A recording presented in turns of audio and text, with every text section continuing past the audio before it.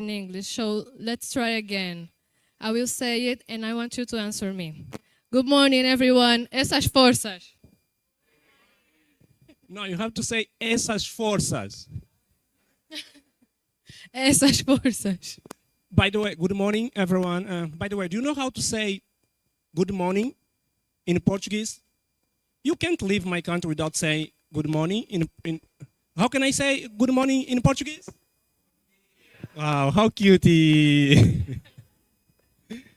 And welcome to the final day of the Iais Sub-Saharan Africa Regional Seminar here in Luanda.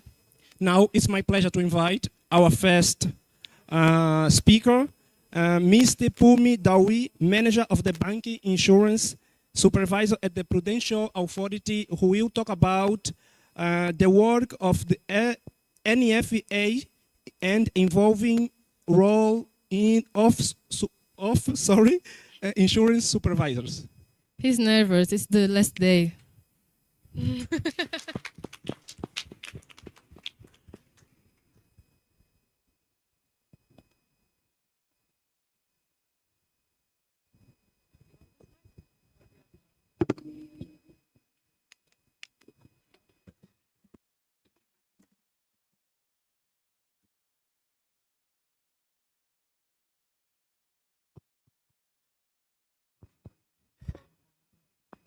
Okay. Good morning, everyone.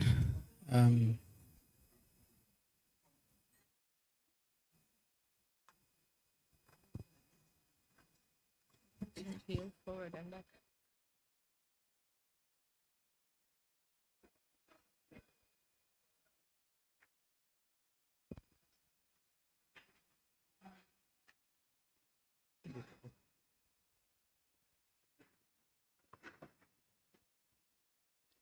Okay, whilst they're still trying to sort out the device.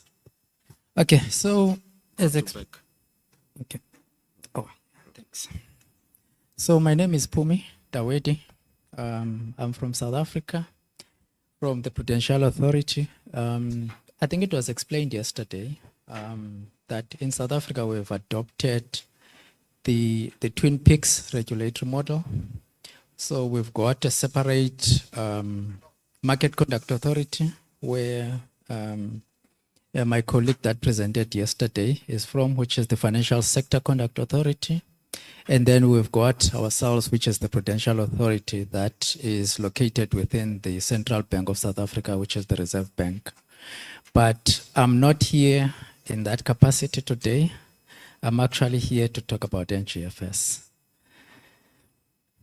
And specifically in terms of what actually is the role of NGFS in guiding insurance supervisors, which obviously helps in strengthening the global response for climate.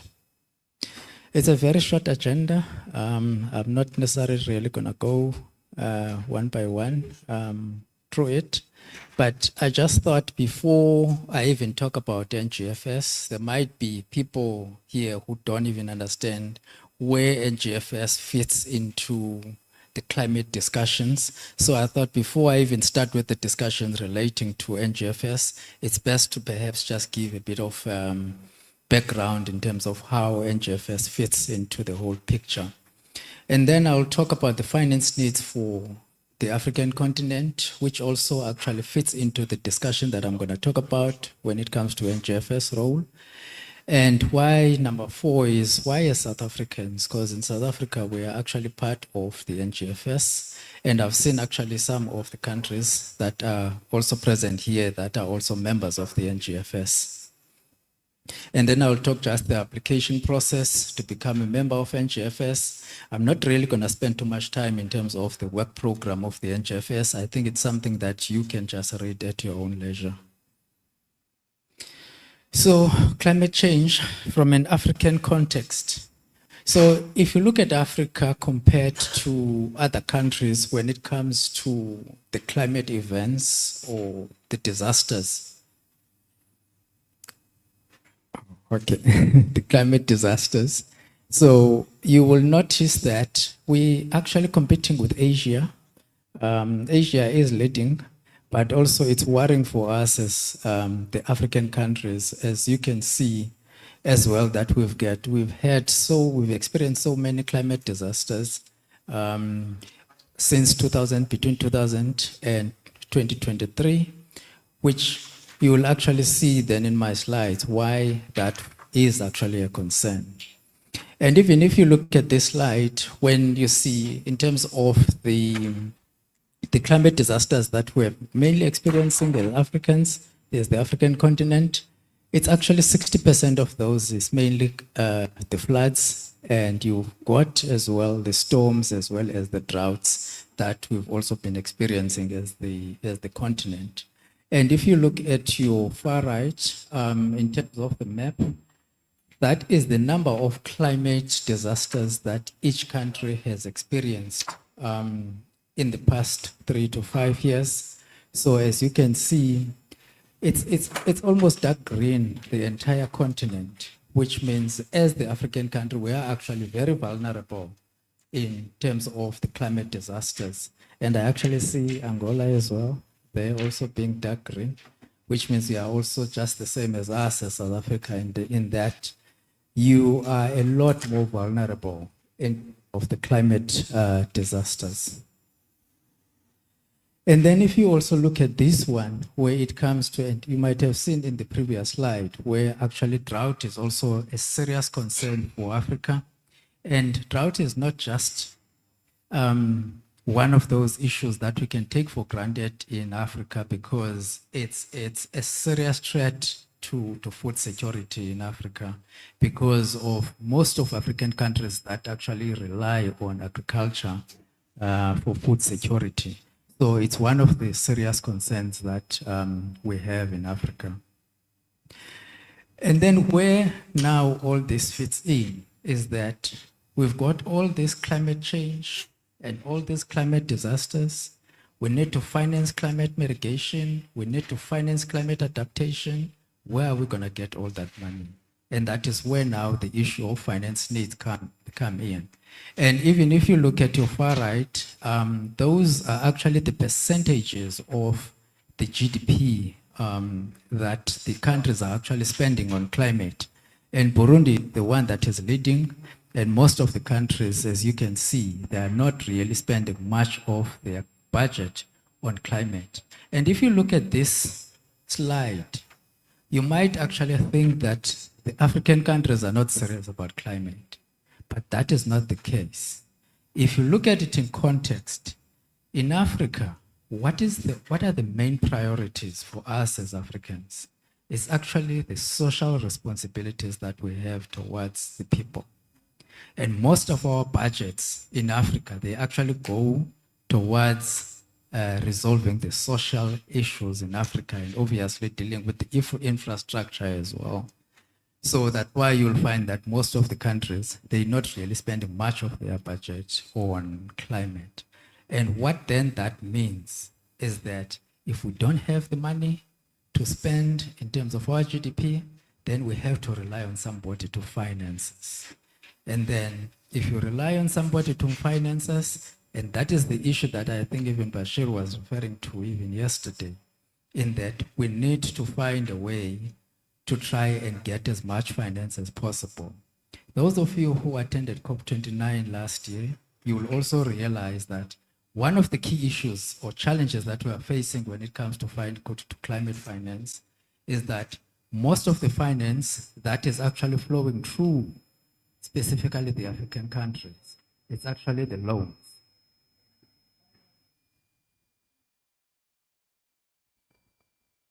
Am I still? Oh, okay. So if you're then financing your climate initiatives via the loans, that obviously also put pressure in terms of your budget, because you now need actually to repay those loans.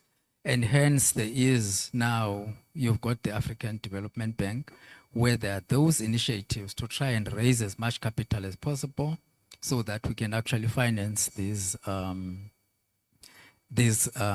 climate initiatives.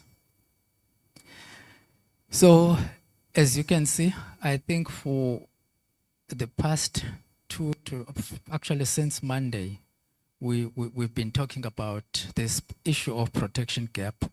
I think even yesterday there was a discussion around the protection gaps. So if you look at the slide and you look at what are the needs of the country or of the continent from the western, southern, central, northern to the eastern, and versus what actually is the finance that we are actually getting.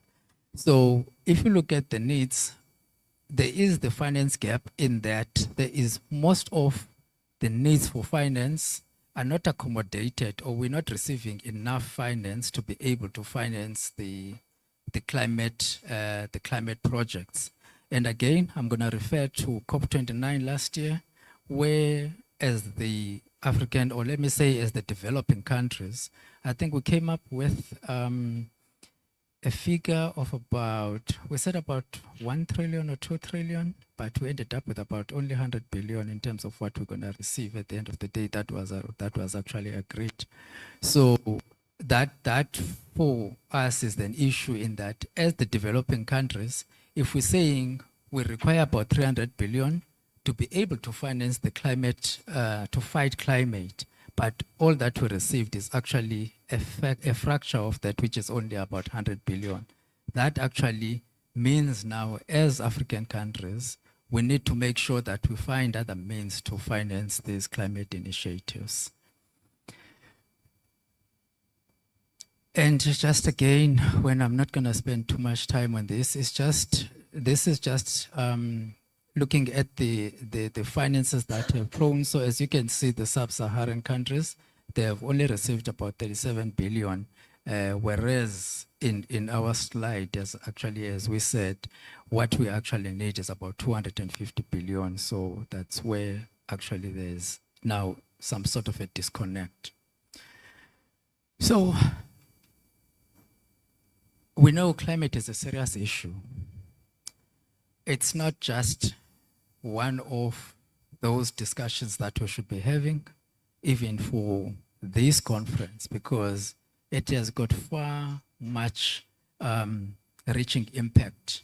And unfortunately, if we don't deal with climate, if we don't invest in mitigation, and we don't invest in adaptation now as African countries, that all those issues, they become irreversible, that it will be difficult for us then to deal with those issues because they have got very long-term impacts in terms of how then we're going to deal with it. In as much as we know that it's your government that has signed the Paris Agreement, but as the financial sector and the regulators, you have got a huge responsibility to play in terms of making sure that you fight climate. And I'm actually going to touch on that in terms of what is the role of the government and what is the role of the regulators as well. And as I've mentioned, so if you look at climate related risk, they are a source of financial risk, and in particular, your physical risk, as well as actually the transitional risk. And then that's why you'll find that if with these, the central banks have got then that mandate, because if you experience all those issues, then it puts an impact in terms of your country being resilient from a climate change perspective. And that also has got an impact as well in terms of financial stability. So as the private sector, mainly looking at the insurers that in attendance here. So you've got a potential to actually assist the government in terms of increasing climate finance in Africa. And we actually have got, we've seen the private equity as well as the pension funds that they've actually been growing in terms of assets.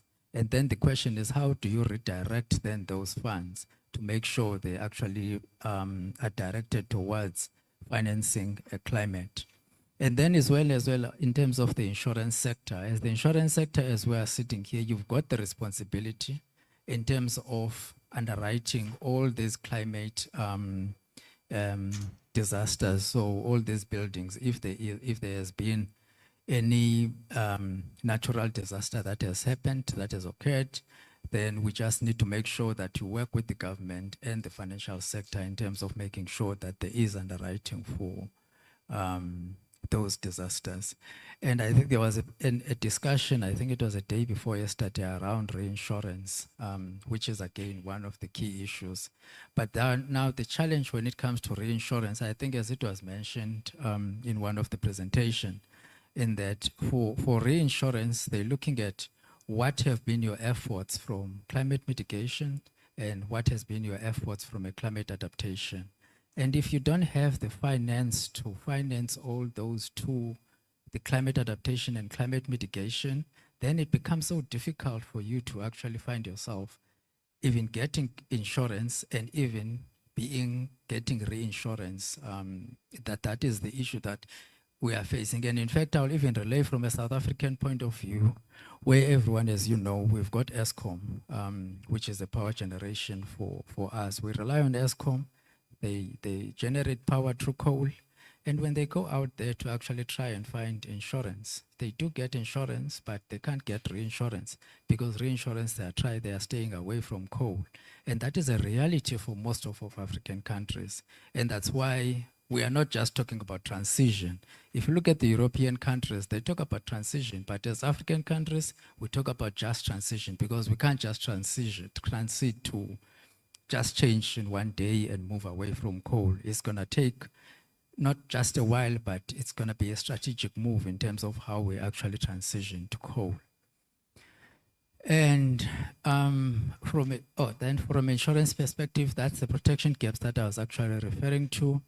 And then in terms of how we can make sure that these climate events are insurable, and then as well the pricing of the climate related risk.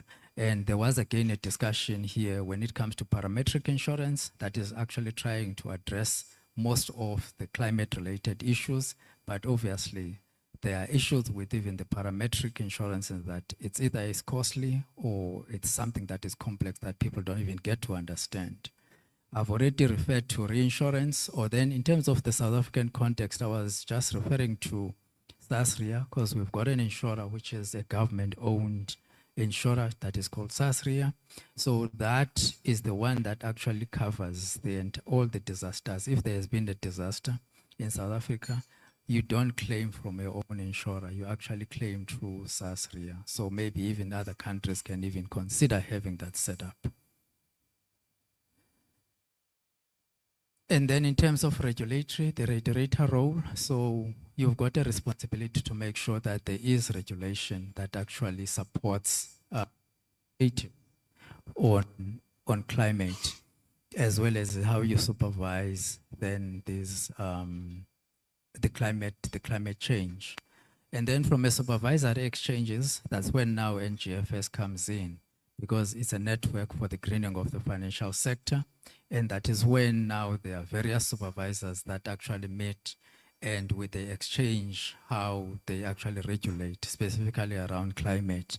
And that's where those supervisory exchanges, they actually come in.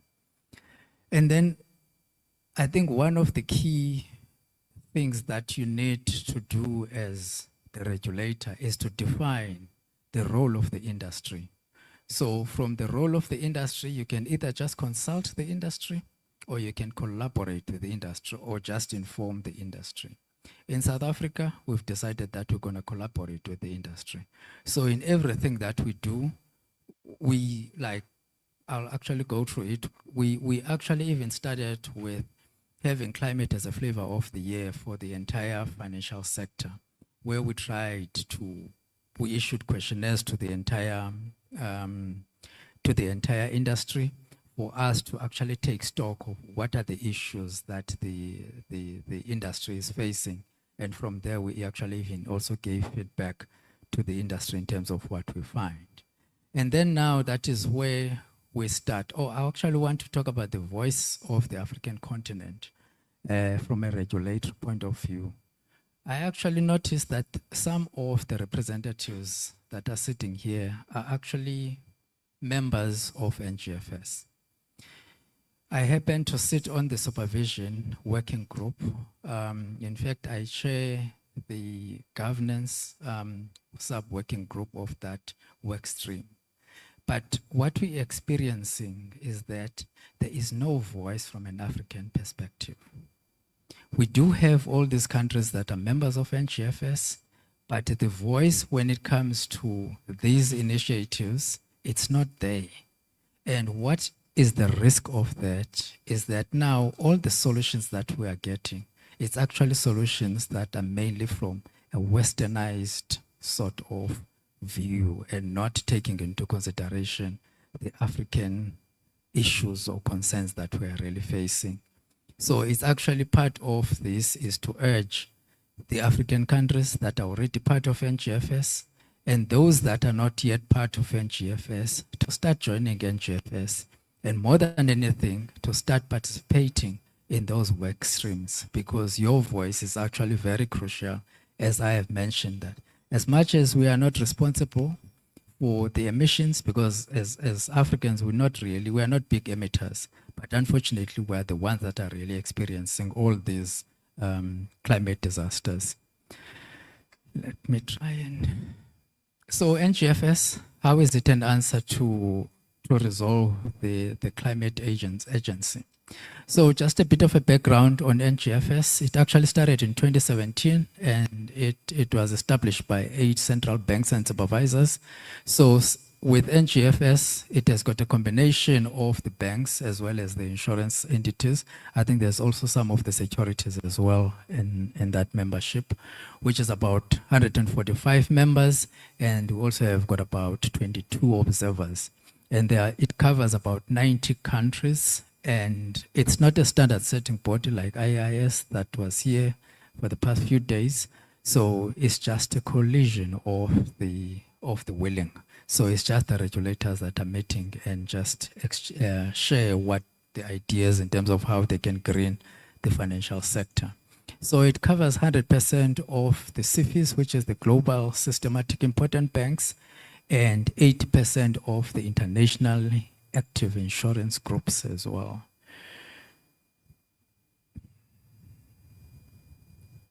So if we look at what exactly is it that we want to solve as the NGFS? So it starts with how you can integrate climate-related risks into financial stability monitoring and micro supervision, because as I have mentioned, climate has got a spillover to climate to financial stability. And then how you can start also integrating sustainability factors into own portfolio management. And that comes to the industry now in terms of when you've got your own portfolio, whether it's an investment portfolio or insurance portfolio, how do you then integrate all the portfolios to make sure that you are actually accommodating the sustainability factors as well? And then how do we even bridge then the data gaps? And that's where now the whole issue of the various supervisors actually come in to make sure that we actually bridge that gap. We share information as the regulators. And then in terms of building awareness and intellectual capacity.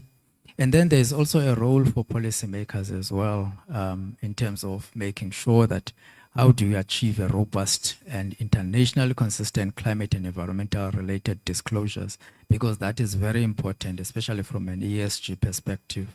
And that is also one of the things that we need to consider. And then how do you support the development of the taxonomy of economic activities, especially in light of the issues around the climate? And then in terms of the working structure, this is how NGFS is structured. So you've got the policy work, and then you've got the experts of networks, which covers the legal, the data, and then the research as well. And then you've got the different work streams. As you can see, we've got the work stream on supervision, which is what I was referring to, which is actually a lot even more relevant for the regulators that are sitting here. And then you've got the workstream scenario design and analysis, you've got the monetary policy, and then you've got the last one, which is the one that is looking at net zero for central banks. So the supervision one that I was referring to is the one that I was saying. It actually has got 3 sub-work streams, which is the transitional plans, and then we're looking at the nature-related risks, and then the governance one is actually the one that I was actually referring to, that I said I'm actually a co-lead for that work stream together with my colleague from Bank of Philippines. I'm not necessarily going to go through again. This is just the working structure in terms of who chairs what, who is the chair of the NGFS and the vice chair. The presentation is going to be chaired, so you can actually have a look at this one. And then also in terms of then we've got the NGFS steering committee, and then there's the composition and the role. And then again, you can just have a look at this at your own leisure. And then you've got the plenaries as well. And again, for this one, you can just look at what is the composition and the role of the NGFS plenary. So what NGFS has done is that they have issued various practical guidance notes, of which you can actually go and look at. These are available for public consumption as well. I'm not going to touch. I think if you look at the latest ones, the climate change, the macroeconomic and monetary policy, which are the most latest ones, the one was issued in October 2020. And then you've got the guide on climate-related disclosure for central banks. That is also the new one that was issued. So you can just go and maybe have a look at those ones as well. And then there are also various other instruments that they've issued. As you can see, I think the last one, I think it's the 2023, and yeah, the latest one was June 2023. You can also go and maybe just have a look at these instruments as well. And then when it comes to NGFS, so NGFS also participates in the COP discussions. And when we went to COP29 last year, this is the affirmation that we made as NGFS in terms of how we are actually working with the industry in trying to address the issue of climate change, biodiversity, and nature degradation. So as you can see then in terms of the context that NGFS, where they fit in, because like I said, NGFS is the network of regulators in terms of how we can then green the financial sector. So NGFS is committed through the members to make sure that we actually address the climate, and that's why we're doing all this work and we're producing all these guidelines to make sure that we can guide the industry and we can have more informed discussions when it comes to climate at COP29. Actually, now we're going to COP30. If you look at South Africa, why we even joined NGFS, how we've benefited as the country. So in South Africa, as I've mentioned earlier, that we've got Eskom, and so we heavily rely on Eskom and coal for power generation, of which we can't just transition. We need to transition to cleaner ways of power generation. So we realize that we'll actually, or we have managed to actually get a lot of feedback, and as well as because we participate in a lot of these work streams where we're having those discussions, as you could have seen in my previous slide, where the transition is actually one of the key discussion topics for NGFS. So we actually gained from the transitional risk work that was done by NGFS. And as well as you know, not only the South African country as a country, almost all the African countries, we are all vulnerable to physical risk. And we know that physical risk obviously has got a macroeconomic spillovers as well. So how did we even, or we also then benefited from NGFS in terms of the discussions that are actually held in the various platforms or various working groups in terms of how we can actually tackle physical risk. And then governance of climate. Actually here, in terms of governance of climate, we were mainly looking at how government of how climate and environmental risk can be operationalized, because we've got all these guidance notes and we've got all these discussions that we're having. But now the question is, as the regulator, how do you really operationalize all these discussions? And what is the role of the board? What is the role of the regulator? What is the role of senior management? And one of the things that came up, that came out of the work that we have done on the governance of climate is now the question around the litigations in terms of whether from a regulatory point of view or a government point of view or as an insurer or whatever,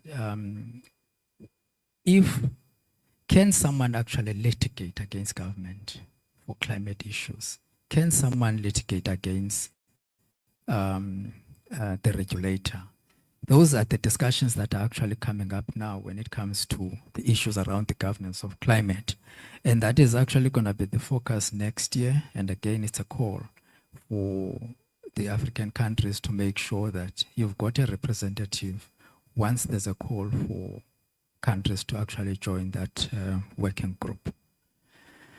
And then the application process to become part of NGFS is actually very simple in that it talks to the NGF Charter, and the only requirement in terms of that Article 2 of the Charter is that you must be a country and you must be committed in fighting climate. So we need just to know that you are serious about climate. There is no other requirement that is actually that they're going to assess you against. So it's a very simplified application process that you need to follow. So after you've put together, it's a 1 to 2 pages letter, application letter that you need to put together. But maybe before that, there's also an initial introductory call where you will just have a discussion with someone from NGFS that can explain what NGFS does and how you're going to benefit and what is actually expected from you once you become part of NGFS. And then that obviously would be sent to a panel that will assess, but obviously when we send to that panel, it's sent to that panel just for approval, not necessarily for the panel to really decline, because like I said, as long as you can demonstrate that you are serious about climate and you are willing to participate in the discussions, then we will not really have issues.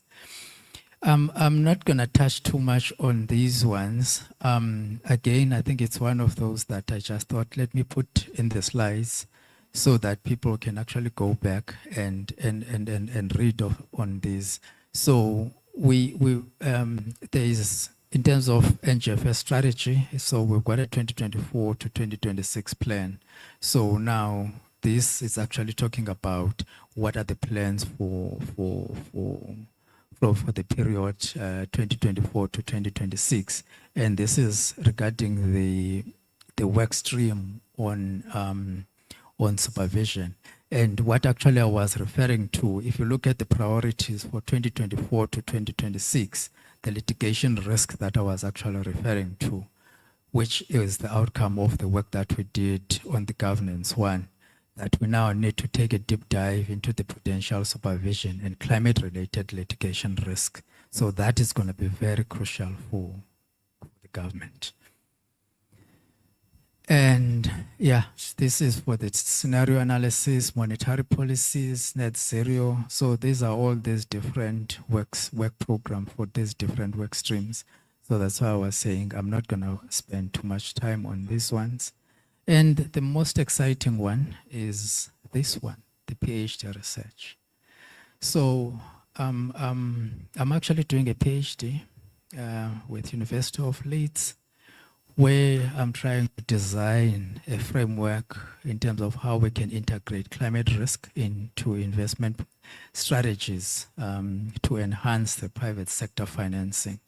As I have mentioned earlier, got an issue in Africa in that we need finance, but finance is mainly coming through loans and various other instruments.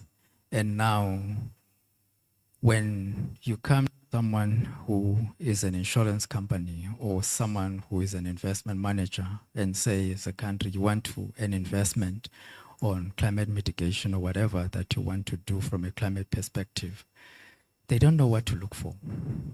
There is no framework to say you need to look at A, B, C, and D. And even for you as the regulator, you go to an on-site visit, you find that there is someone, this entity has invested on climate change, but the question is, do you have a tool to assist you to monitor or to even assess whether that investment is actually financially sound?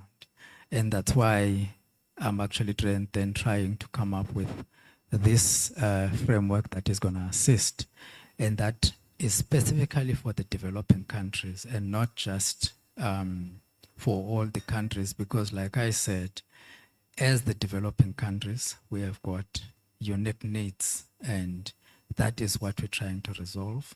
So I'm urging you, when I come knocking on your door next year, for me trying to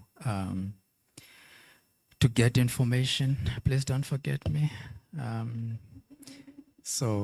And I need your participation because, again, as I have mentioned, I don't want this framework as well, like we are doing in terms of all the other work that we're finding from an NGFS perspective that is mainly dominated by the European countries. And we need the voice from an African perspective, specifically from a SADC perspective. We need that voice so that we can be able to resolve all these, or we can work together for climate. And obrigado.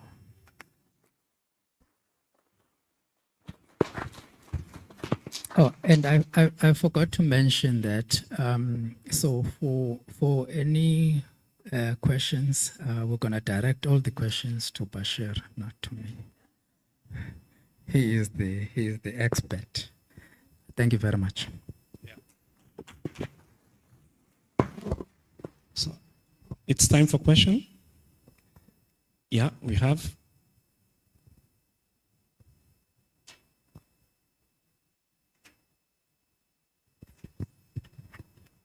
Yeah, good morning, everyone. I think thanks for a very excellent presentation, perhaps being biased because I'm a South African, but I thought that even for a neutral, I think that was very insightful. I just want to check, I think, so if I look at the impact of climate change on Africa, perhaps we are the most impacted continent. I think that's the last time I checked, said that 7 out of the 10 most vulnerable countries that are impacted the most are in Africa. And if I look even at the health impact, well,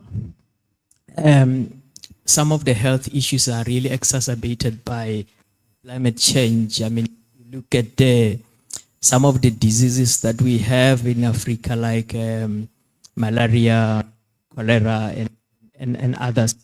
So with that context, I just want to check how many African countries are part of this NGFS, because participation there,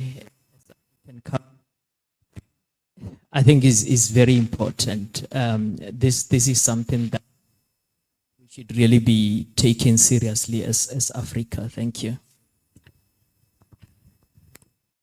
Okay. Yeah, I think I actually did refer to this earlier to say it's a big concern in that as the African countries, and I think I mentioned this earlier, that we are not necessarily big emitters.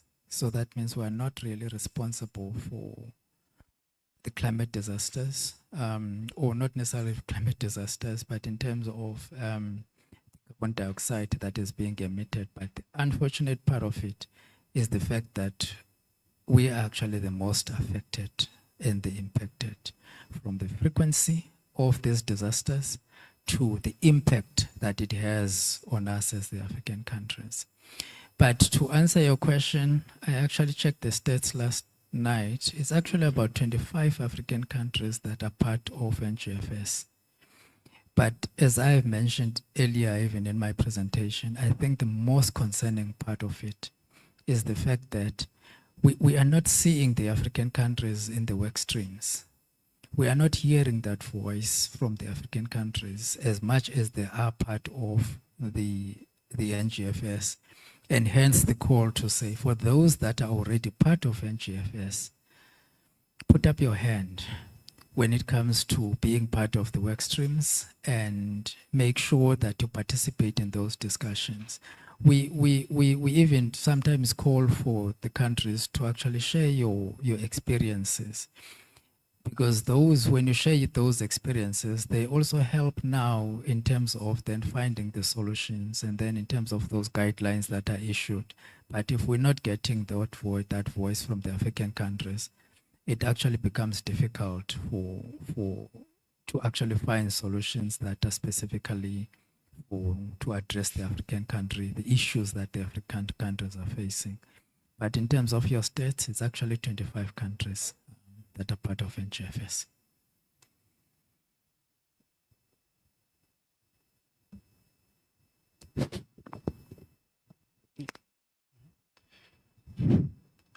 All right, thank you very much, Pume. My name is Sotin Nyirenda from African Development Bank.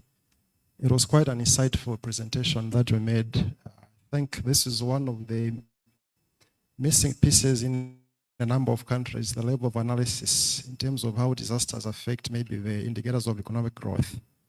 So many ministers of finance, when we meet them to start investing in ex-ante climate risk management solutions, they always say, what evidence do you have that this is the impact of disasters on the economy?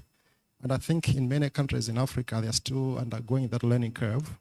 But countries that have started realizing that there is value in preparing in advance, they have seen value in it, and I think they are investing more. So it's quite interesting to see the regulators, but also the financial sector coming and filling this particular space, because previously the culture was to wait for a flooding crisis in terms of drought or tropical cyclones to hit, and then governments start mobilizing resources while people are dying on the ground. So timely financing becomes quite critical. I had one question on one slide where you indicated the financing needs for Africa, and then on the right side you had percentages in terms of how countries are providing finance. Is that financing, you say financing for climate change, is it for preparedness or is it for the response after there is a crisis? I was also interested to understand if that is financing from their own national budget. Thank you.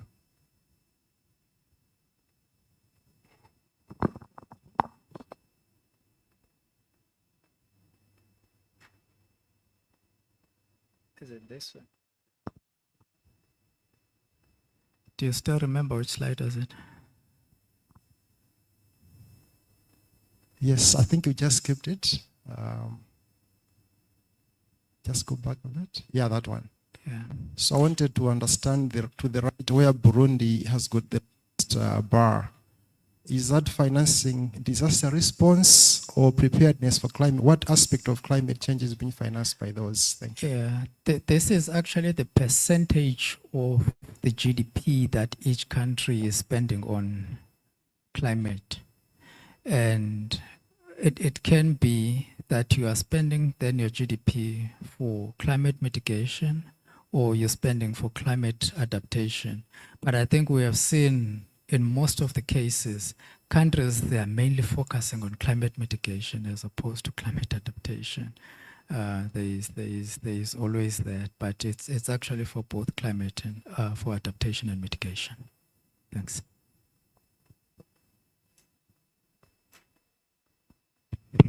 Okay, thank you very much. Just a quick response. Maybe tell us how you joined the network. I didn't say anything on that. And then just to say that as SADC regulators, we also have a project actually on greening the financial system.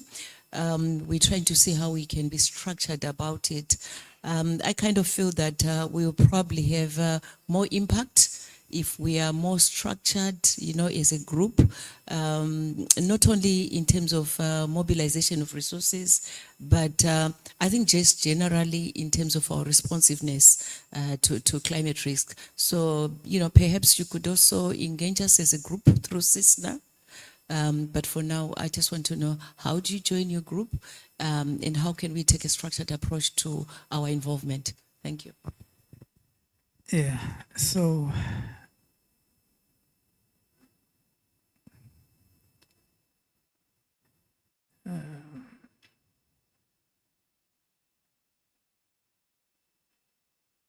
yeah, so you just need to follow this application process, but we can actually take this offline so that we can have that discussion. And I think I love the fact that you are approaching that from a SADC perspective and not just individual countries. And actually, if we can do that as the SADC countries and make sure that we collaborate when it comes to all these issues regarding climate, it will be very helpful. And maybe it's a call to Eric as well.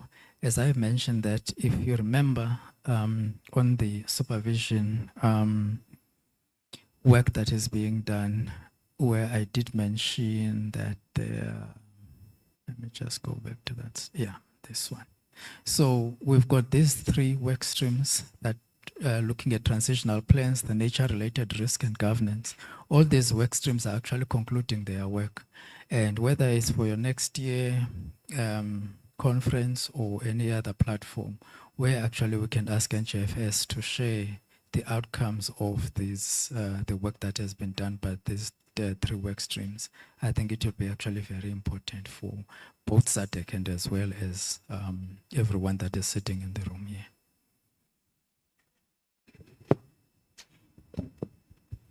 Thank you very much, Ms. Pumi, for your brilliant presentation. I like the way you did your presentation. You speak so slow that we could understand you very well. Thank you. Just a reminder,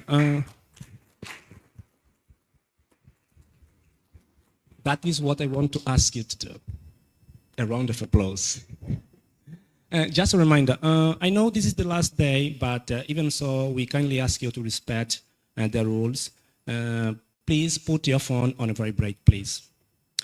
We are living hard moments, crisis moment. Even so, people decide to drop money. Someone has dropped $20 out there. We need this money if you don't want. Please, the money is please, the money is here with me. The owner may come to get it, okay? Okay. Well, now let's get a move on. We shiftly go to the industry side to talk about a very important topic. How are insurers responding to the increasingly urgent challenge of climate risk?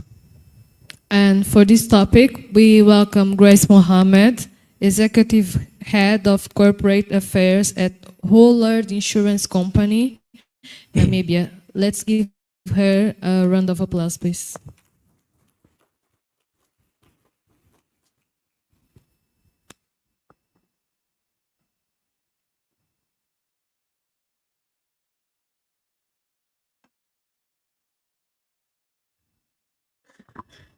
Good morning, everybody. I will try, because this age thing that is catching up, I don't know whether I'll see there, and I don't know whether these bifocals will work with the screen, but we will try and make it work. Thank you so much, Eric, firstly for extending an invitation to the Namibian industry and allowing us to be party to a very important conversation. And also thank you to all the commissioners that are present here, for allowing industry and sharing these insightful deliberations.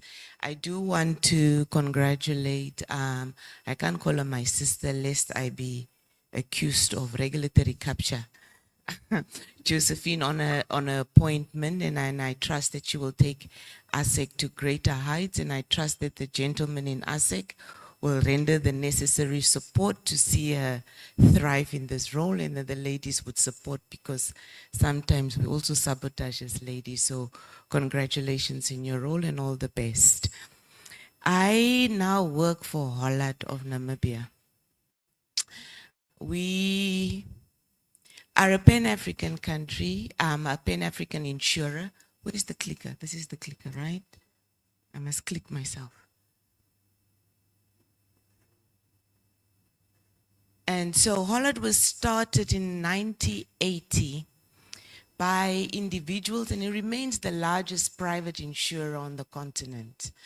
It was started by individuals that really wanted to disrupt the insurance market by providing innovative, tailored, bespoke insurance solutions to the market. We championed the rollout of alternative risk mechanisms to the market as a way to make sure that the insurance that we provide is fit for purpose. We are definitely over the years become increasingly a purpose-driven organization, trying to foster a win-win relationship and making sure that those individuals that do business with us is in a mutual beneficial relationship. We're a Pan-African insurer. This is our regional reach on the continent. A year and a half back, we entered into a relationship with APA in the East African market, and this is how we have found presence in the East African market. We've been present in Ghana for some time, and we are exploring the Francophone countries, Senegal and Ivory Coast, and soon we definitely want to paint the continent purple. We see the continent half green, half blue, but we are going to paint it purple. And just to give you an indication of the country's respective sizes, so the way we are set up, and I did not count Hollard South Africa as I go through our presentation, because we are set up like most of the other conglomerates, that we are the African countries under one holding company called Hollard International, and then South Africa has a different reporting structure. So my presentation today is really rested on Hollard International, which represents the countries on the continent outside of South Africa. And this is their relative size. And Botswana recently overtook us as Namibia in terms of their contribution to Hollard International. But it's sizable businesses that are really growing. In Namibia, you would see our rankings, and I put our rankings because in this conversation of climate risk and what is being done, we are being hit by two ends, right? We have a responsibility given our ranking in the respective countries to be pioneering issues around climate change. But we're also the insurer given our relative size that are hit by these claims when there are catastrophes. And so in Namibia, we are the largest short-term insurer, and we like to call ourselves Namibia's favorite insurer. In Zambia, we're in the top 5. In Lesotho, we're the top 3, and I think the regulators can confirm whether I'm lying in terms of these rankings. In Botswana, we're definitely in the top 3. In Mozambique, we're in the top 3, and the live businesses are growing. In Namibia, we are the fastest funeral growing insurer. And then in Zambia, the live business, and in Botswana and Ghana, are not in the top 5, but are fast-growing entities.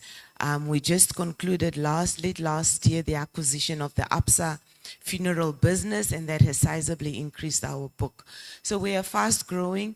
We're not resting on our perils because we have a joint responsibility in the markets that we operate. And this is really our philosophy and the purpose for which we exist, we truly believe in trying to create a better future for the African continent. And as I go through our deliberations, I think it will become apparent why we are focused in trying to find African solutions for African problems. And this is why in structuring our insurance products, it's really geared towards trying to find African solutions for African problems. We don't even copy across the countries because we also understand the dynamics across the African countries do not permit for us to copy and paste products across our jurisdiction. Mozambique finds solutions for itself, Namibia finds solutions for itself, Ghana finds solutions for itself, because we understand that the needs are different in each country. Given our size, as I said, we understand the frequency and the changes in the, I think Pumi set the stage for what I'm supposed to talk about.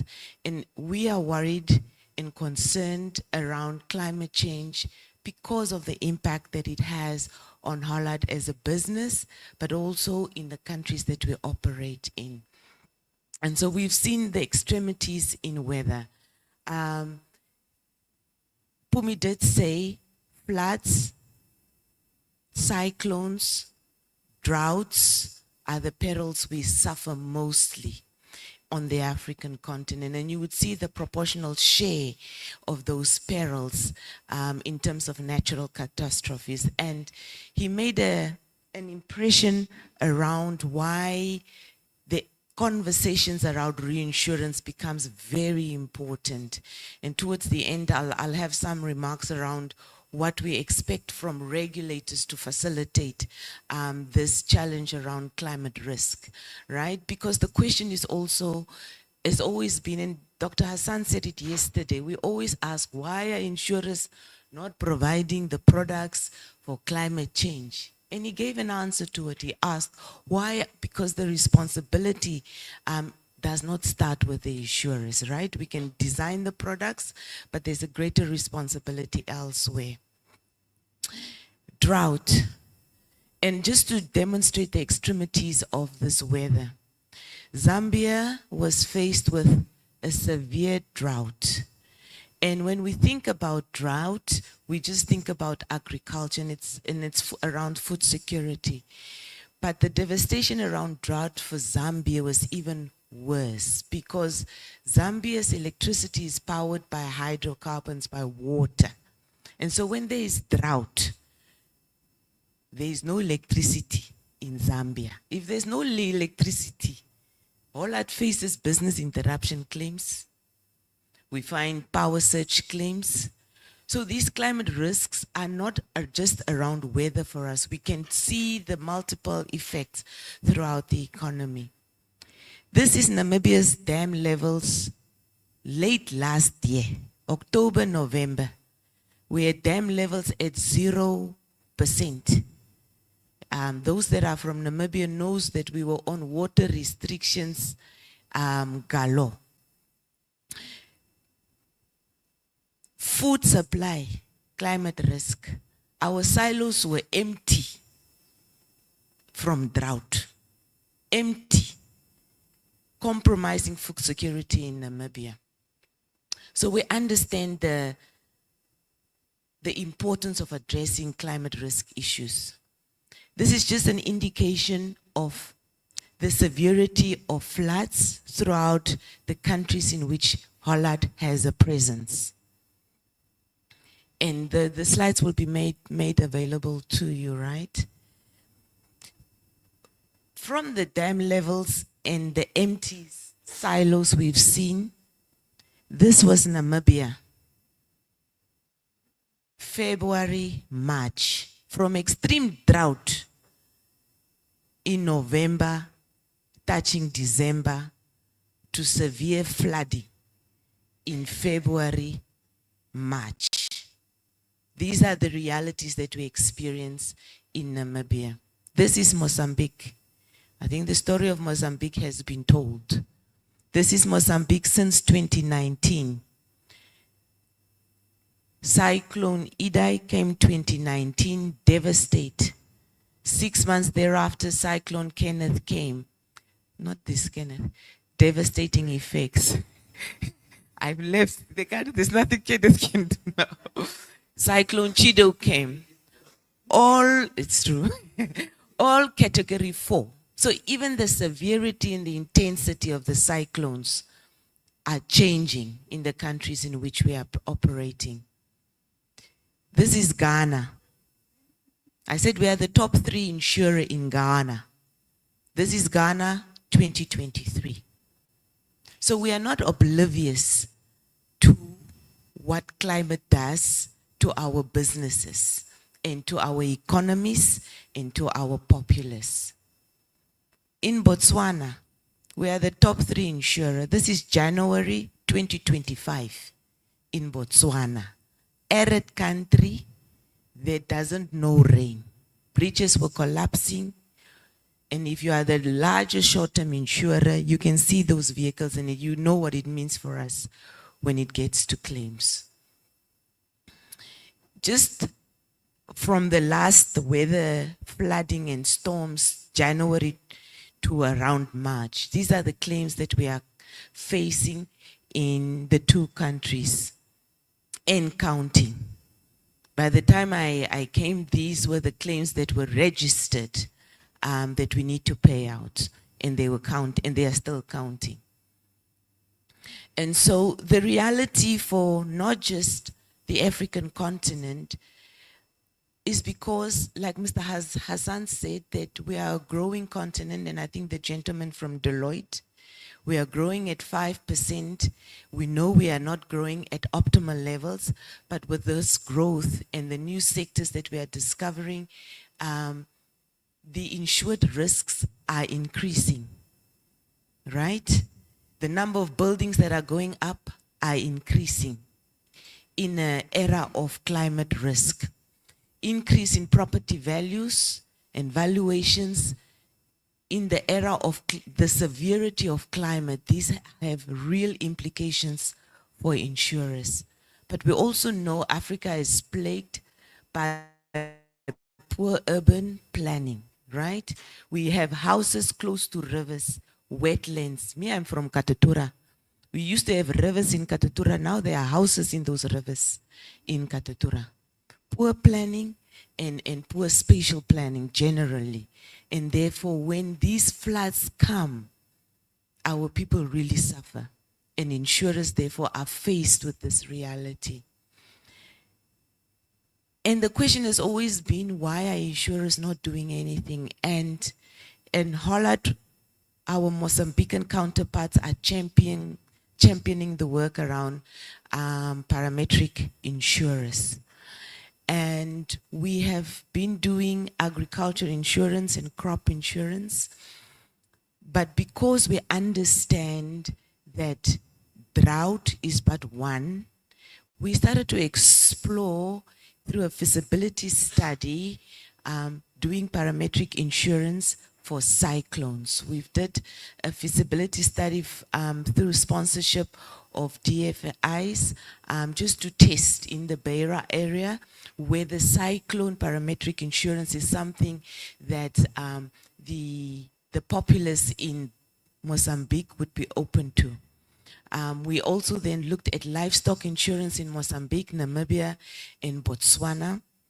Right now, we definitely have crop insurance, have been invested in both looking at weather, precipitation index, and a combination of the indexes in order to support subsistence farmers in Mozambique. Similarly, for livestock, we've rolled out some parametric insurance for named perils for farmers in Mozambique. Part of the challenges in doing the work that insurers or the regulators are asking us to do. When I was an insurer, a regulator, I don't know whether there's no country on this African continent that does not have microinsurance regulation. I think there was a time, 2016, 17, all of us rolled out microinsurance because it was tipped to be the insurance to serve the low-income people that are underserved. And then the question has been, why are insurers not rolling out micro-insurers product? And the problem is really a bit more complex because it's an issue around literacy, but importantly, it's also an issue around, because Dr. Hassan said yesterday, it's an issue around scale, right? Insurers only go when they scale and if it's profitable. And in order for insurers to be appetized into rolling out micro-insurance products, at least traditional ones, right? That you want us to change our caps to become non-traditional insurance given the problems that Africa face. I think regulators need to understand that we therefore must provide for different regulatory environments, right? The issue around allowing for embedded products, the issue allowing for bundled products, the issue around allowing for cross-selling becomes very important to entice those that are underserved to be better served, at least by traditional insurers. And I think the call, therefore, is for regulators to also start thinking differently, right? It doesn't help that we issue instruments that we think must serve the populace and not go out to the populace and ask, what is it that you need in order for the regulatory environment to respond to it? And to come to insurers first and ask, what is it that you need in order for us to facilitate? And a lot of insurers, regulators on the market also do not have market development mandates. The East African story is one that gives us bragging rights on the continent. But part of it is because they have market development mandates.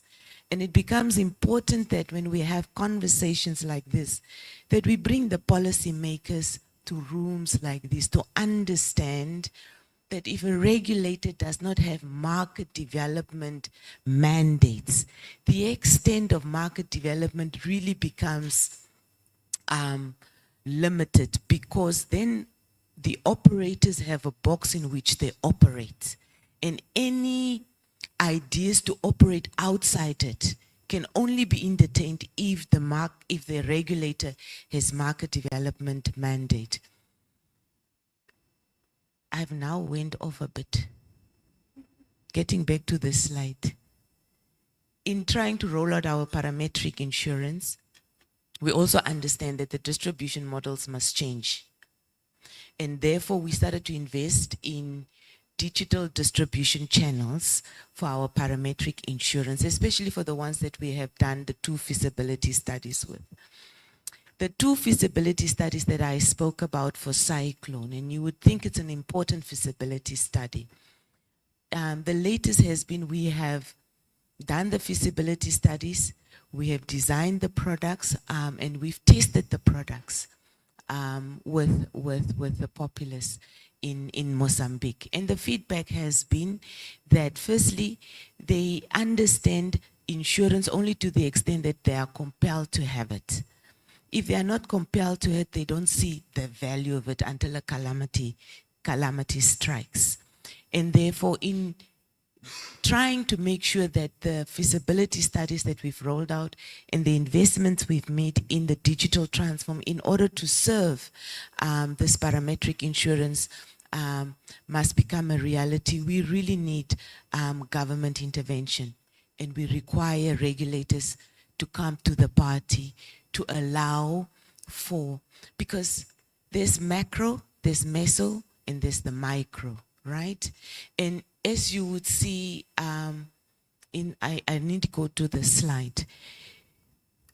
In order to respond meaningfully to climate risk, a study by the World Bank has demonstrated you get the highest penetration, not just from insurance, but to address the underserved and to respond meaningfully to climate risk things, you really need government intervention. And you need government to lead and champion climate risk interventions. Because insurers really are at the micro level. At the meso level, you would have some degree of penetration where you have collaboration between government and cross-sectoral interventions around government. So you need treasury, you need agriculture, you need all those agencies of government to come together at a macro and meso level together with DFIs to have meaningful penetration in serving the underserved and dealing with climate risk. Because insurers only respond at a macro level, and their intervention can only become meaningful if the other two levels have done what they need to do in creating a sustainable environment and a creative environment for insurers to provide the products.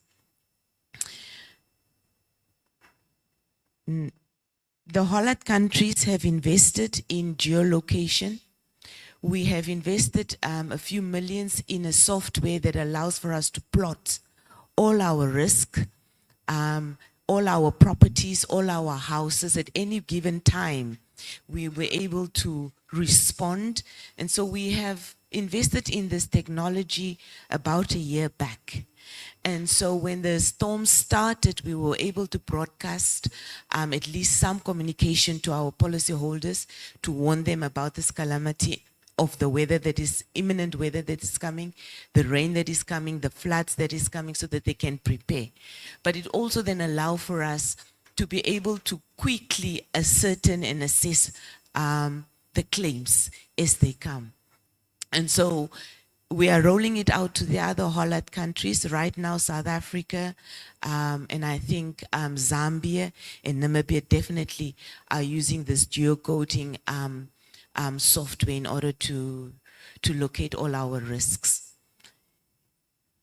These are our development partners, and the World Bank also, and I think it's important, I don't know how much one can stress that parametric insurance response to climate risk only is meaningful if there's a national agriculture insurance program, because climate risk compromises agriculture by far, and that compromises food security on the continent.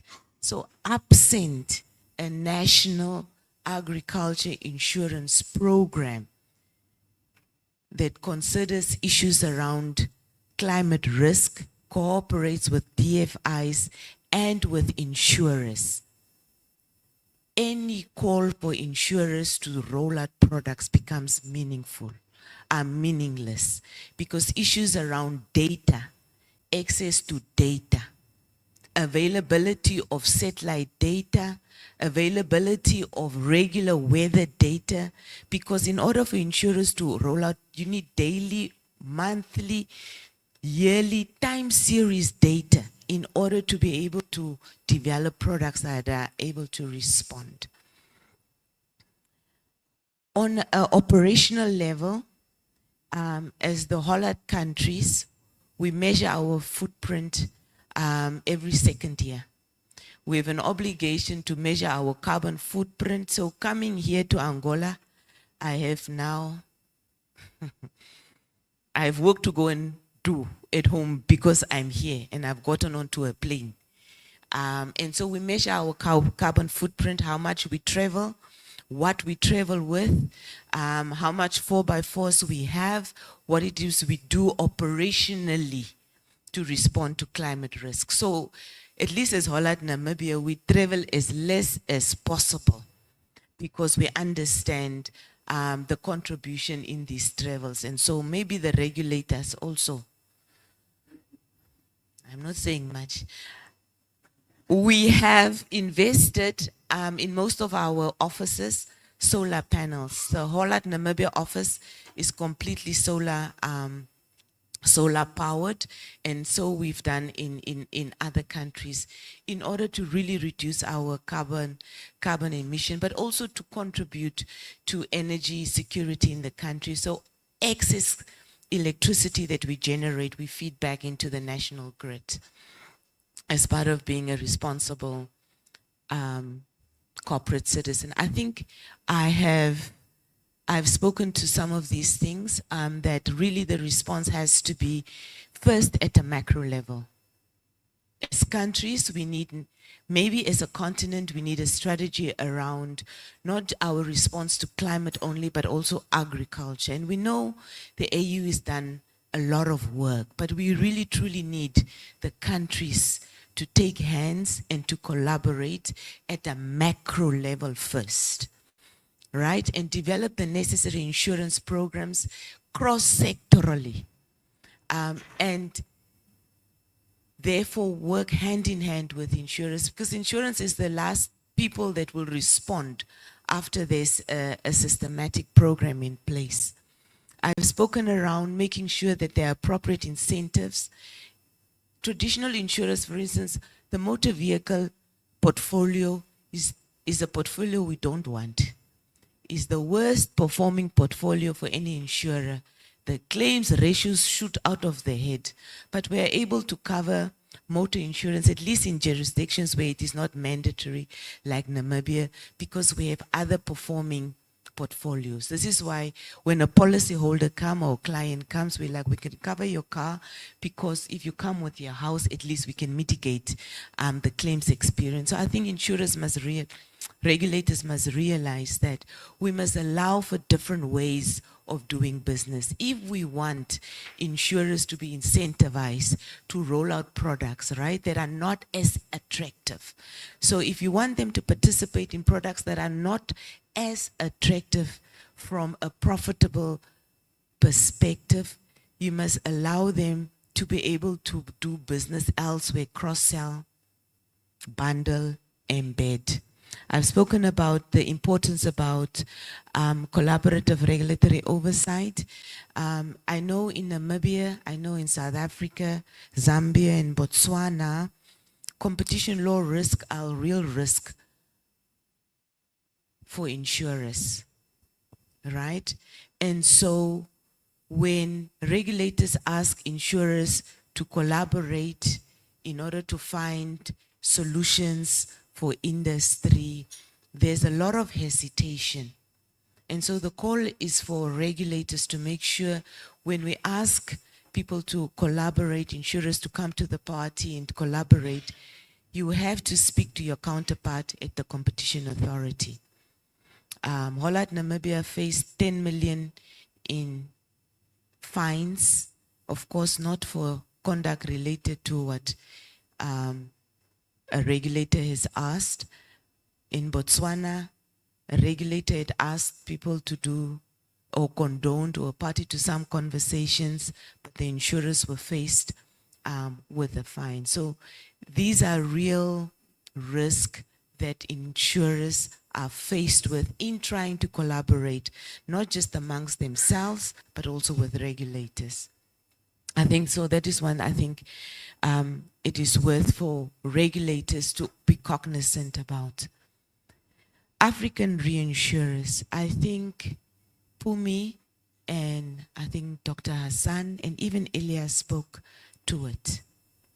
When COVID-19 hit us, we saw how the African reinsurers responded. In Africa, we know how to do business with each other. We understand each other's villages. When I come to you and explain to you a problem, you understand the context in which I explain the problem when we have to deal with a large claim. The conversation is not so easy with the international reinsurers. Even with their mandates now changing around decarbonizing and what they can insure, whether they can insure power plants, coal power plants, it becomes a real conversation we need to have amongst ourselves. The role that African reinsurance must play, and I mention this because in some jurisdictions, African reinsurers are rated very low based on regulations that are being issued. Who can you do business with and where you can place your reinsurance.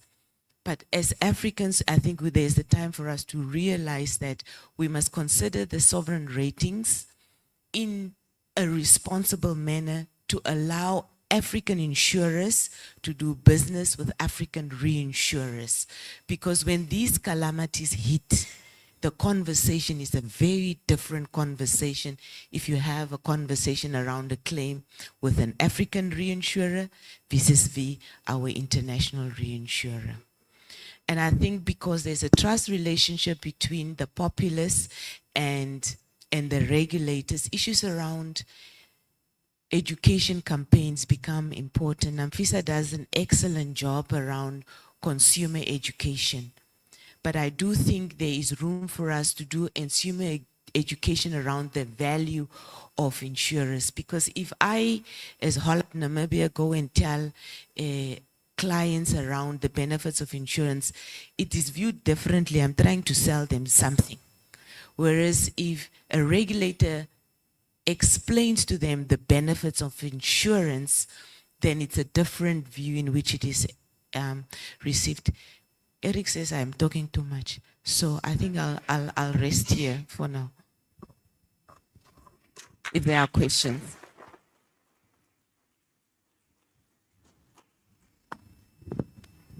It's time for question. Has anyone got questions? Yeah, we have one right there. And your questions, if I can answer, is because of the job I do at Holland. I will take your question if I can answer it, and I will have my counterpart reach out to you. I'll try my very best.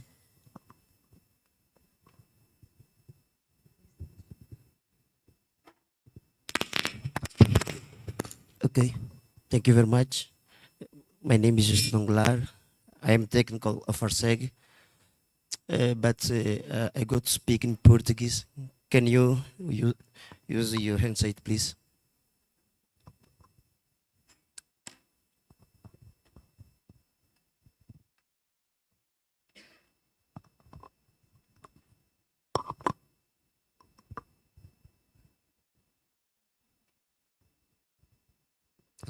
I can? Ok, thank you.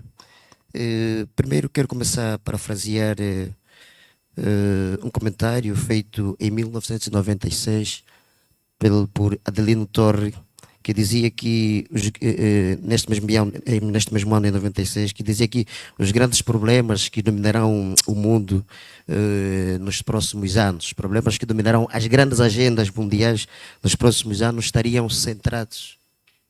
Okay. Dizia que os grandes problemas que dominariam as grandes agendas mundiais estariam centrados nas questões demográficas e ambientais. E é isto que nós temos verificado ultimamente a nível mundial. Nós, por exemplo, Angola, de acordo à Vigilância Florestal Global de 2000 a 2018, nós perdemos cerca de 2 milhões de hectares.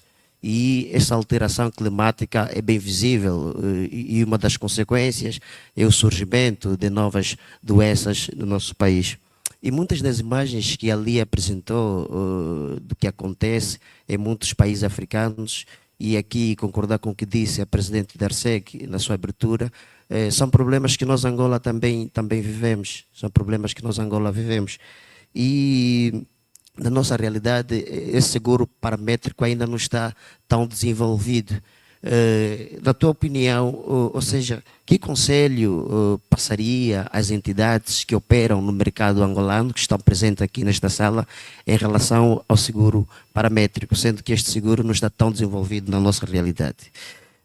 A outra questão é, sendo que vocês estão próximos a Angola, por que razão não estão ainda no mercado angolano? Há uma razão específica de não estarem no nosso país ainda, ou é uma questão de tempo? Muito obrigado pela atenção a todos.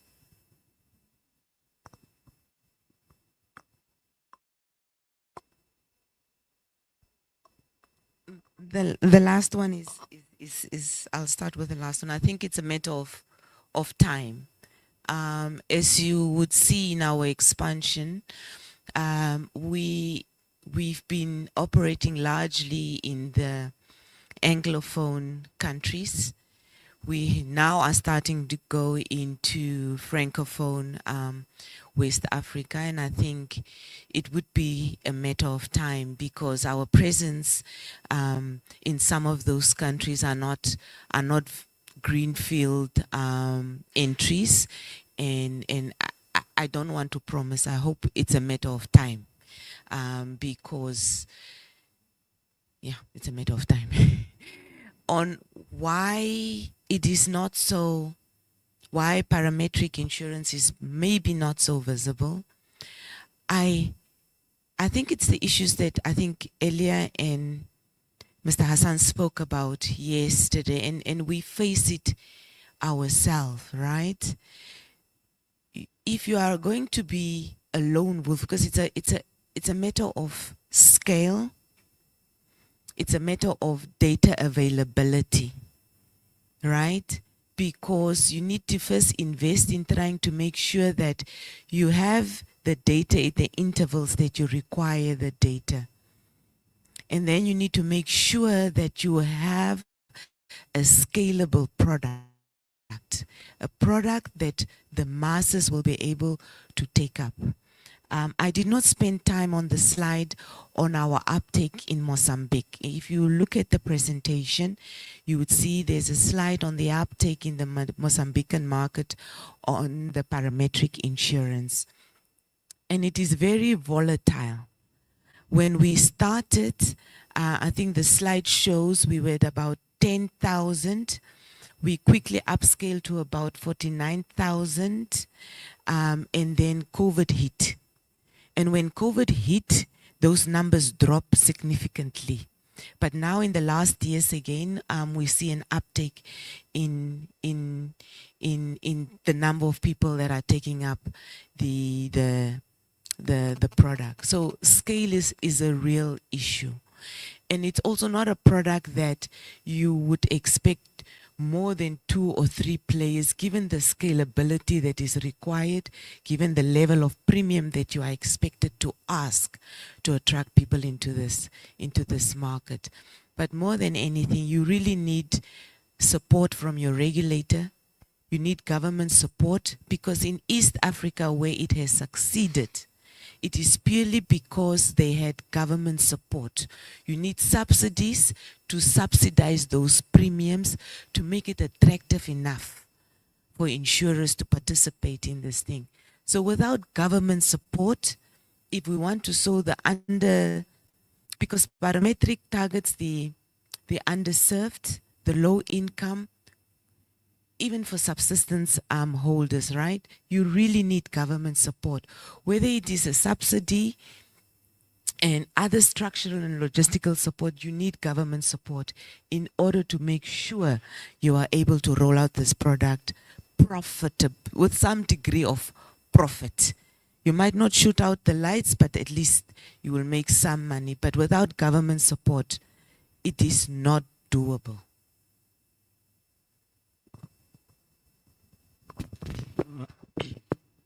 Unfortunately, we have only time for one more question. Please.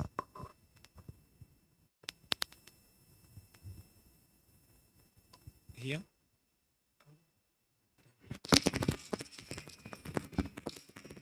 Okay, thank you, Grace Enda da Silva. Well, my question is regarding to what you have just answered, but I just want to emphasize. You said that parametric insurance is not feasible if we don't have a national agriculture insurance program.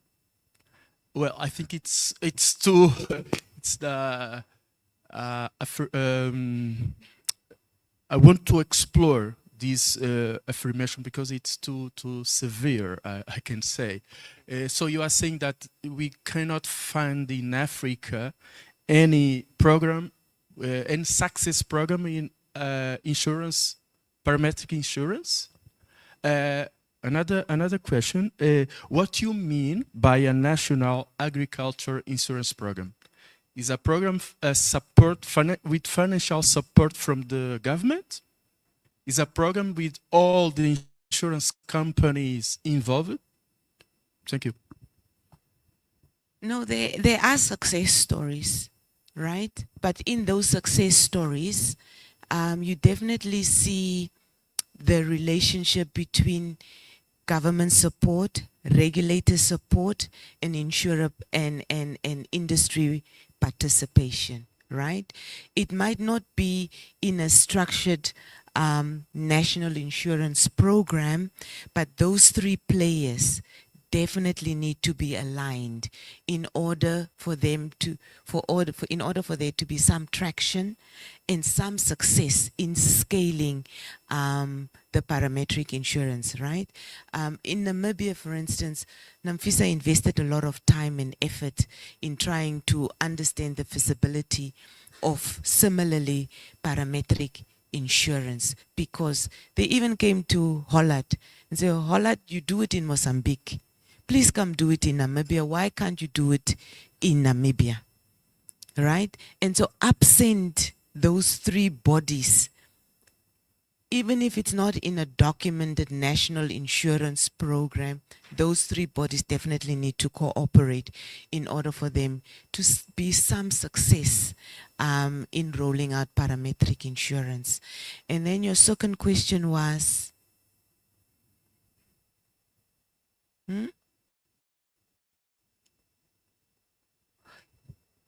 It was related. Ah, okay. Okay. We're not finished. Thank you. Jorge J. Manuel, AIDA Angola, which is the national chapter for insurance, International Association of Insurance Law.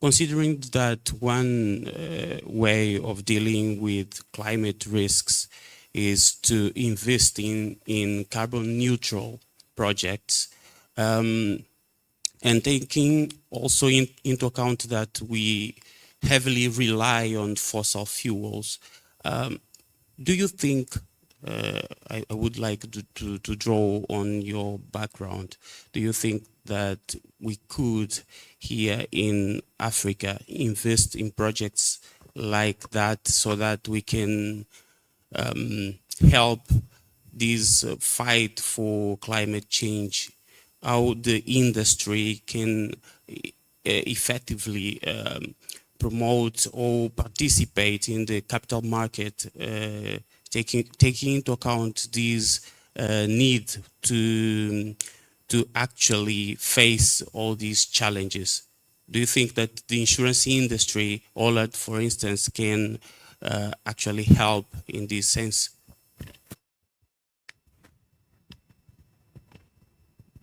I'm trying to make sure I understood the question. So the question is, can insurers like Holland assist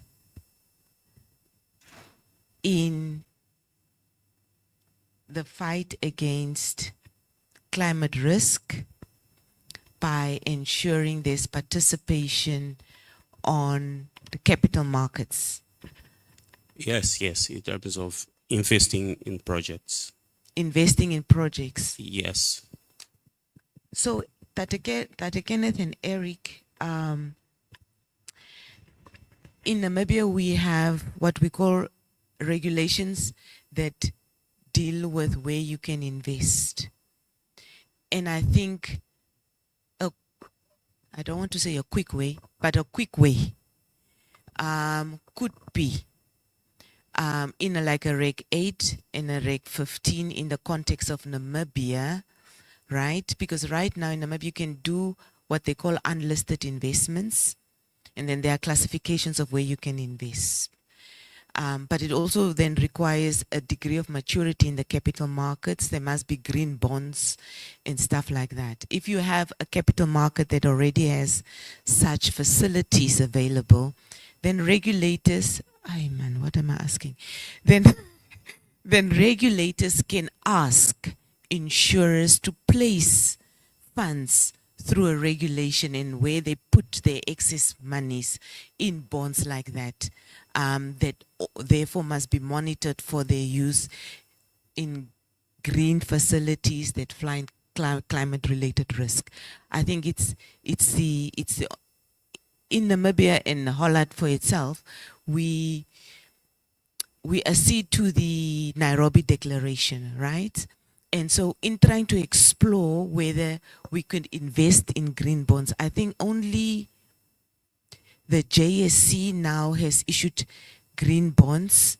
There are no green bonds on the NSX in Namibia as far as I'm aware. So that also limits. So it requires a degree of maturity in the capital market structure, but I think the regulators can influence where money can be placed by insurers. So. Thank you, Grace, for this brilliant presentation. Now it's time for our first coffee break. Just a sec, Lionel. I will break the rules now and ask everyone to say cheese to our video.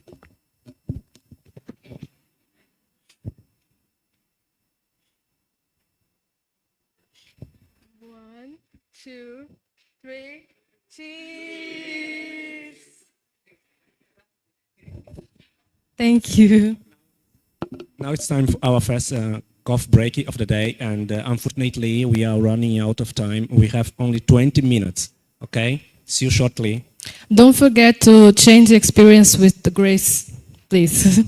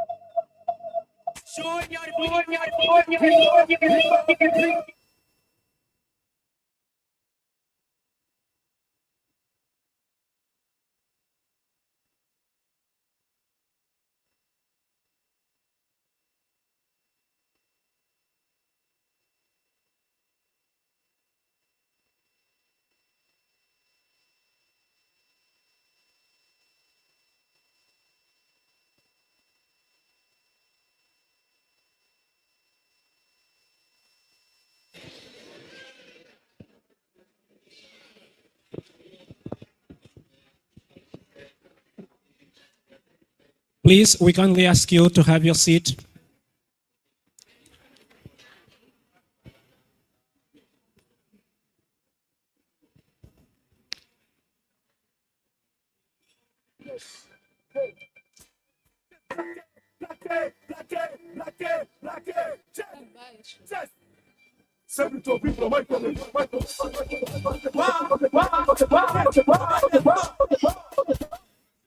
DJ. Vamos continuar, vamos continuar. What's going on?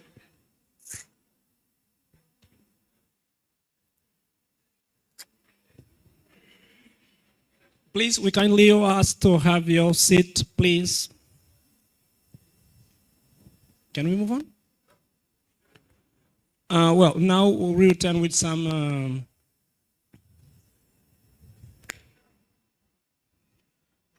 inspiration, actually a success story from across the continent. Can I? Please welcome Daisy Temba Sabão from the International Finance Corporation to share real-world examples of parametric insurance in agriculture. Please, Thank you. A come to round the of stage. applause.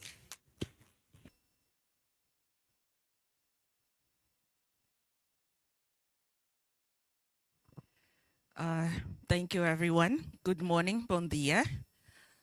This is actually a very tough crowd to please because it's usually the last day.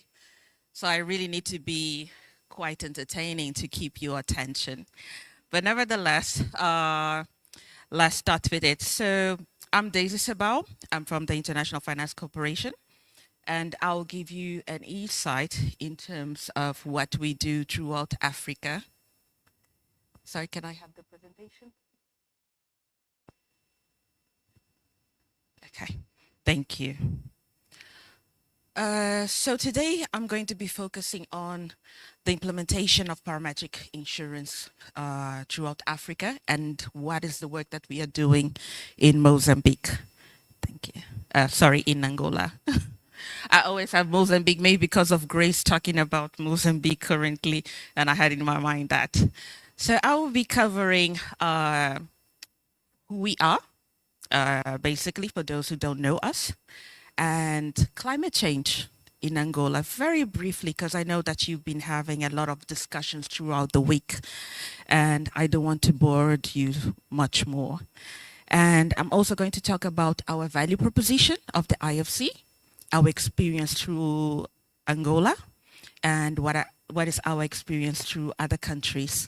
I would not say Africa, just Africa, because I have one example, particular example that is not African. That's why I have decided to bring this a little bit much more so that you could also have a bit of understanding of what we work, what we do, and also I hope that it covers some of the questions that were raised during this last presentation.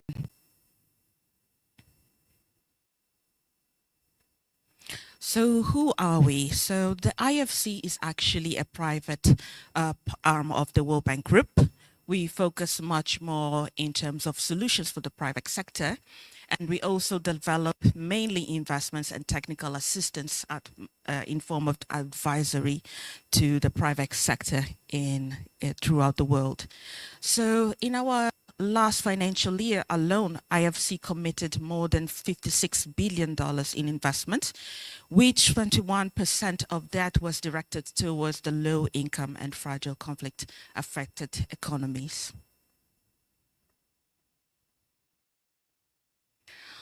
So over the past 20 years, IFC has committed to investing around $2.4 billion dollars in more than 100 projects in more than 30 countries throughout the world in the insurance sector. So mainly through investments in capital and also into insurance companies. As you may see, we have coverage not only in the African continent, we have also in the European, Asia, and also Latin America coverage. So we have 4% in guarantees, 30% in loans, 83% in shareholding, 2% in others. We have also 90% in health investment. We have 23% in composite products. We have 24% in life and pension, and 33%, which is the second bulk that we have in non-life insurance.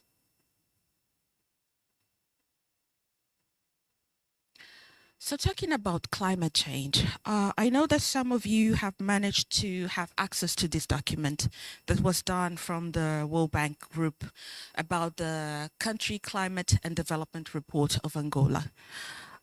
So the country has faced increased frequent and prolonged climate shocks. As a lot of you have heard throughout the week, a lot of this.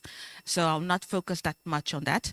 But I'd like to stress that there has been an increase from the 1.4 degrees Celsius since 1951. And there's expected continuous rise from 1.5 to 2.5 Celsius until 240. Which a lot of the southern part is going to be highly affected in Angola for more than 3% warmer. So it means for someone that is just looking at 1.5, 2.5, you feel that maybe this is just an addition of maybe a cozy jacket on or maybe a last layer of clothes. But in terms of impact on agriculture, that has a major impact in terms of the sector. So as the previous presentation also spoke about the impact of water availability, not only for electricity, but also for food security, which is another big issue in Angola.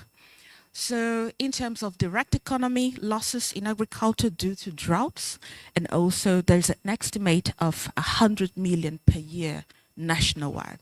So if we are losing $100 million per year nationwide, that means that food security becomes a bigger issue year by year if this is not tackled. And we know that majority of us in the African continent, we all come from, at some point, from an agriculture background. If we are not the first, second, or third generation, but we all are descended from the agriculture sector. So this affects not only where we come from, but also where we are going. So in terms of the sectors that we can support, we support in two ways, the assets and the liabilities. The assets we are talking about much more in terms of the green bonds, the net zero climate objectives of the long-term investments. I'll not focus that much here in terms of the assets. I'll focus much more on the liabilities, where we currently are focusing a little bit much more in the work that we're currently doing in Angola. So we are supporting not only the transitioning of the net zero climate objectives, but we are also developing initiative products for the agriculture, climate, and natural disaster risk. I have slowed down in this part because this is where it makes me smile, because it's where I usually struggle, have wins, do a lot of work in this. So it's a very good area that I hope that I entertain you throughout this presentation. So we also explore the green energy products in the renewable energy sector. And we also look in terms of the solar, hydro, and other areas. We support also the development of index parametric insurance and hybrid products.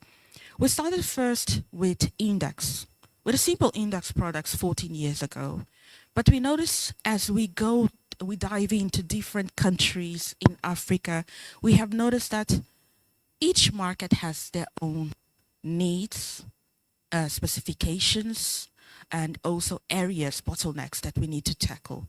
As the first presentation said, that we need to look at solutions tailored to an African context, an African reality.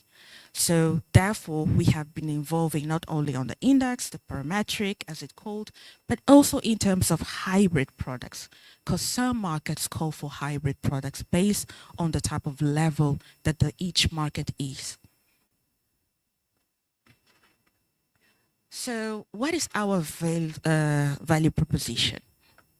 So we focus in terms of facilitating the development of markets, the commercialization, the sustainability of insurance that can cover smallholder up to SME level of beneficiaries.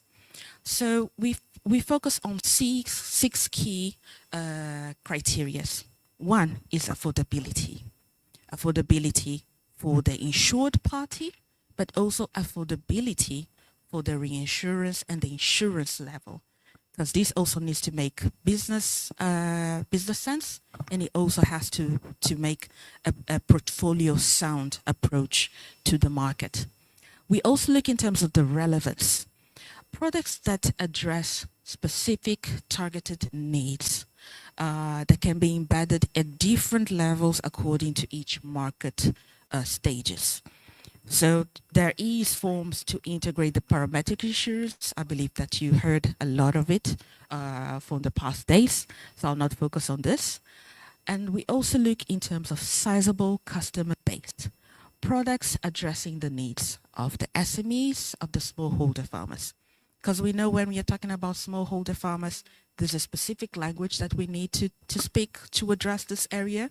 And when we're looking at SMEs, there's also a different type of approach and a way of looking to these type of markets, because they ask for different types of solutions and different types of approach, sometimes even policies that can enable these type of markets.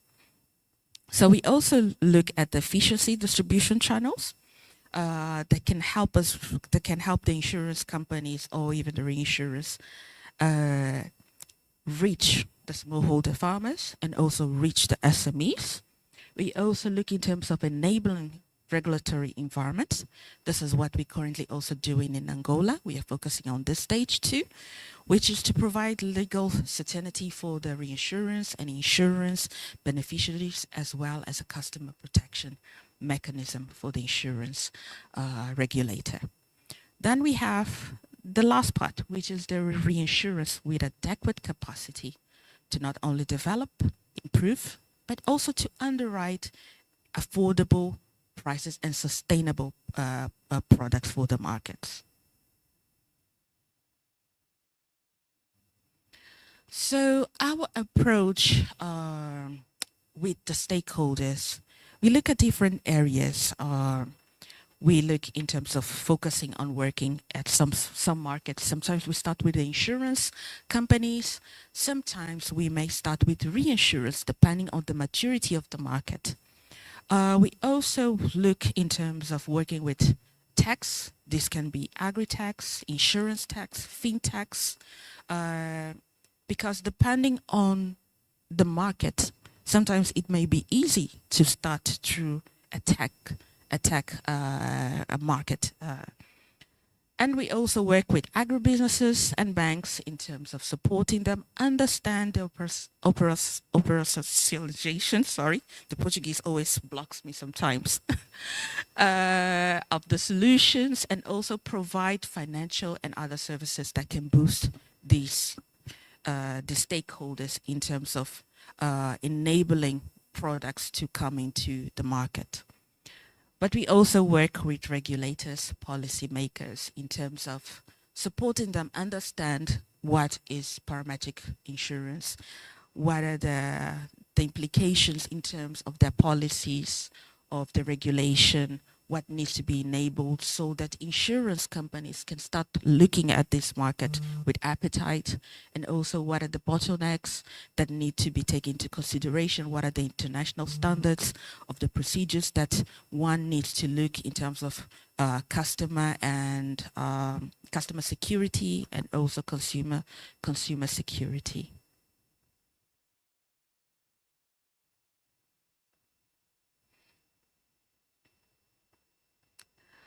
So in terms of our support, we divide our support in 3 layers. The first layer is the analytics, which will look in terms of the firm level diagnostics of the market. We'll look at the options to analyze how to help the clients that we sign our agreements in terms of the type of solutions that can work in that market. We also look in terms of the risk mapping. We support, for example, insurance companies doing the risk mapping of the products that they want to roll out, or the type of portfolio that they would like to look into. Then we also look in terms of tools of evaluation, the quality and sustainability of the insurance products that the insurance companies are offering throughout the market. We have also the operations and technical advisory, which is highly done. This stage, usually we focus on with insurance companies and reinsurance companies. In terms of linking them with financial institutions, linking them with stakeholders in the agribusiness, also supporting the development of appropriate products, solutions that can work for that market. We also look in terms of development of the market itself. Sometimes there are instances that we need to create the market demand, supply all at the same time. We also need to facilitate the discussions with the regulators in those countries in terms of what are the key areas that need to be taken into consideration. And then we have the capacity building. In the capacity building, I know that some of you may have participated in this capacity buildings of the IFC throughout different markets of intervention as regulators, as insurance companies, or even as reinsurance. In this part, we focus not only on improving the understanding of what is parametric insurance, but we also look in terms of those that are underwriters, in terms of understanding the best practices. Also, there have been some materials that the IFC through the Global Index Insurance Facility has developed, and we have available also for people that are interested to understand much more and develop their knowledge into parametric insurance.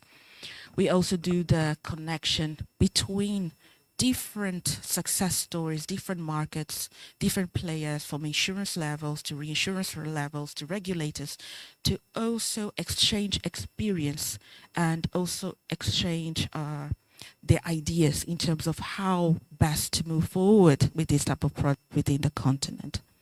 And we also support raising inclusive insurance awareness, which we also focus on gender-based solutions. So as I said, we have been around doing this type of work for more than 14 years.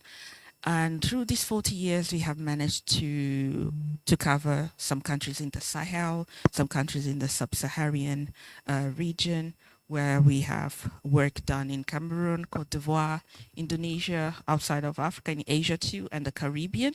We also have Kenya, Lebanon, Malawi, Morocco, Mozambique, Nigeria, Philippines, Rwanda, Senegal, South Africa, Sri Lanka, Tanzania, Tunisia, Zambia, and Zimbabwe, and the list goes on. And we expect to expand much more in the coming years. As I explained earlier, there are 3 key things that need to be taken into account when we are doing a market assessment. First is understand the market maturity. Are we going into a market with low maturity, where no products or enabling environments exist? Then we have different approaches for each stage. Sometimes we need, when we're in a low maturity, we usually start with assessments to understand the market, to understand the risks, to map out the opportunities of where insurance companies and the regulators should look into, the bottlenecks within the regulation that should also be taken into account. Those are one of the steps that we do. Then we have the medium maturity, which could be countries where pilots under IFC or even from non-IFC projects have gone. And if they have reached commercial scale, this also includes markets with commercial products or recent introduction in terms of the regulation improvement, but the low numbers in terms of coverage are still there in terms of distribution of the product and distribution channels. So those are one of the areas that we also focus on in terms of supporting. I could be focusing on terms of pilot lessons, knowledge exchange, improvement of products, building capacity, understanding the distribution channels, where are the potential in terms of distribution channels, not only for the insurance companies, but also, for example, for the financial institutions to be also looking at too. So those are one of the areas that we do. And then we have the mature markets, in which we are looking in terms of industries, players with more than 5 years of experience, and where there is a sound underwriting variety of products in the market, where the product now we are looking in terms of improvement, in terms of helping launch innovative, customized solutions that respond to unique needs in different stages of the beneficiaries. This can be from the government level, from the smallholder farmers level, from the SME level, or even at a portfolio level of a financial institution, or even at a reinsurance level. So our experience in Angola. For some of you here in Angola have seen us for the past a year and a half coming into different discussions. Here we have two approaches that we're doing in Angola. One is a pilot with Sanlam Alliance. It's not here highlighted because it's still in the process of the pilot. So we only bring results when we finish the first stage of the pilot. But I wanted to highlight the key one that we are doing with RSEC, with our partner RSEC, which is this first stage of diagnosis of the market. The problem here was to understand, to contribute to the government goals in terms of the economic diversification. RSEC has incentives to support, wants to incentivize the insurance market to provide agriculture insurance, and we hoped that this engagement helps them address one of the limiting factors of the growth and competitiveness of the insurance here in Angola, which we started with a needs assessment. The needs assessment will cover in terms of understanding the market needs at different level, at smallholder level needs, at SME level needs, and also in government needs. In terms, we hope to include the support in terms of building support into identifying local insurance companies that would like to dive into parametric insurance and areas that we could be helpful into that.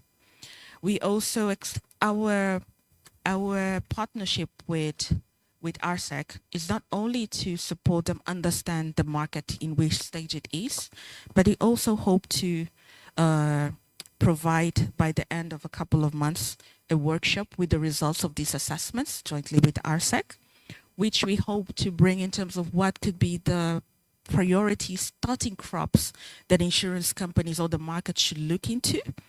What are the premium thresholds that are acceptable at these two different levels, from the smallholder farmers and also at the SME level. We also hope to bring in terms of what should be the necessity in case of availability of premium subsidies. What should be the range of premium subsidies that the government should be looking at based on the necessity and the willingness of the end beneficiaries into participating into this type of product.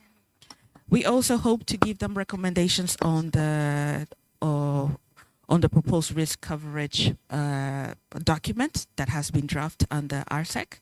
And we're also hoping to develop the market capacity in terms of capacity building. We have started in the last year jointly with RSEC.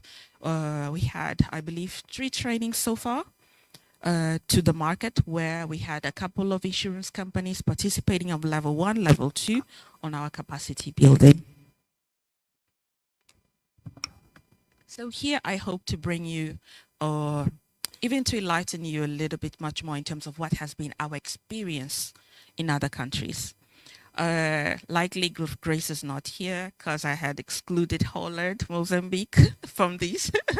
I did not bring Holland because otherwise it would be very biased, because the previous year we have been speaking a lot of the experience in Mozambique based on the experience in terms of the language, the structure, the policy, similarities of each country. So I didn't want to touch back into Holland, or otherwise it will be much more propaganda for Holland to try to establish himself here in Angola. So I'll start with Zambia. Zambia is a very interesting engagement. Zambia started with one of the issues that the country had is high exposure to climate risk over the past 2 decades, and also having a highly dependence in the agriculture sector. There was also another thing that happened. It was the losses expected in agriculture were more than $2.2 billion in the next 10 years. Discounting from 2016, I believe, up to the next year. So the financial inclusion should help mitigate some of these risks. For those that understand agriculture, we know that the ecosystem of agriculture goes into not only the production, but it starts even way before production starts. It starts in terms of provision of better inputs, then goes up into the end processing after the farm gate level. So we will also look in terms of how we could support the financial inclusion among the rural population in Angola, which was very low. Only 35% of the rural population in financial inclusion compared to 46.1 in the urban areas. So what happened between the 2016 up to 2021? We provided Mayfair and Focus Insurance with financial technical advisory support for them to develop agri-insurance business lines.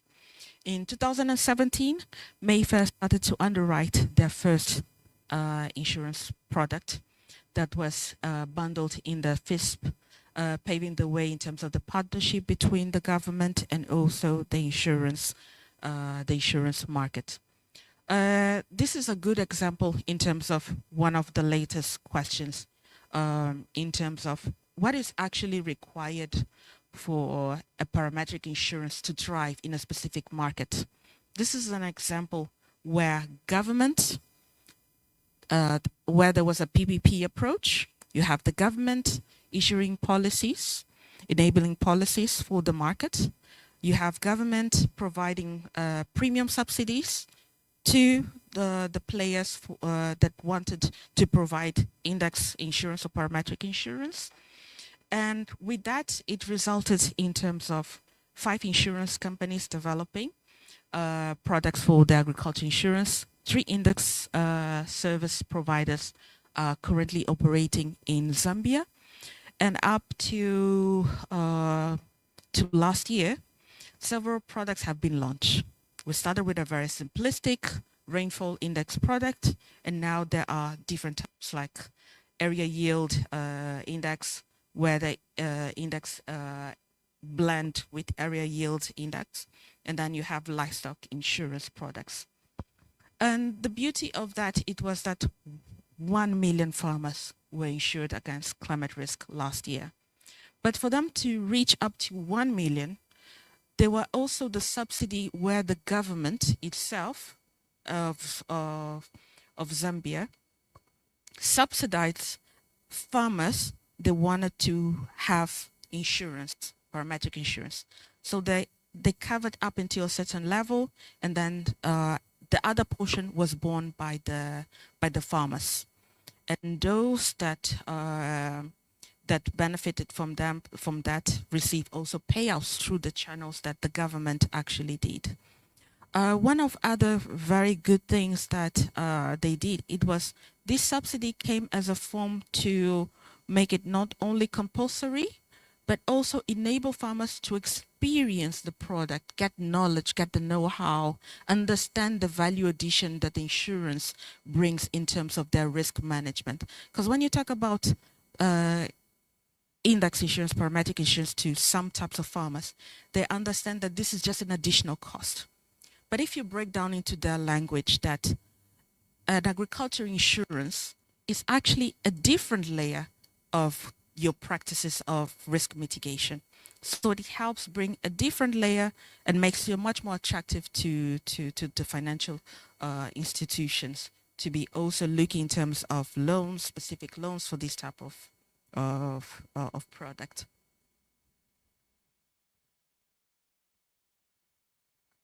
We also have the market development activity that we had in Nigeria. So prior to 2017, only one insurance company was actually providing agriculture insurance in Nigeria. So that was a very big problem, because then there was no appetite of the market in terms of co-sharing the risk of the market. So to have scale, that could also be a bit complicated for only one insurance company that reinsures a lot of its capital outside of the continent to be keep investing in this. So one of the key things that we did, it was the insurance regulator had limited knowledge on the product. We supported in terms of awareness raising, capacity building, and we also launched a technical assistance program for the Nigerian insurers, where we not only supported them understand the product in terms of product design, but we also look in terms of product distribution, channels development, awareness raising, and also we supported to offer the collaboration between Africa Re and ICOM. So Nigeria has benefited for access of the IFC experience account in 2017 and 20, which I will cover in the other presentations, a breakdown in terms of what is the experience account. And one of the key results of our interventions in this market was the practitioners went from more than 22 insurance companies benefiting for our capacity building. But from that, it resulted in terms of 5 licenses for 5 private insurers following the first capital building session in 2017. So after a year of the capacity building, there was a build of awareness within the insurance sector.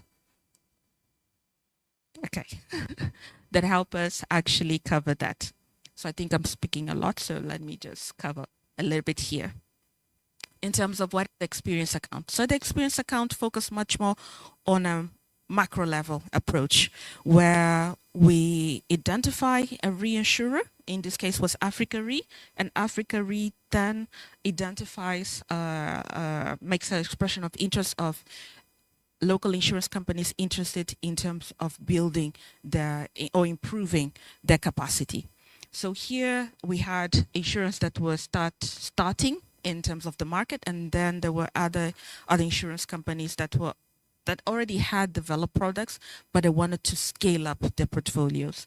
So based on the necessities of each insurance company, so Africa Re would tailor those to each insurance company with our support.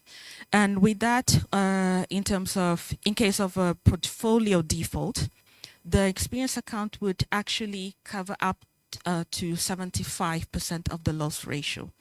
So there was a cap, an additional protection to also enable the insurance companies to be reinsuring within the continent insurers. So that was one of our success stories, and that ended up with not only covering of 60,000 farmers, but up to 100,000 farmers from Nigeria, and also resulting in the 1 million in Zambia, based also on that those different interventions that we have done. So this is much more of a cyclone product that we supported Philippines to develop, reaching out with a cover of 45,000 policies issued in 2023. So I'll not cover that much this. I would like to highlight this part in this engagement. So in this part, we help them develop in terms of what was the value of the risk mapping. If you may see, there was 5 categories that we supported the market understand in terms of risk mapping. There was the damage ratio from 0 to 20% and above 81%. So those ratios supported not only insurance companies, but also the banks in terms of identifying which level of exposure in terms of damage ratio that they were comfortable taking upon. So there were areas where people were much more comfortable taking only up until the 0 to 25% damage ratio. Then there was the ones that could take up until 40% of damage ratio. So we also have developments done in Morocco, which resulted in terms of the publishing of instruments for the sale of insurance through online channels. Morocco is a much more developed country in terms of insurance penetration compared to other countries apart from South Africa. But their biggest challenge was actually making this digitalized. Making it much more instruments being sold through digital channels. So this is one of the areas that we supported them. And we also have one ACRA fund, which is one of our, I could say, the cherry on top of some of the work that we have been doing since 2012. So one ACRA fund actually covers more than 7 to 9 countries in Africa. But the bulk of the 2.4 million insurance contracts that were issued up until 2023, a bulk of it was Kenya. A lot of you know the experience of Kenya, and Kenya being one of the key leading countries, pioneers for the index insurance. So one of those was actually also the fact when Iais passed in Malawi and some of those other cyclones. It was also the benefit of 44,000 farmers in Malawi receiving payouts based on the products that were developed. So the One ACRA Fund is an example of what we call a bit of a matured market intervention, where you have a company that not only provides insurance, but they provide technical assistance, they provide quality inputs to farmers, and they also provide funding through credit of the farmers, which is recovered throughout the season. So this is quite a good example in terms of what is the model that the reality of a lot of our African countries that could be a good example in terms of looking at the mapping of each country. Sorry for moving too fast, but my time is very limited. So just wanted to give you also a highlight in terms of Zimbabwe. We gave capacity building to Zimbabwe in a couple of years. And one of the things resulted with Zimbabwe was the regulator, the IPAC team drafting a policy paper for the index insurance to be sold within Zimbabwe. And we hope to continue supporting them in terms of capacity building and also improving the type of products that the market is going to be providing. So with that, say thank you. I have my email here, and also Sharon, for those that know Sharon. Sharon is our lead in terms of the African region, Sub-Saharan projects under IFC insurance. So any questions, further questions that we cannot exhaust here, we can definitely answer them throughout engagements in the emails. So thank you.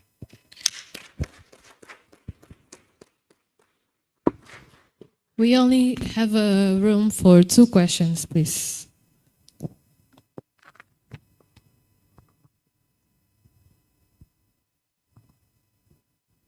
Was I that good that everyone understood?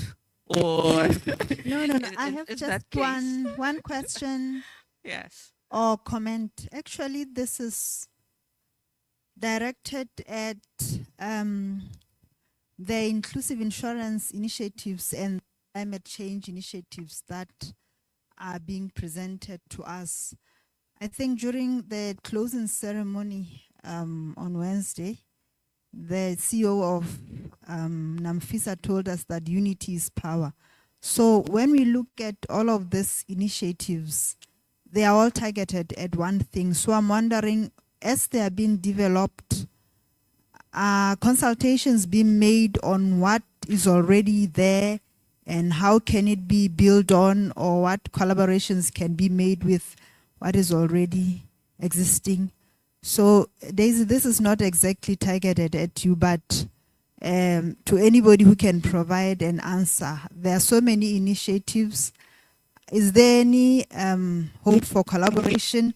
Because at the same time, if there are too many, and I don't know whether fragmented is the right word, but I think if there could be some level of collaboration or some consideration of what already exists and what gaps they are, then they would be more efficient than if they are just standalone initiatives. Thank you. Yes, that is actually a very good question imposed. And to answer that at my level, we have been targeting in terms of doing collaboration with government entities as the regulators within the insurance company, the insurance markets. But we also work jointly with our mother company, the World Bank, in terms of the interventions that they do directly with other government entities like the Ministry of Agriculture, Ministry of Finance. We also, as you know, we are much more focused on the private sector of the market, which means that we'll focus much more our attention in terms of the insurance companies and reinsurance.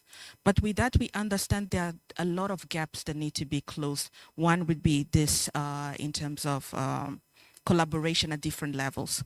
One could be, I've heard one of the colleagues from the SADC region actually also asking about how could this be integrated within SADC. So there are, yes, areas that this could be integrated within SADC, given that even SADC has the same policy, for example, for the seed multiplication, seed distribution. That could be an entry point for collaboration, where you would have the regulators, you have the private sector, which is the insurance companies, and then you have the reinsurance collaborating jointly within one already put together framework, which is within the SADC region. That could be an area to tackle that. But then also, there are different ways that we could tackle that. As I highlighted, we are starting from a level of agriculture insurance because we want to tackle food security. We want to tackle enabling of access of fund financing for different levels from smallholders up until SMEs, which is currently the bulk issue in a lot of our countries, where a farmer cannot access funding, an SME that is a startup cannot access to funding. So which type of instruments can we protect those that are investing in those areas and are looking at production in terms of a business for profit that could also, that by the end of the year, they are put in terms of the figure of the GDP, saying that they have contributed to the GDP. So how do we enable that? So as a way forward, I think that the different discussions should continue at different levels with the different initiatives. I think that's why for ourselves, it's always easy to start from the regulation, from the government side, and we also look in terms of the insurance, because based on that we can then leverage in terms of what are the agreements within the government sector, in terms of what are their action points, what are their timelines, what are their targets within the agriculture risk management area, and how we can support that. But it's definitely limited at some point. But we hope with a panel like this, we manage to cover each other's gaps slowly. It will take time because we need to tailor it by each market, and each market has their unique challenges, unique positive areas on that. Thank you.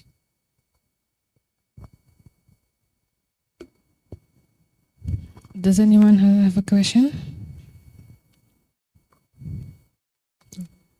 Thank you, Daisy, for your brilliant presentation.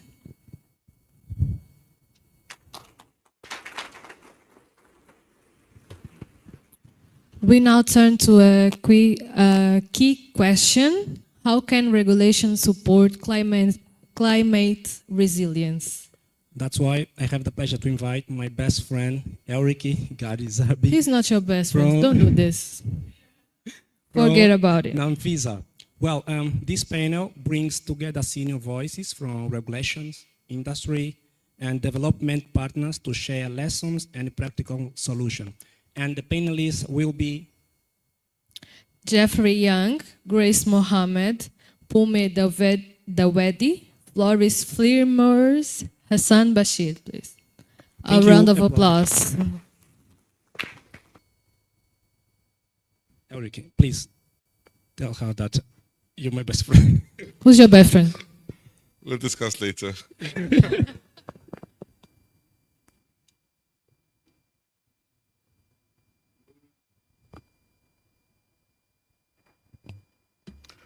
Good morning, good afternoon.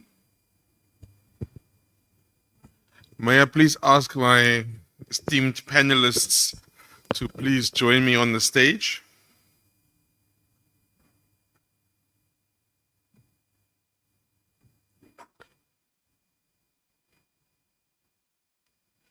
I believe Jeffrey is on the call as well.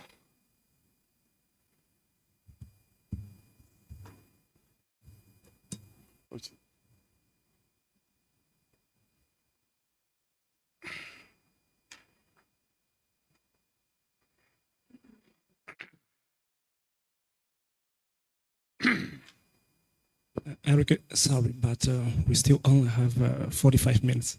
Yeah. So once again, good morning, ladies and gentlemen. My name is Eric Garisep, and I'm the General Manager for Insurance and Medical Aid Funds at Namfisa in Namibia.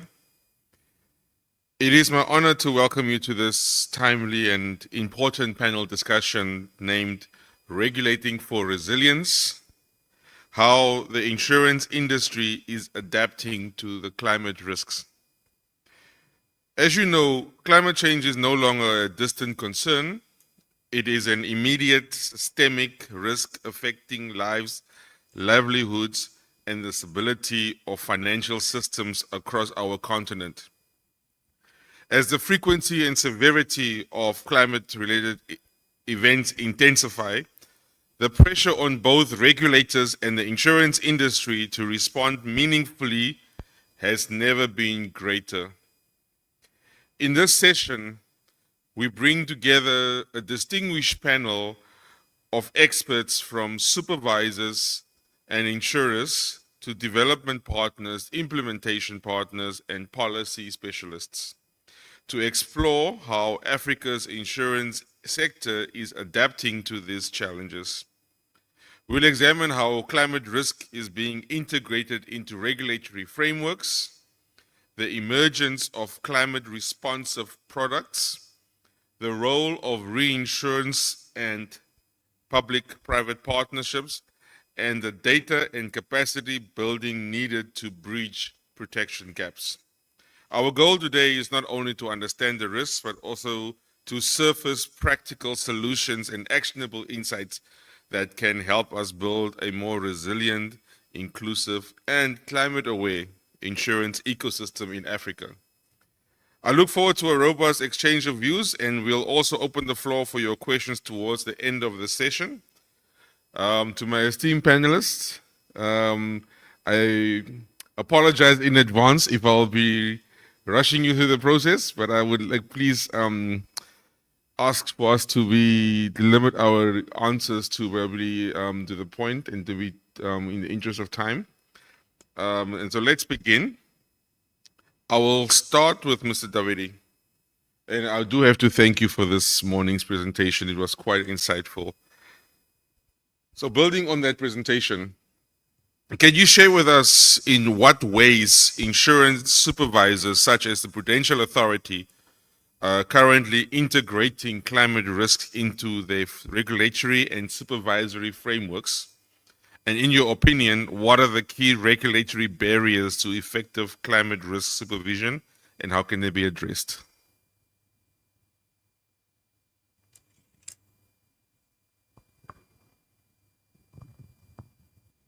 Okay, thank you, Eric.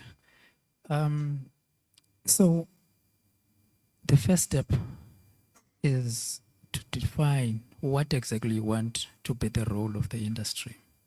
I think, as I mentioned earlier, that you can either just consult with the industry or you can collaborate with the industry. And in the Prudential Authority, we opted for the collaboration.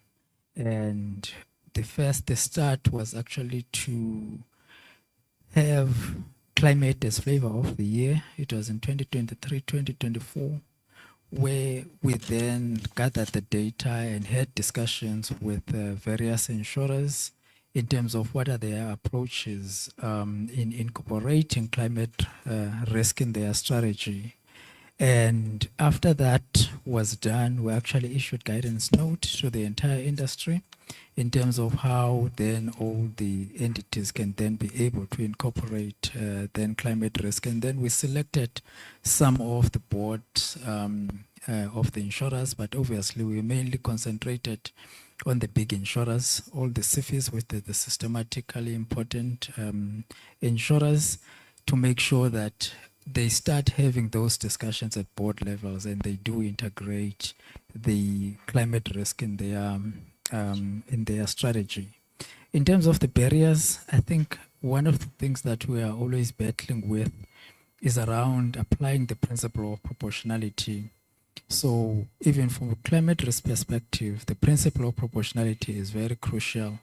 And in terms of the work that we've done, we've realized there is not a simplified and a consistent manner of applying principle of proportionality. But from our side, we mainly focus on the SIFIs, as I've mentioned, because we do take into consideration the nature, size, and complexity of an insurer or a financial institution. So you'll find one of the barriers is that the smaller to medium financial entities are actually, they find it difficult to actually have budget and have the expertise when it comes to the issues around climate. Thanks.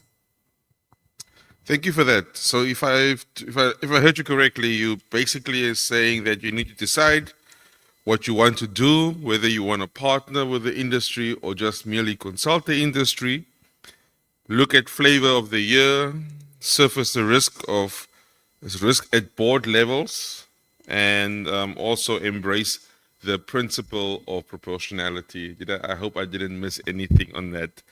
I just want to move on to Ms. Mohammed. Earlier on this morning, you also shared a very insightful presentation into how the industry is responding to the climate risk. In your opinion, what are the major operational and technical challenges insurers are facing in developing climate responsive products like parametric or agricultural insurance?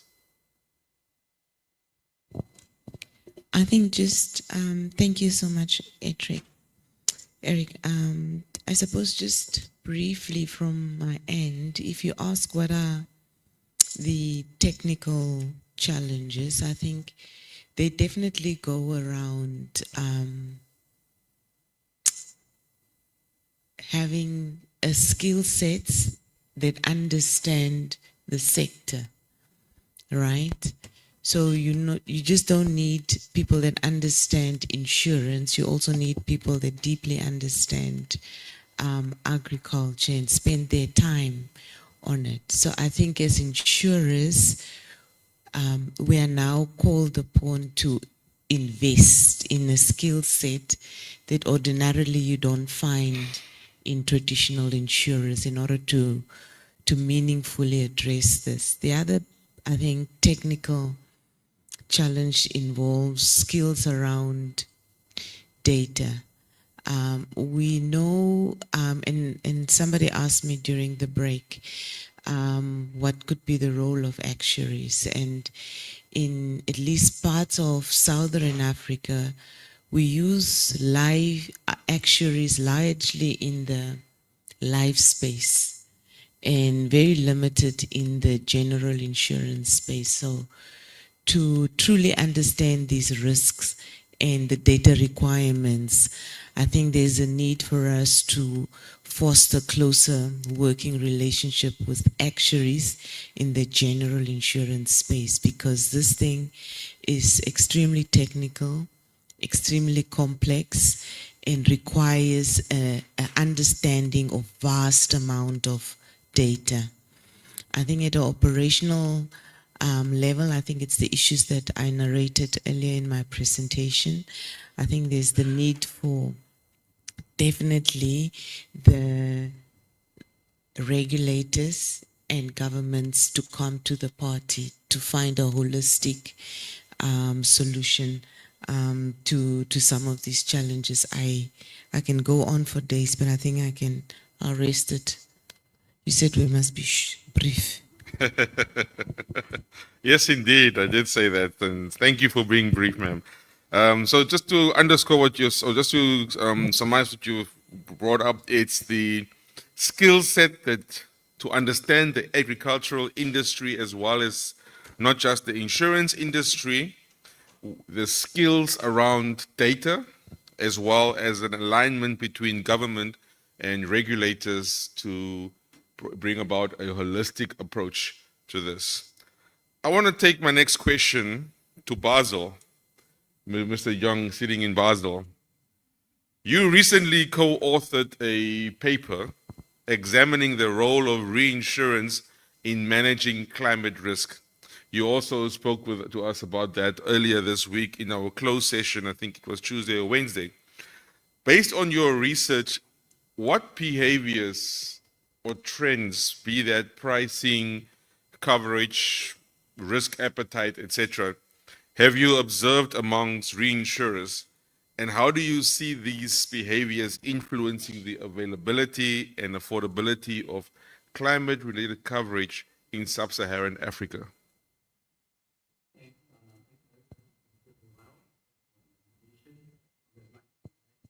Mhm.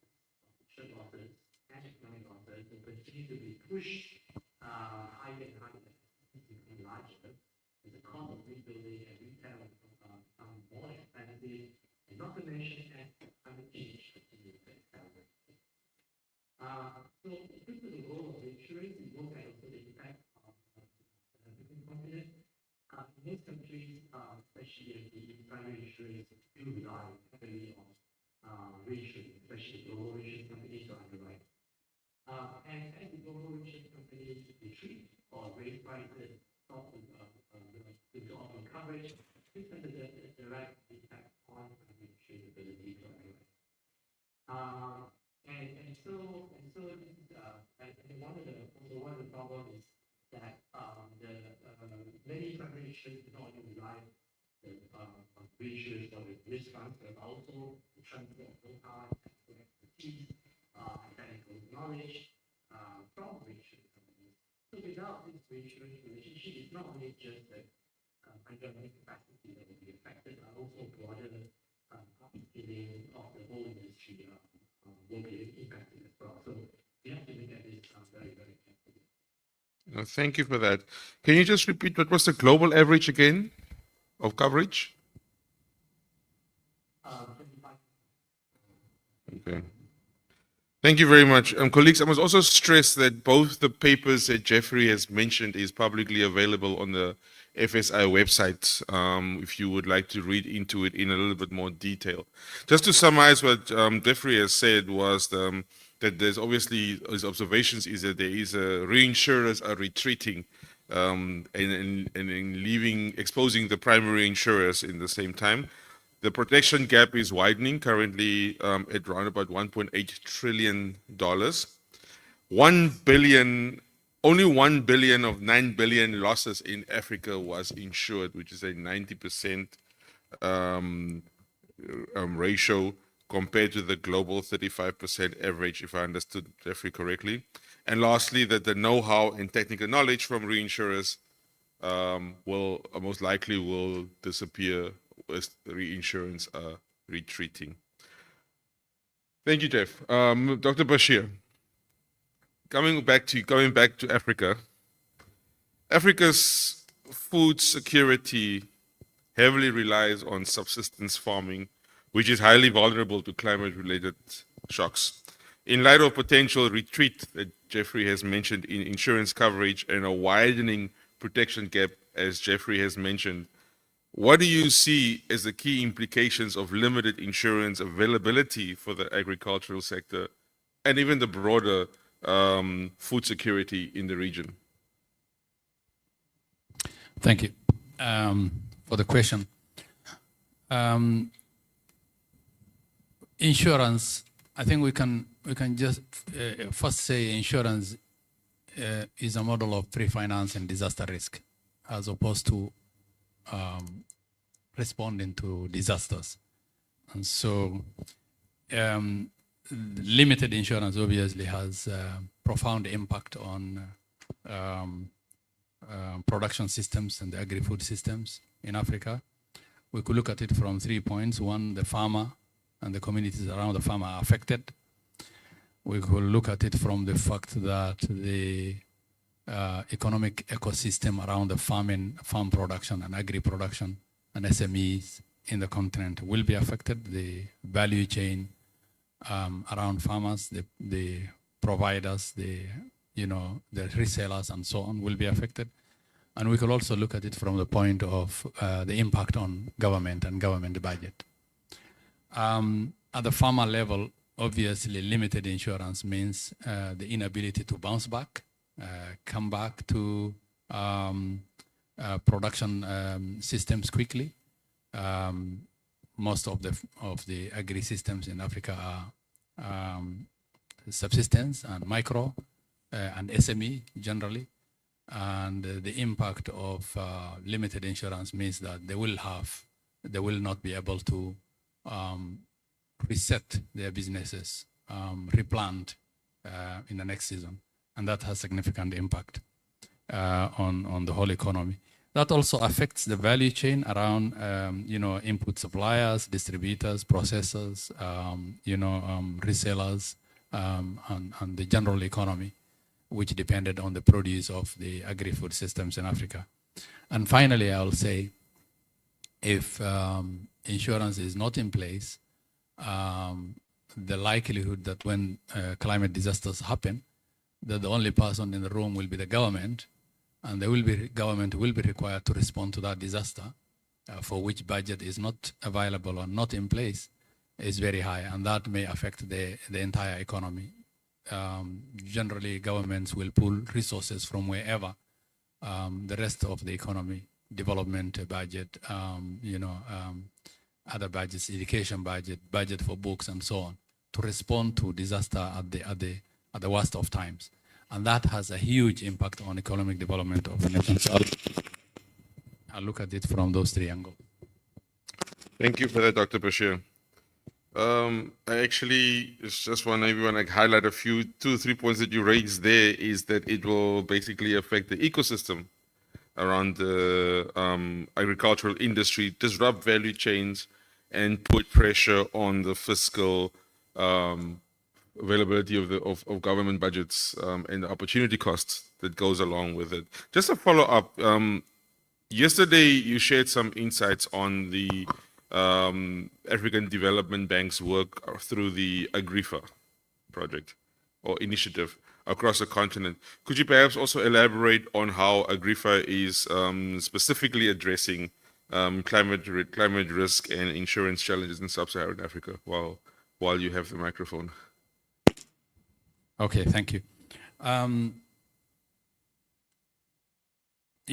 AGRIFA, as I said yesterday, is focused at the intersection of climate risk, agri-food systems, and insurance as an instrument for climate adaptation. So those are the three most important elements around AGRIFA. Really, the intent of this facility is to provide, and the ambition of this facility, the initial funding target that the bank has set is $1 billion. The ambition of this facility is to channel resources through the primary insurance market in the continent, and to support the development of those parameters that, be it knowledge, be it underwriting skills, be it distribution systems, technology around it, data for design, and the different parameters that make it possible for the insurance market, particularly the primary insurance market, to be able to catalyze the industry to design the right products that serve the market. So that's really the intention. There are a number of important issues: accessibility to insurance for farmers, affordability, that depends on design and the quality of design and so on, availability of data, availability of knowledge, as well as sustainable systems that are necessary for renewal of policies and ensuring farmers season after season. So those are the important aspects of AGRIFA. It's the only facility I am aware of that has focused entirely at that intersection. And really the intent is to tool the industry from the bottom up to be able to, it's not a small job, to kind of create the knowledge across 54 countries, but to start the important work of making the industry understand this, but also work with the regulatory sector to be able to provide regulatory regime that supports this development. Thank you. Thank you for that. Mr. Firmes, coming to you. Given your broad experience in capacity building as well as research and policy, in your opinion, how does the climate risk supervision intersect with the broader regulatory reforms that are going on, such as risk-based supervision and/or solvency frameworks? Thank you, Eric, and thanks for having me here. Before I come to risk-based supervision, I just want to highlight perhaps some of the factors that supervisors need to think about and consider in looking at climate risk. One of them is obviously what is the impact on the country, what type of climate events are happening, When you see across Africa, I was in Sierra Leone, they're worried about mudslides and drought. If you go to Ethiopia, it's drought. Recently, as Grace have said, in Namibia, it was drought, but now heavy rainfall. So in that, it's important to understand the types of events happening, the cost of physical and transition risk to the country, because that would influence in how supervisors, but also national authorities would react to some of these events. Further on, obviously, as supervisors, you would want to understand the exposures of your financial institutions. Again, Grace eloquently talked about the impact on Holland this morning and the type of products being rolled out and how it affects your consumers, ultimately bringing in issues of market conduct and consumer protection.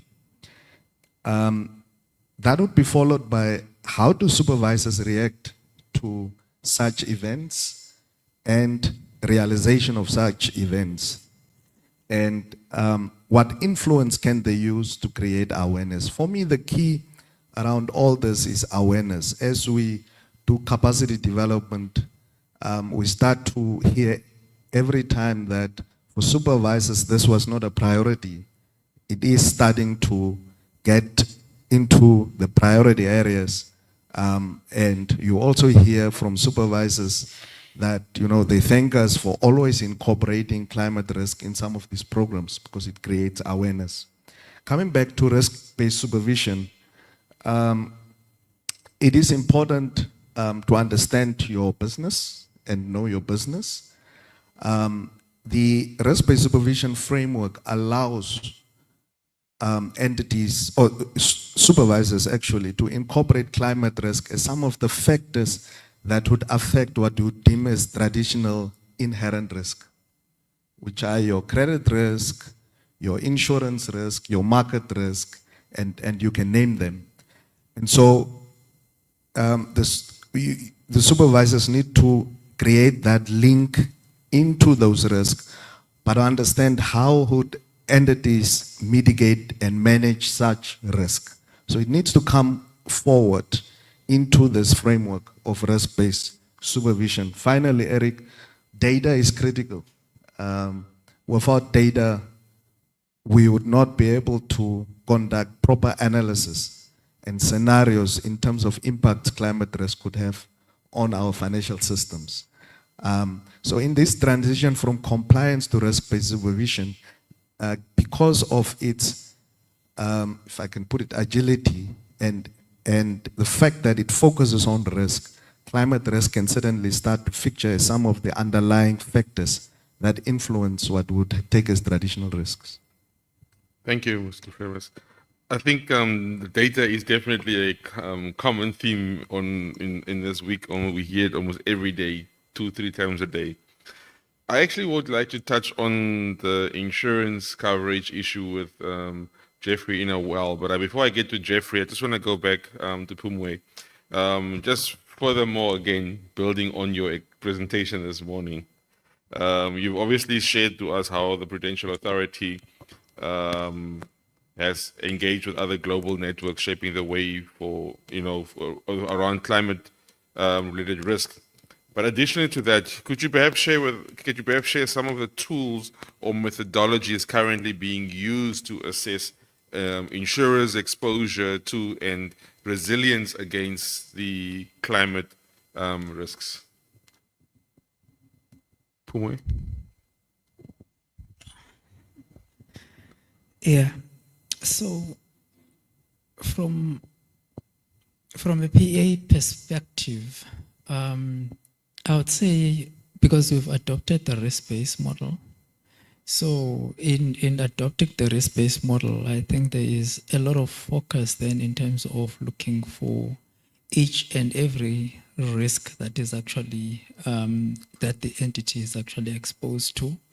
And in then doing that, I think it helps us to a lot understand then what are actually the exposures for the insurer itself, or for the entity itself, And I think for climate risk as well, you just need to make sure that as a supervisor, you look at across the pillars of solvency. So from your pillar 1, pillar 2, pillar 3, and that pillar 3 is actually very crucial from a reporting and disclosure perspective. So those are actually one of the key things that we have considered from our side. Thanks. Well, thank you for that. Jeffrey, you heard what Flores was speaking about with regards to the issue of insurance coverage. And I just want to come back to the issues that you highlighted in terms of the reinsurance protection gap in the growing climate change pressures and the growing climate change pressures. What can insurance supervisors do to support the continued availability and affordability of critical insurance coverage?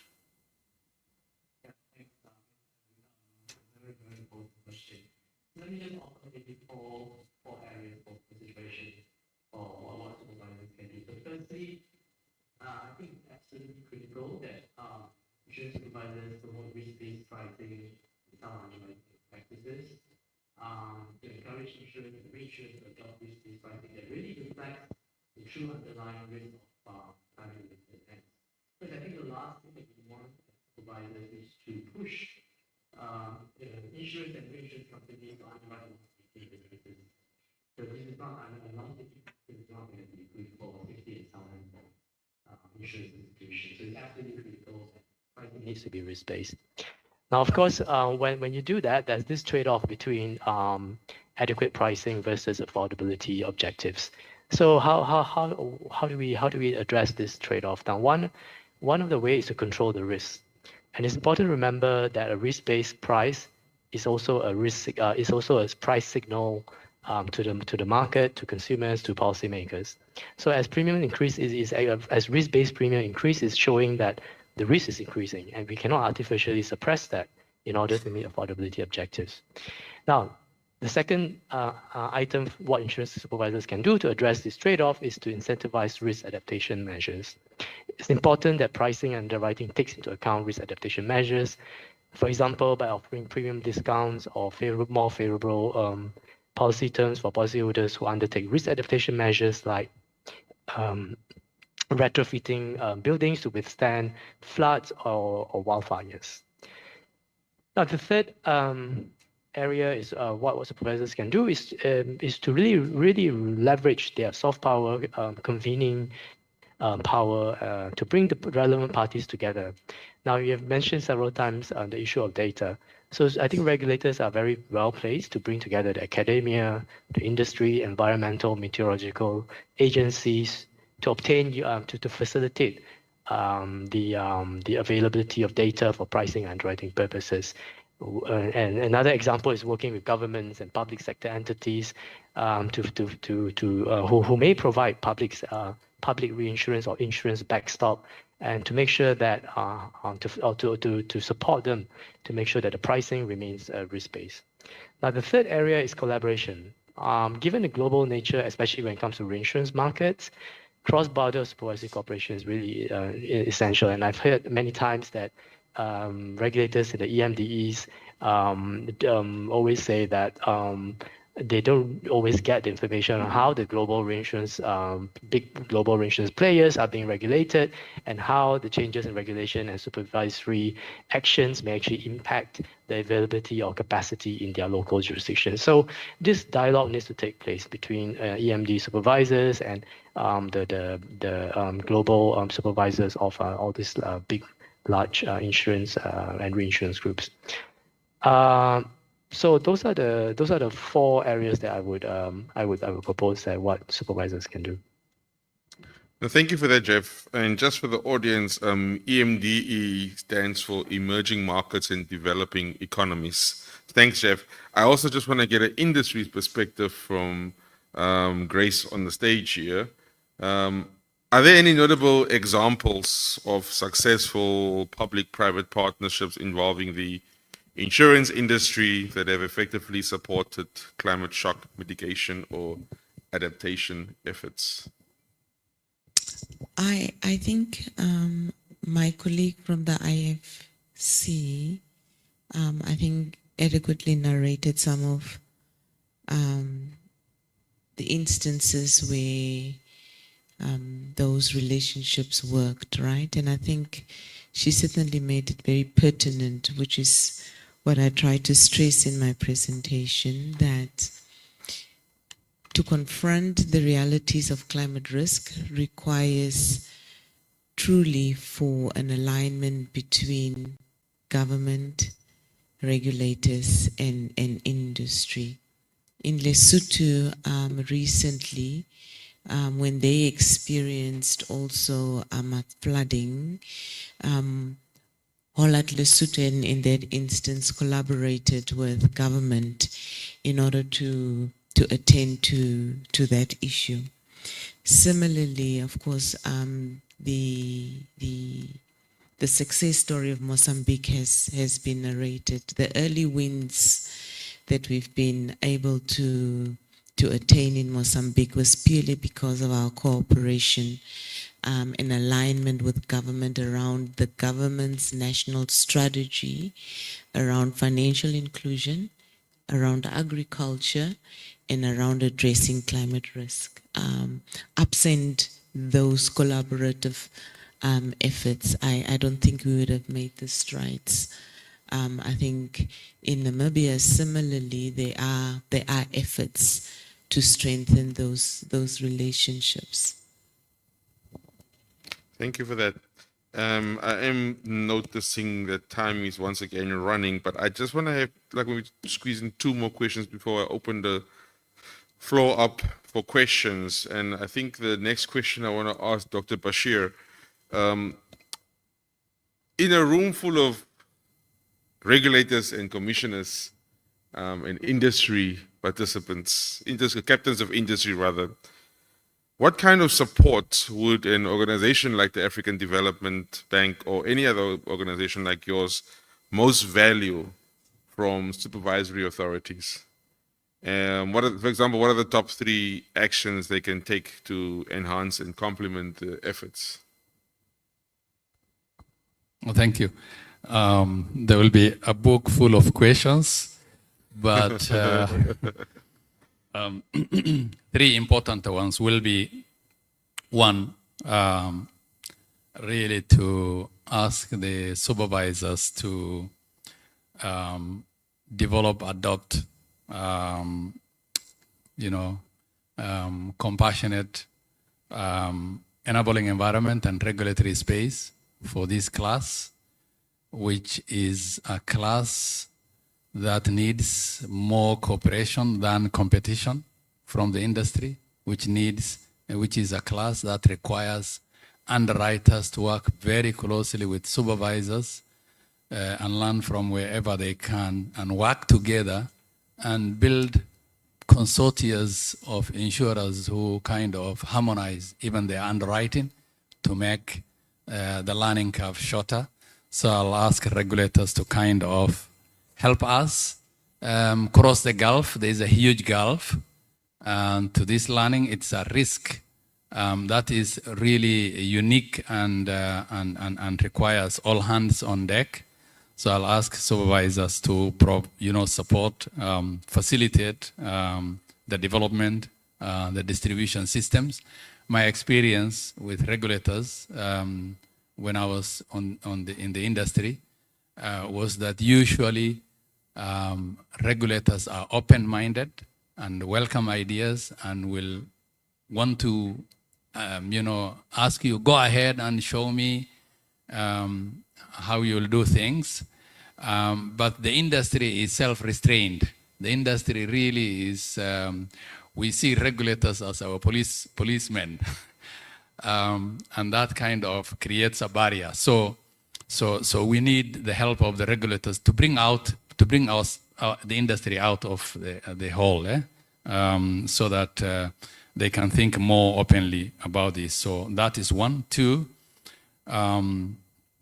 harmonizing cross-border trading of insurance, regulators talking to each other across borders and allowing their underwriters, given a minimum minimum standards and guidelines approved by regulators on both sides to allow underwriters to talk to each other about this risk and to co-insure with each other.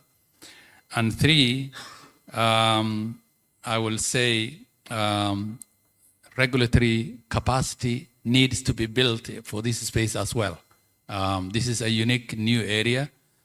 We know that some regions like East Africa have been a little bit ahead, have been at it for 15 years. Some regions in Africa are just beginning. We need regulators do well and protect and develop market when they understand the product very well. So those are the three things I will quickly ask. I will have a long list if you give me more time. No. People are hungry. I think I can see the faces already. The bodies are here, but the mind is at lunch now. Just while you were Eric, sorry, if you just indulge me, I do think it's important to what Dr. Hassan saying is important to the extent that if regulators do that, and I can't stress it enough, if we facilitate issues like co-insurance, there's a real risk for insurers around competition law risk. Because the question is how are prices being determined in a co-insurance arrangement? Is it the leader-follower arrangement, or does every insurer? So I think it really calls upon cross-sectoral collaboration. So I think it's important for us to facilitate co-insurance, but in facilitating that, also protect the industry from your brothers that have other heads that just want to find. Grace. Okay. Thank you for that intervention, Grace. I just want to go back to Mr. Flirmes, because Dr. Hassan was talking about regulatory capacity building. Now, on Tuesday, he obviously explained how insurance supervisors can collaborate with Toronto Centre to address these capacity gaps. But just one question I want to ask around this is that, in your opinion, what types of capacity building are essential to enable insurers, not just regulators, insurers and regulators, to effectively interpret and respond to the climate scenario analysis? Thanks, Eric.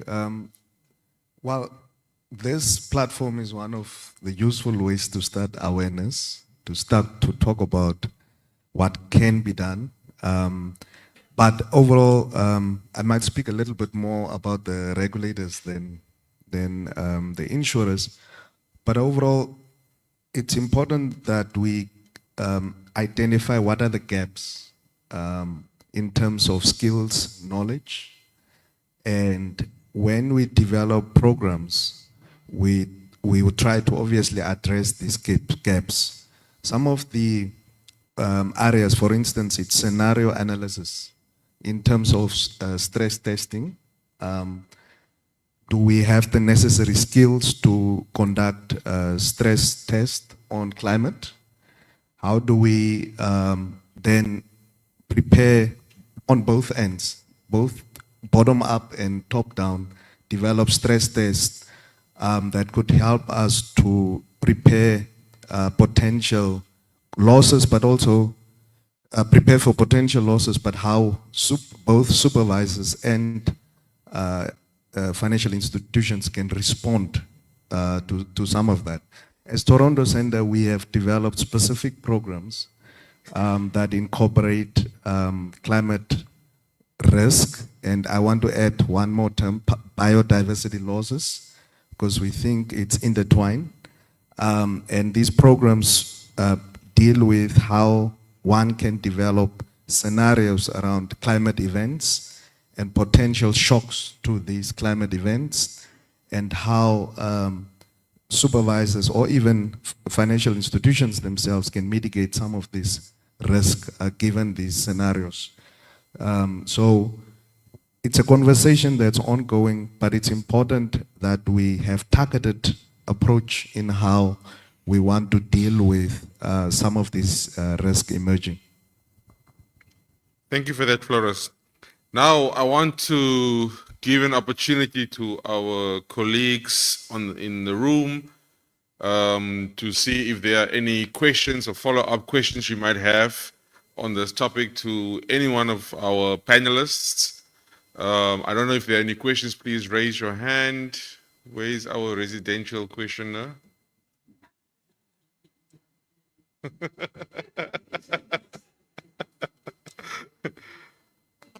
So there's no questions around this. There's a question from Mr. Araujo. Araujo.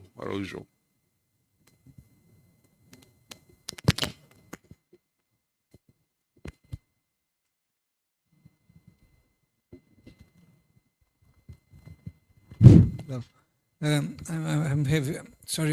have a question. It's not directly, but indirectly related to what you are saying in this panel.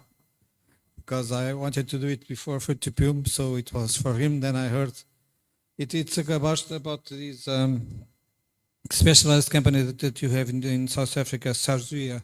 As far as I understood, you have in South Africa Sazria, as I understood well the name, and also in Namibia Nasria, I think. These are specialized companies to ensure the climate risks. So it was just, I would like to know if I understood it well and what type of coverage they do, how they are financed, how does it work? I think, Grace, that was to you. Should I start? Or Grace, you're the ones from South Africa and Namibia. Okay, let me start with the Sazria one. So the Sazria is actually an insurer that was established in South Africa. It's a government insurer. So it actually covers more, in fact, it does not really cover the floods and all of those things. It actually mainly covers like things like your riots and all of those things.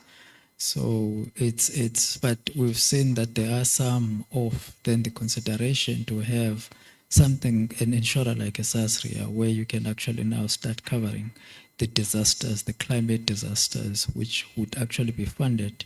It's actually funded by the public. So whenever you buy something, then there is a portion of whatever that you're buying that now goes to the Sazria insurance insurer. So that is the platform that we have in South Africa, but we can actually take this offline as well. Then I can explain to you further. Nasria has similar mandates, and I think you can confer with the colleagues from the regulator, but Nasria was also established by a statute of parliament. It's an independent public insurer, and it primarily is responsible, its mandate is to right political and unrest and riots.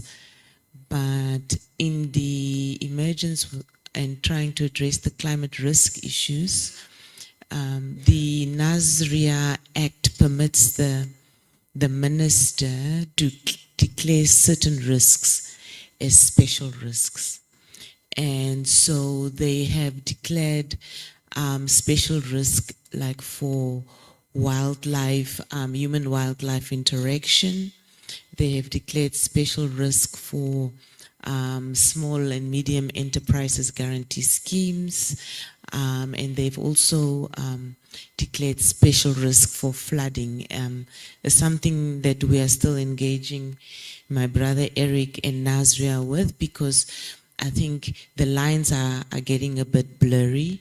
We do think there's a space for Nasria to make sure that the populace, especially in those remote areas, which is what is intended to cover for, are covered for without necessarily crossing over into the pure commercial space.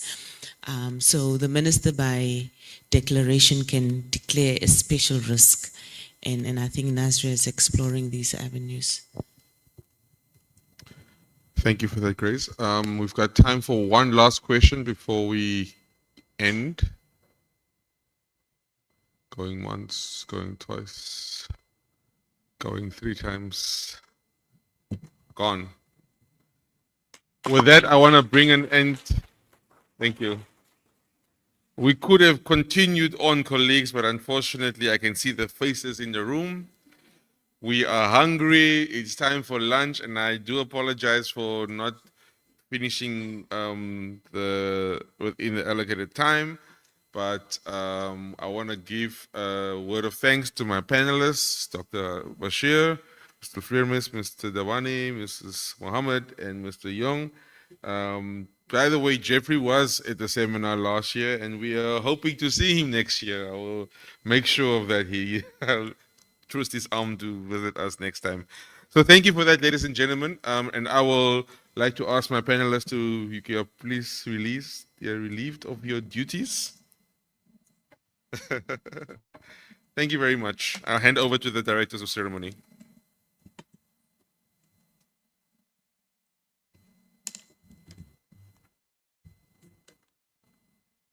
Thank you, Bets. Thank you, our panelists. Thank you, best friends. And now it's time for our final lunch together. So I hope you enjoyed the food and use this time to reflect on how you're going to miss me. Please do not forget to take at least one group photo before we back to email reality on Monday. So enjoy your meal. What time are you going to be back? Let me see. 10 to 2 p.m. I think so. Okay, 10 to p.m.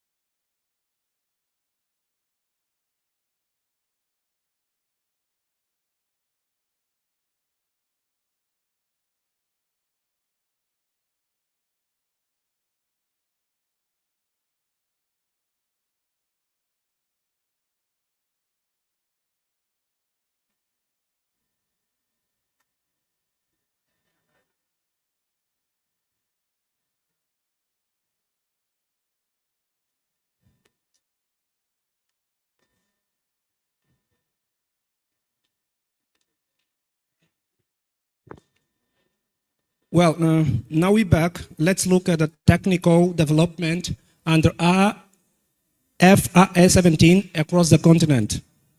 Please welcome back Mr. Takalani Shikavakava. What an incredible name. Shikavaka. Shifakavak. He will pronounce his name because I can't. Partner at Deloitte South Africa to guide us through recent progress, challenges, and supervisionary perspectives. Please, a round of applause. How should we pronounce your name, please? Thank you. Afternoon, everyone. I hope everyone is enjoying the conference so far.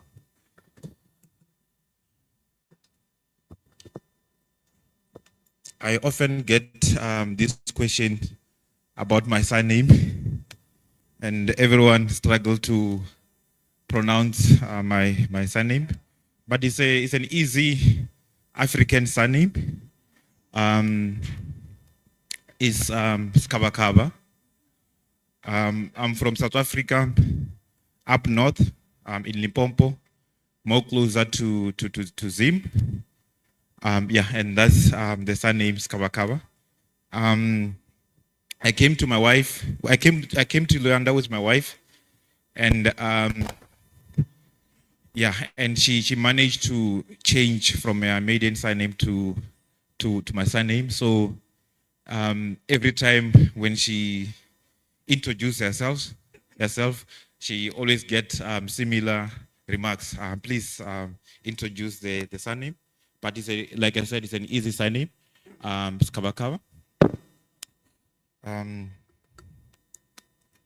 Back to the work that we do. I have a task today of talking to you about IFRA 17. I think IFRA 17 has been a topic for years. The last 5 years, everybody has been talking about IFRA 17. IFRA 17, what, IFRA 17 implementation, IFRA 17 systems, the cost, everything. And it's a topic that many of us were tired of. But today, I'm talking to you about IFRA 17 from a regulatory point of view.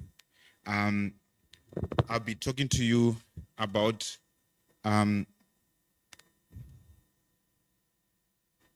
whether IFRA 17 is usable from a regulator point of view. I have included a number of slides. I'll be talking about different reporting bases, and I'll be sharing about the differences in those reporting bases. I did some researches, and I look at certain countries. I'll look at their specific practice in terms of solvency reporting. Then I'll have some conclusions and give you a chance to ask me a few questions. So what we have seen as part of the legal research that I did, a number of our African insurance industry, they are finding it difficult to distinguish between a solvency and a published balance sheet. So I'll explain to you what is a solvency balance sheet and also what is a published balance sheet. Some are using IFRA 17 balance sheet. An IFRA 17 balance sheet is what I define as a published balance sheet for financial reporting without any adjustment to determine insurance solvency. Others are modifying the IFRA 17 balance sheet. So they are realizing that there are certain elements of IFRA 17 that are not great for solvency reporting. Others are creating a separate solvency balance sheet. We will see there are certain countries that they have their own solvency regime. Just, I see this is a small, the writing there might appear to be very small. As I said, there are a number of valuation bases that we looked at. So we have what I call a published basis. A published basis is an IFRS reporting basis. That's a basis that people use to produce annual financial statements. There's also a solvency basis. A solvency basis, that's where we, as regulators, I like to use, to include myself, even though I'm not a regulator, we as regulators focus on. It's a basis that maybe is mandated by your own insurance act, or your own regulatory body. That's where you come in. If you write life insurance products, sometimes for short-term insurance product, there is also an embedded value basis. An embedded value basis was there to supplement IFRS 4.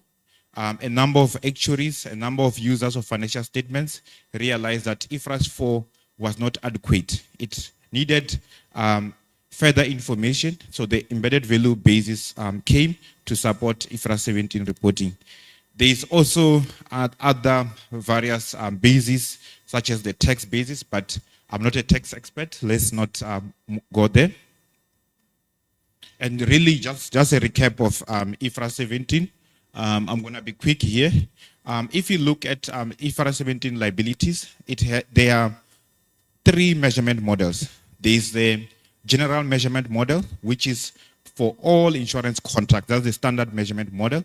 On the general measurement model, the liability components, you have what we call the best estimate liabilities, which is made of the expected cash flow and the time value of money. The time value of money, given that we are looking at future cash flows, we discount them back to the present date.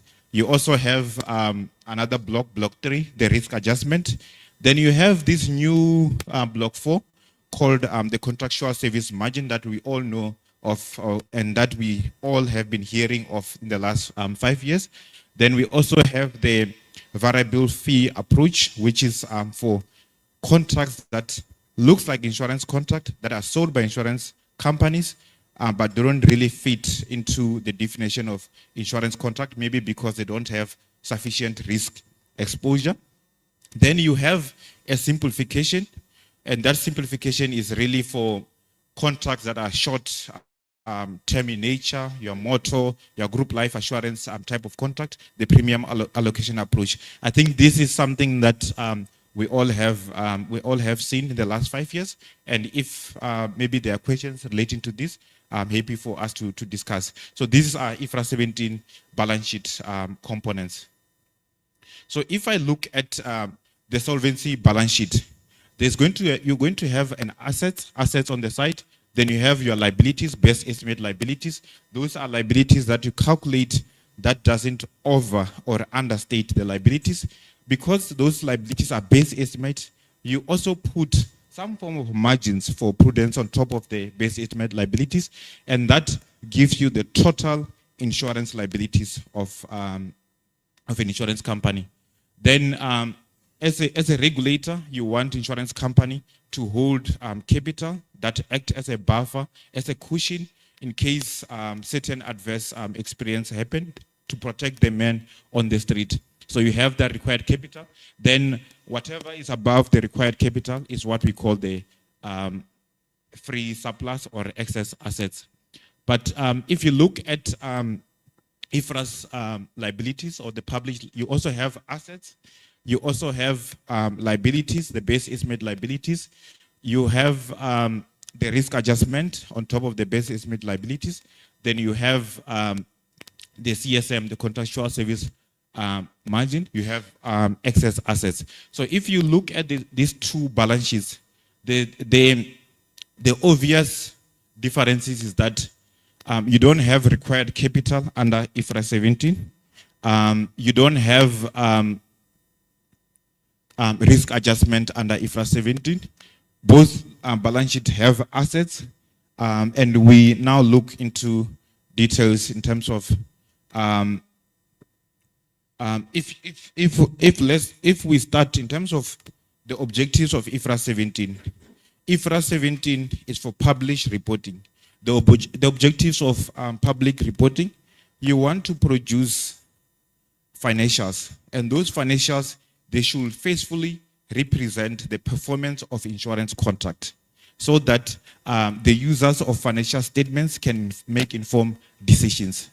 So the emphasis on IFRS 17 is on the income statement. It's not on the balance sheet.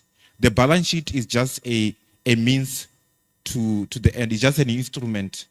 But if you look at our role as the regulators, our role as a regulator, we are there to protect the interests of the man on the street. We are there to make sure that the companies or the institutions that we regulate, they remain solvent, even in under adverse scenarios.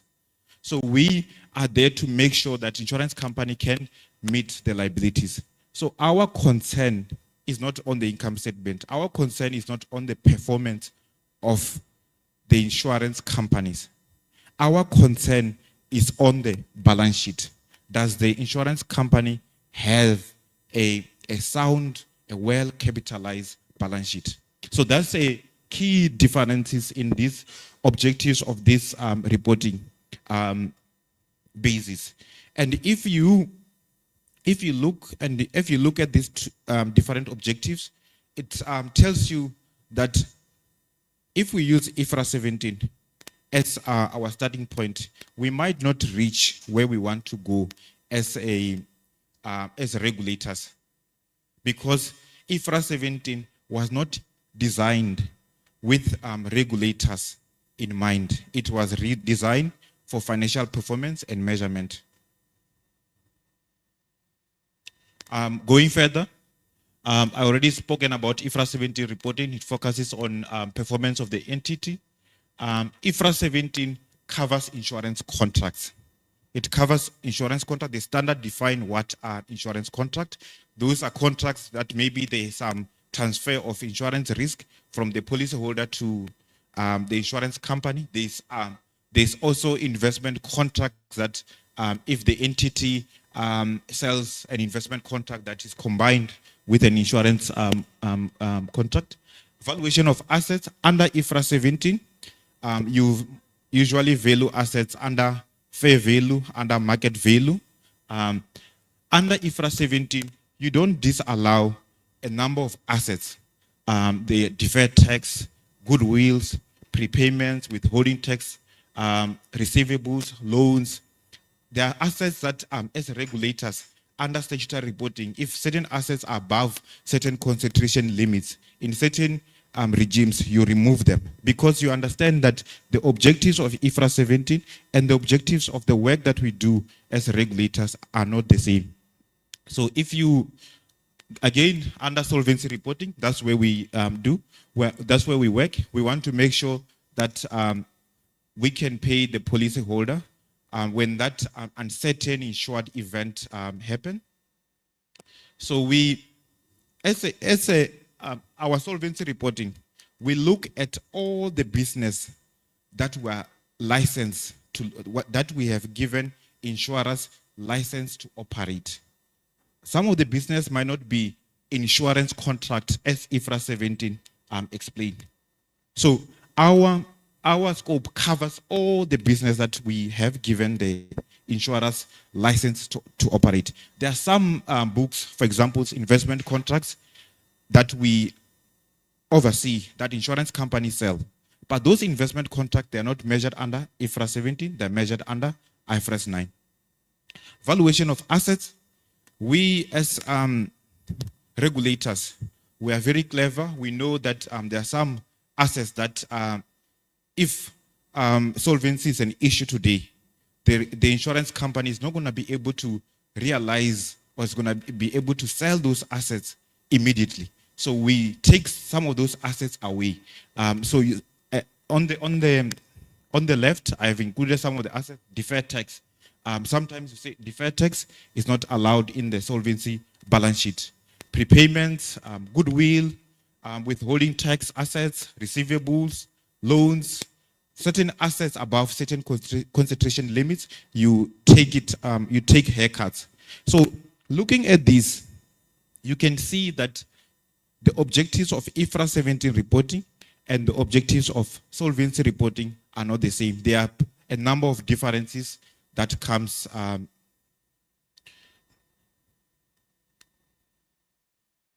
The other differences, IFRS 17 doesn't impose additional capital requirements. There's no capital requirements. It's a performance reporting. The focus I already indicated, it focuses on the performance, it focuses on the income statement. Solvency reporting. Under IFRS 17, maybe before I move to solvency reporting, under IFRS 17, the IFRS 17 standard tells you how to value liabilities.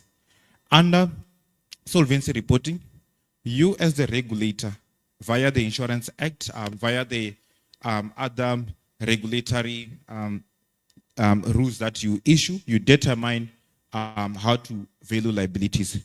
Most of the time, the liabilities are calculated using, you have a base estimate liability, and you also have a provision for some adverse deviation to allow for prudence in the valuation. So as a regulator, you really want to make sure that the man in the street, the policyholder, receive his money. As a regulator, you impose capital requirements. There's a number of practices throughout the continent in terms of capital requirements. Some of the capital requirements are fixed. Some of the capital requirements are risk-based in nature. There's different methodology of determining those capital requirements. Again, as regulators, you focus on the balance sheet. You want to make sure that the company is sound, it has sufficient assets to cover the liabilities that they have promised to the policyholder. So the two reporting standards are really different, and that's really the crux of my discussion. I'll show you why maybe IFRS 17 is not really suitable for what components of IFRS 17 liabilities are not suitable for solvency reporting. There are advantages of using IFRS 17 numbers for solvency reporting. Even though I said IFRS 17 numbers are not suitable for solvency reporting, there's still advantages. We have them. We can make some adjustment. We have established models. We spent the last 5 years building IFRS 17 models to measure insurance contract. We have systems, we have processes, we understand the IFRS 17 liabilities. IFRS 17 balance sheet is audited. So we have numbers that have been audited. So we don't have to maybe go and produce additional numbers for solvency reporting that needs to be audited further. We can use this, we can tweak. IFRS 17 is a standard for measuring insurance contract. So we have produced a quantitative value for insurance contract, but there are some adjustments that we need to make to make insurance IFRS 17 numbers usable for solvency reporting. There are challenges that IFRS 17 produce. One of them is that the CSM does not align with solvency objectives. I will cover this in detail. IFRS 17 speaks about attributable costs, attributable expenses, and non-attributable expenses. So under IFRS 17, when you're measuring an insurance contract, when you're determining the liabilities, you need to only include the expenses that are attributable to that particular contract. So you leave a lot of expenses that are not attributable. But those expenses, they can threaten the solvency of an insurance company. So in our objectives as a regulator, to ensure that the company becomes solvent, so we need to, companies are solvent, we need to also check those attributable, non-attributable expenses. So there are adjustments that are needed for regulatory reporting. So, yeah. So my research, I look at a number of countries. I look at South Africa, where I come from, in terms of the approach that we follow. I see Dr. Grace is in front of me. I also look at my neighbors, Zimbabwe, in terms of the approach that they follow. I also went to Mauritius and look at the approach that Mauritians insurers are following. I saw Dr. Brian Manshishi is here. I went to Zambia, looked at what is happening in Zambia. I went to Kenya to see what is happening in Kenya. I see Commissioner Kiptam is not around. It would be great to have the discussion with him regarding Kenya.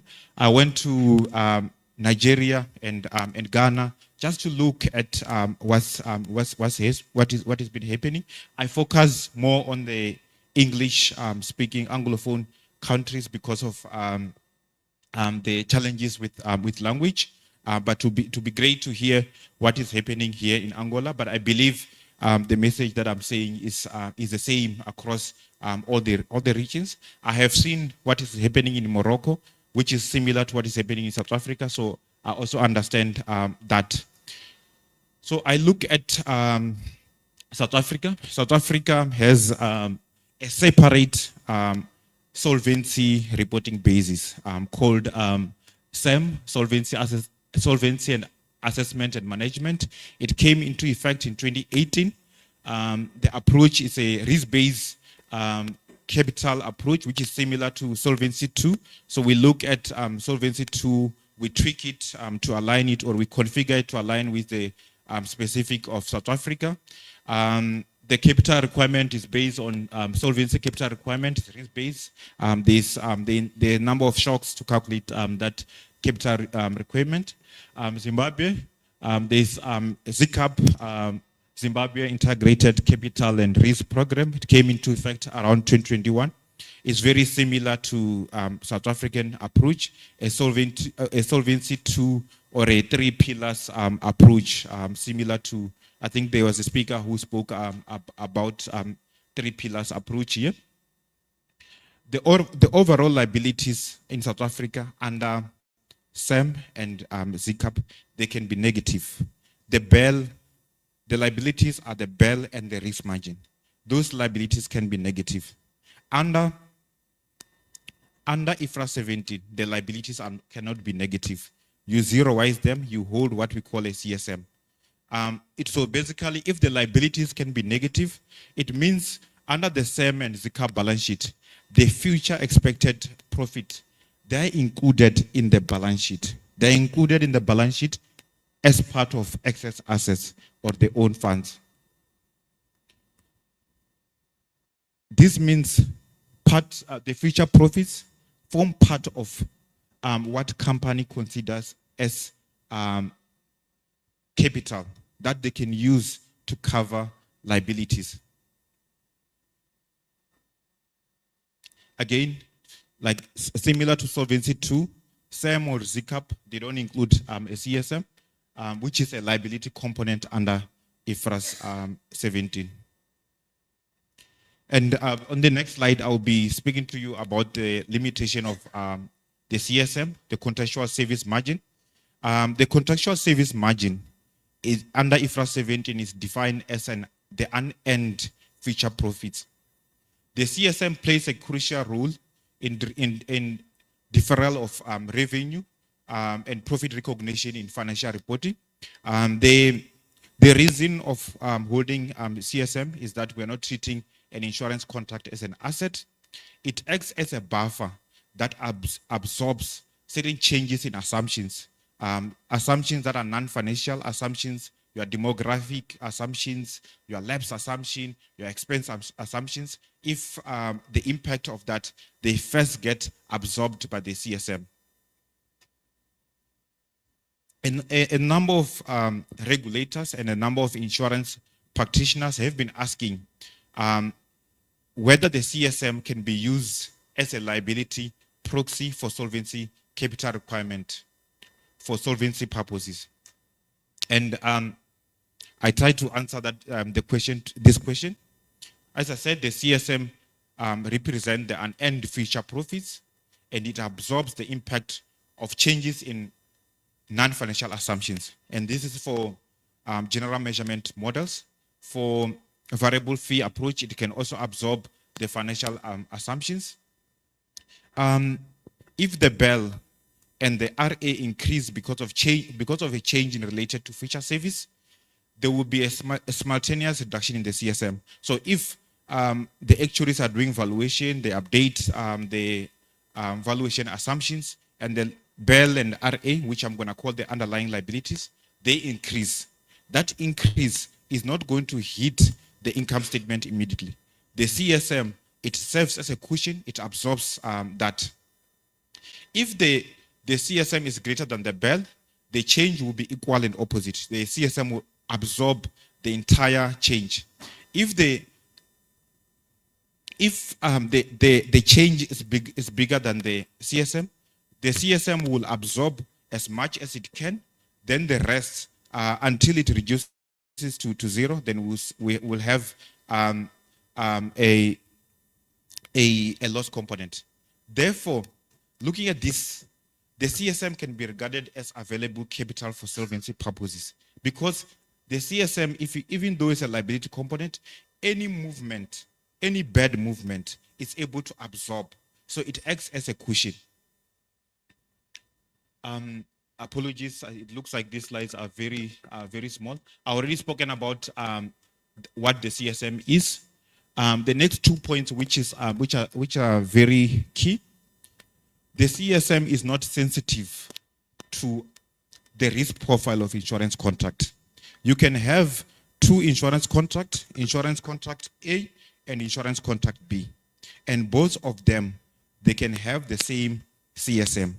But the risk profile, the underlying risk profile of these two contracts might not be the same. And us as regulators, we speak about risk-based capital.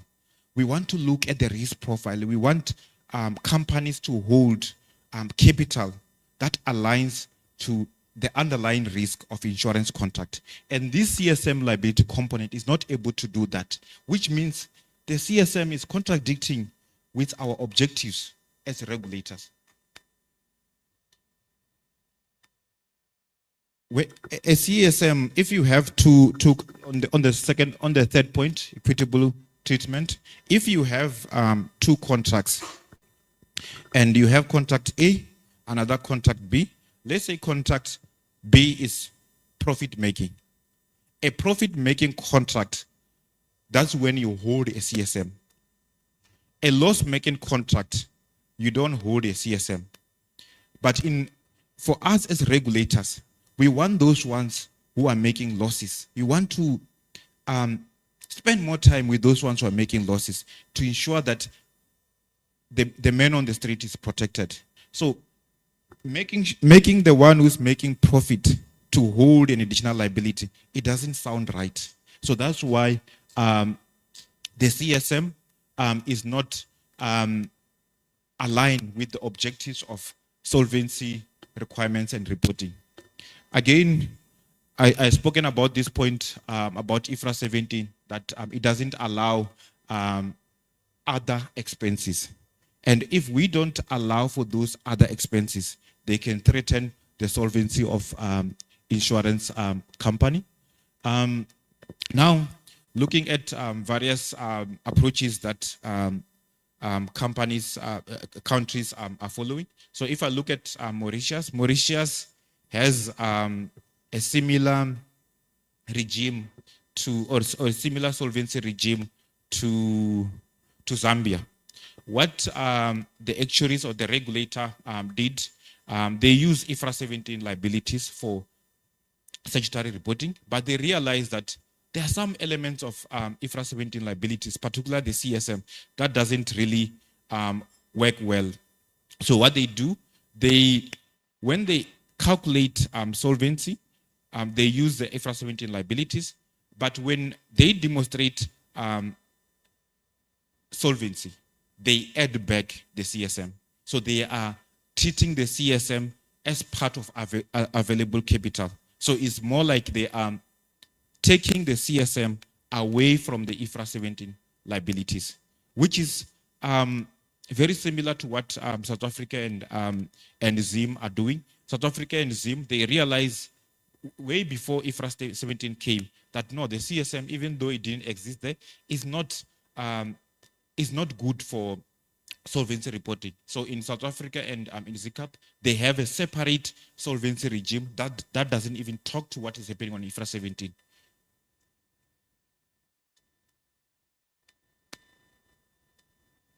So the benefits of removing the CSM, it will mean it will enhance solvency ratio because you are adding additional amount to the assets.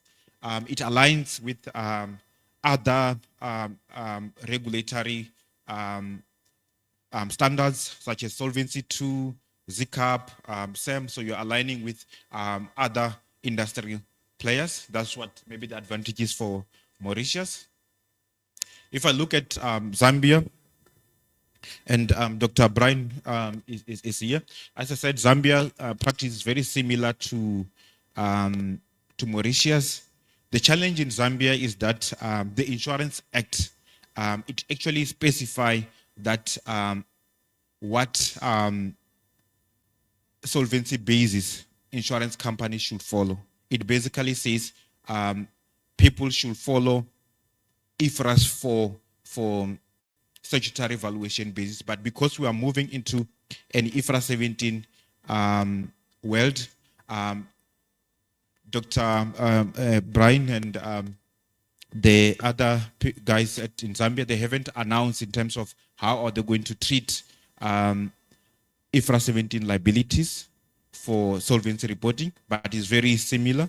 And my understanding is that any changes in valuation methodology in Zambia, it requires a legislative amendment. It requires approval by Parliament. So that process, I believe, is something that Dr. Brian and others are talking about in Zambia. If I look at Kenya, Mr. Kiptam is not here. The regulatory framework requires insurers to produce returns based on IFRS 17 basis. The capital requirements in Kenya, they're determined as a greater of 400 million, 5% of IFRS 17 liabilities, and a risk-based capital minimum. So the capital requirements are still based on IFRS 17. The challenges in Kenya, the IFRS 17 liabilities, particularly on the life insurance company, they include what we call the liability for incurred claims. The liability for incurred claims is basically the IBNR and your OCR. In a life insurance setting, let's take a funeral or a life cover. If there's a death claim that has been reported, you know exactly how much the death amount that you're going to pay is. So there's no shock that you need to apply on the OCR, given that the amount is known with certainty. So the 5% of base is 5% of IFRS 17 liabilities, as I said, it includes the OCR. Under IFRS 4, the OCR was included from the volume-based capital calculations. I think the inclusion of the 5% on the OCR, it might be because the regulator is trying to encourage insurers to settle claims faster, but it's something that maybe a discussion with the regulator in Kenya. I spoke, IFRS 17 liabilities don't include non-attributable expenses. So using IFRS 17 liabilities, it means we are excluding certain things that can impact can impact solvency. I spoke about the CSM, the new IFRS 17 liability component is not suitable for regulatory reporting. It's not suitable for what we do. So that's what is happening in Kenya. In Nigeria, the biggest, our biggest country in terms of population in Africa, the NICOM, the regulator there, they, I see Eric is telling me that we're running out of time. When I start speaking about my beautiful country, I forget about time, but I'll try to wrap it up. Nigeria, the regulator there, they basically indicated that they're going to introduce a risk-based capital regime. But at the moment, again, the liabilities are still under IFRS 17. Similar to Ghana, the liabilities are still under IFRS 17. In terms of maybe conclusion, the IFRS 17 or published balance sheet reporting and statutory reporting, solvency reporting, they have different objectives. And if you want to use IFRS 17 for solvency reporting, you need to stand back and look at the objectives. The one is focusing on the income statement. We focus on the balance sheet so that the policyholder can be protected. The advantages of using IFRS 17, we have models, the numbers have already been audited. But if you are making adjustment, you need to think of the objectives of solvency reporting in mind. And knowing that there are some elements of IFRS 17, particularly the CSM, which is not consistent with our regulatory objectives. IFRS 17 is not allowing for attributable expenses. We need to allow for attributable expenses. I had to rush a bit because of time, but that's the end of my presentation. I would like to take this opportunity to take any questions if there are. Has anyone got any question? Unfortunately, on 2 questions. Yeah, here.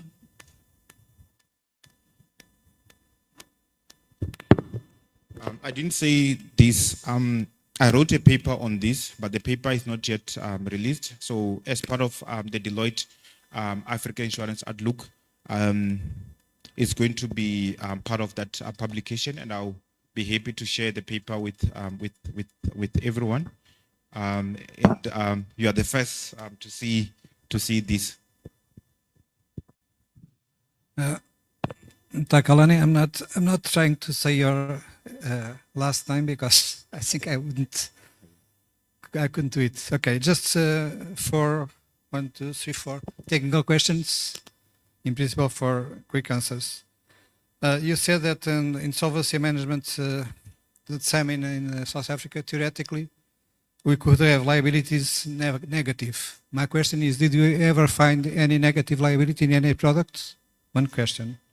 Another question, what are non-attributable costs? Because I don't know what it could mean. Another question is, in terms of valuation of difficulties, do you think the IFRS 17 are more difficult for actuaries than the solvency schemes that are, the regime that they are using, they used to calculate? Fourth question, do you have already numbers in terms of valuation of liabilities, comparing the solvency reporting to the IFRS reporting? So these are these 4 questions. Yeah. Thanks for the questions. Yeah, and I'll cover I might have missed some, but I'll come and maybe have a speak to you. In terms of negative liabilities, they are very common, especially when the contracts are very profitable. Yesterday, when we were looking at, I think it was your presentation. Yesterday, when you are presenting when you're looking at the performance of the Angolan market, you had a 27% claim ratio, and I think it was you was asking to say why we must worry about the 27%, given that it basically saying that a lot of work is going through on the expenses instead of providing value to policyholders. But for me, that from an investor point of view or from a measurement of a contract, it shows that those contracts are likely to be profitable, given that you have low claim ratio. And if you have low claim ratio or low combined ratio, claims and expenses, your products are likely to be profitable, then you have what we call negative liabilities. So the negative liabilities are quite common. In South Africa, in the regulation, also in ZIM, they have a lapse reserve where if on the capital calculation, if the the liabilities are negative, they will hold back 40% of around 40% of that negative liability. So it's very common.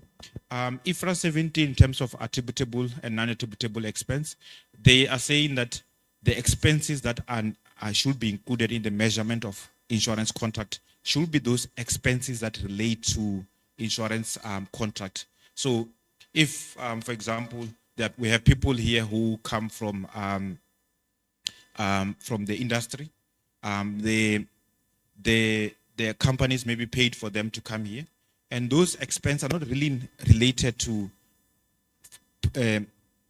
running that insurance contract that they have in their books. So those expenses, they are when you look at them, they're not attributable. They're not expenses that you allow for running insurance contracts. The other questions, I can come and talk to you outside. I didn't sort of catch them. I can come and chat to you afterwards. Thank you, Mr. Sikavakava. A round of applause, please.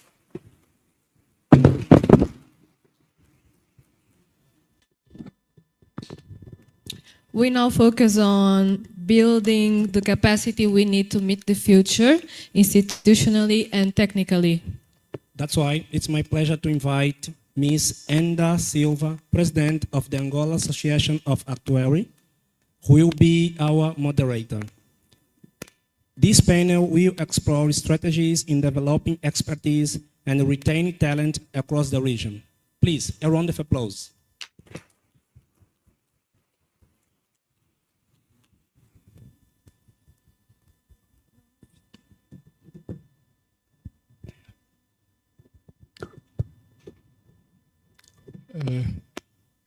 Thank you. Dear Philomena Manjata, ARSEG Chairwoman, dear Executive Directors at ARSEG, dear delegates.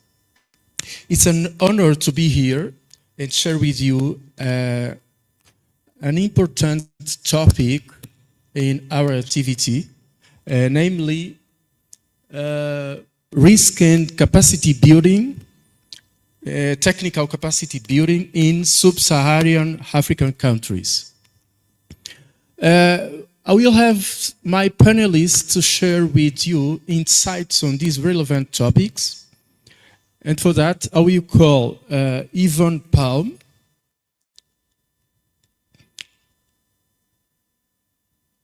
Yvonne Palm is the Director of Risk and Compliance of Africa Re.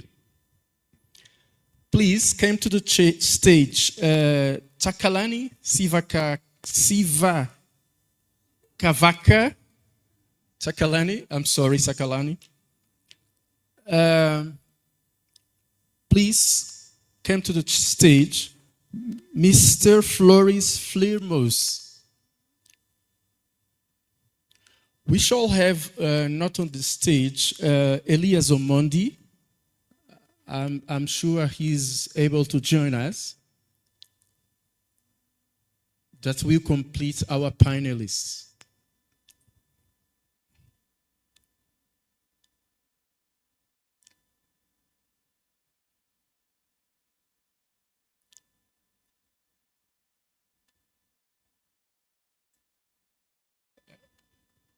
Is Elias with us? Okay. Bad news, we only have 35 minutes. Okay, well, shall we start without Elias? Okay, well, before going to my dear panelists, let me say that as Africa insurance markets and supervisions evolve, the need for deep, sustainable technical capacity has never been more critical. This panel will explore practical strategy for building and retaining technical expertise across the insurance ecosystem and supervisory authorities, ranging from actuarial science and risk management to data analytics and climate risk modeling. With insights for both industry leaders and development partners, the discussion will highlight key terms such as addressing the actuarial talent gap, leverage digital learning platforms, strengthening risk-based supervision, and fostering inclusive technical leadership. Panelists will also share lessons from cross-sector collaborations and reflect how target capacity building initiative can empower institutions to respond effectively to emerging risks and regulatory demands. So, to start with my dear panelists, I will ask Yvonne. You have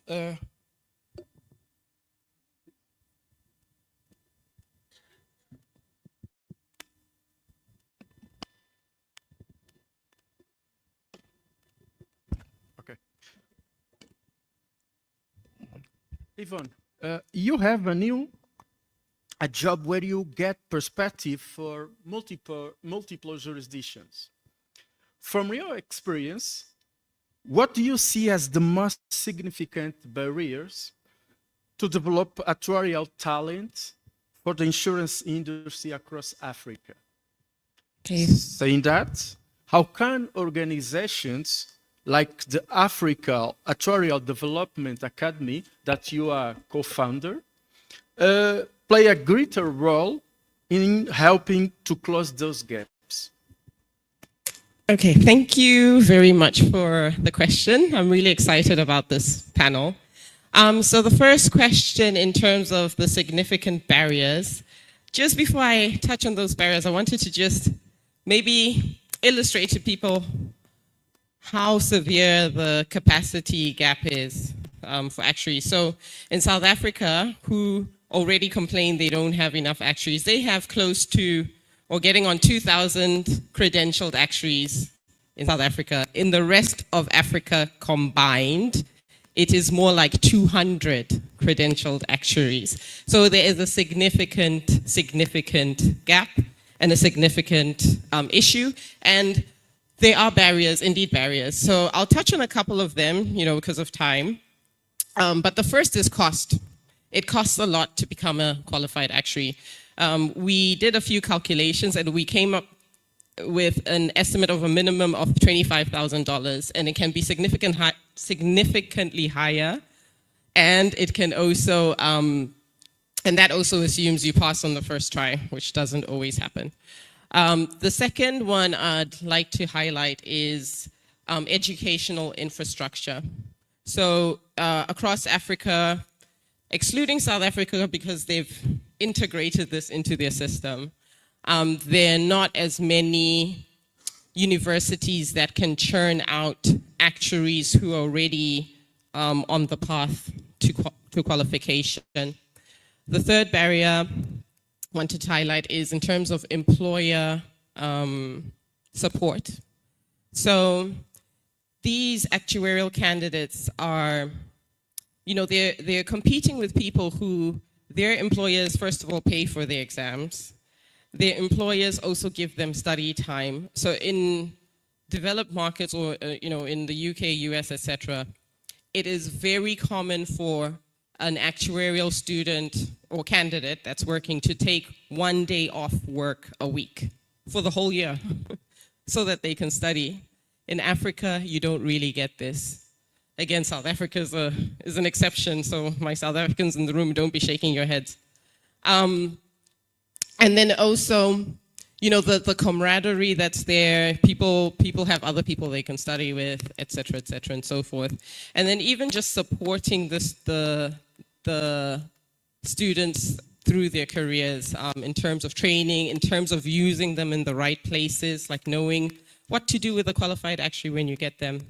That's important. And then the last one is in terms of mentorship and developing your actuarial judgment. So the actuarial profession is one where you develop on the job, and you do that working with people who are experienced. If there are only 200 credentialed actuaries in the rest of Africa combined, who are you working with where are you learning from? So these are significant issues. And yes, there are few organizations across Africa that are trying to address it. Like you said, African Actuarial Academy, Development Academy, or ADA, is one. And what we do at ADA, we have a multiple-pronged approach because there are many barriers. So the first is in terms of professional development. So we provide training to the actuaries tailored to the African environment. I can touch on that a bit more later. We also provide educational development where we're supporting universities across Africa to try and get credentials for giving exemptions for the university degrees.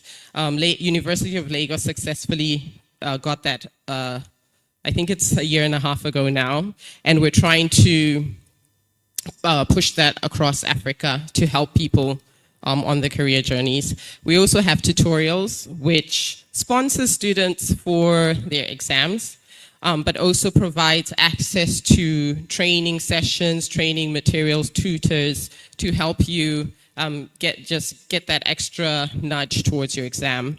And lastly, we have mentorship programs where we're pairing you up with qualified or more experienced actuaries to help train you as well. Okay. Thank you, Yvonne. From what Yvonne has said, we can see that universities are the key pillar to achieve this challenge. Well, Chakalani, I will go to you now. You have developed the teams and capabilities in multiple jurisdictions. What would you say are the key ingredients to building and retaining a high-performance technical team? And how would this be different for building teams in industry and building teams in regulatory institutions? Thank you. I'm based in South Africa, and I often find myself outside South Africa, throughout the continent. I love Africa. I love traveling.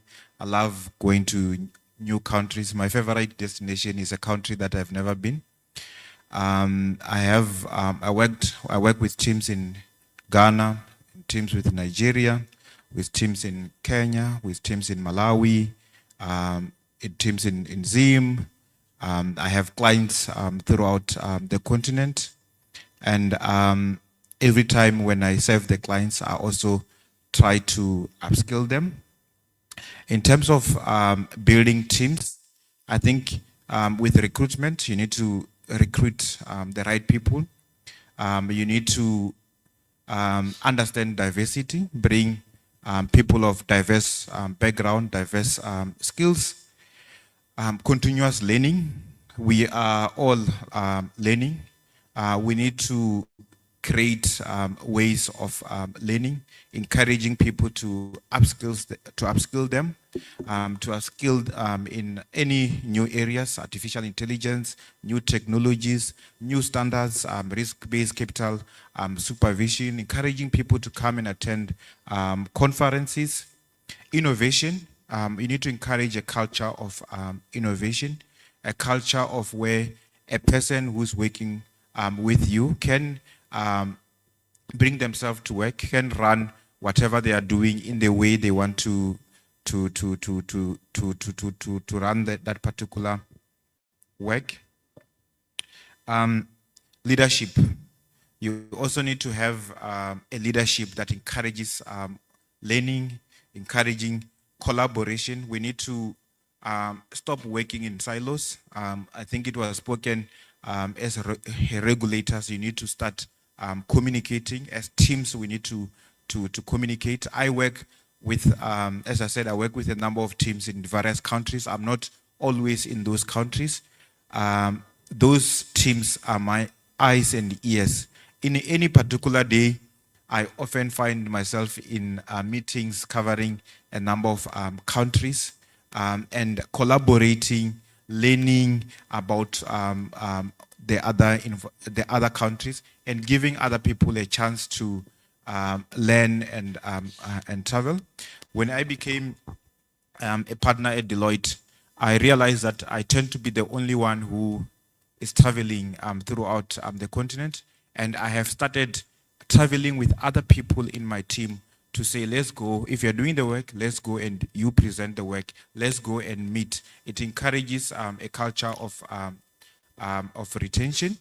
It's tough in Africa, in the market that we serve, given that the standards that we're implementing, they're not African standards, they are global standards. So when you train people, they live in Nigeria, in West Africa, they call it the Japa syndrome. People go to the UK, Canada, USA. But if we don't train them, they will stay. So we need to create a culture of training people, even though they might leave. But because if we don't train them, they'll be here. Takalani, how would this be different between operators and supervisors? I think it's really the same. People in any organization are people. You need to make the environment that people are working. They need to feel included. They need to feel at home. They need to feel that they can bring their own self. Then if they can bring their own self, it encourages an environment of collaboration, encourages an environment of innovation. So it's the same across any organization. Okay, thank you. Let's jump to Mr. Flores. How well equipped are sub-Saharan Africans regulatory authorities to implement risk-based supervisions in practice today? What are your thoughts about? Thank you for the question. It's very difficult to answer when you face supervisors to tell them they are not equipped or they are equipped. Nonetheless, I want to highlight first the challenges that supervisors face and that we often see across the continent. Part of that is lack of robust legislation that we have. And it's very difficult to pass legislation in Africa. However, we've of recent seen that many authorities are moving towards amending their legislation to talk to the current financial landscape and to help them deal with some of the emerging risk within this. The second part, in terms of challenges, that there are young and inexperienced supervisors that we have. And obviously this is because of staff attrition, newer staff coming in, and they have to get the rope and start to learn. So if you want effective risk-based supervision, it is a requirement, obviously, that these supervisors are upskilled and ensure that they have the required knowledge. Insufficient resources, that probably everybody would agree on, as we see across the continent. This is particularly in terms of number of staff, technology, financial resources in some instances, lack of effective data systems and tools. Sometimes it is manual, very difficult in a time that you need to respond effectively and rapidly.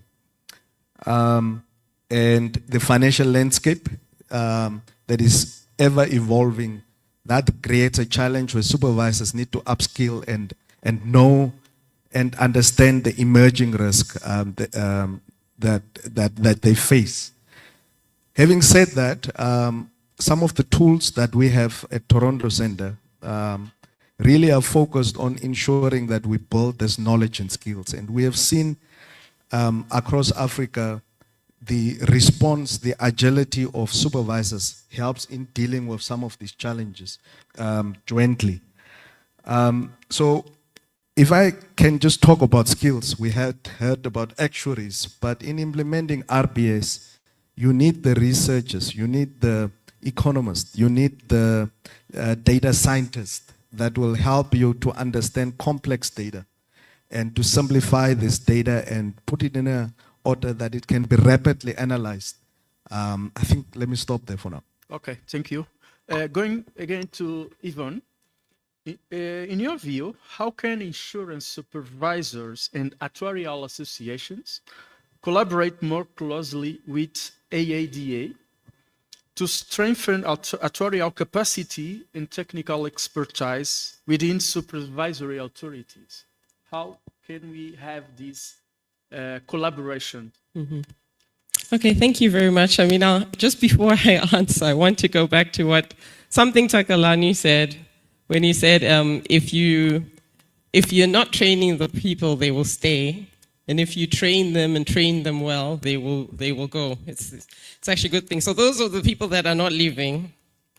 Anyway, but I wanted to just make this point that I believe it is a mutually beneficial, like we have to create a mutually beneficial environment.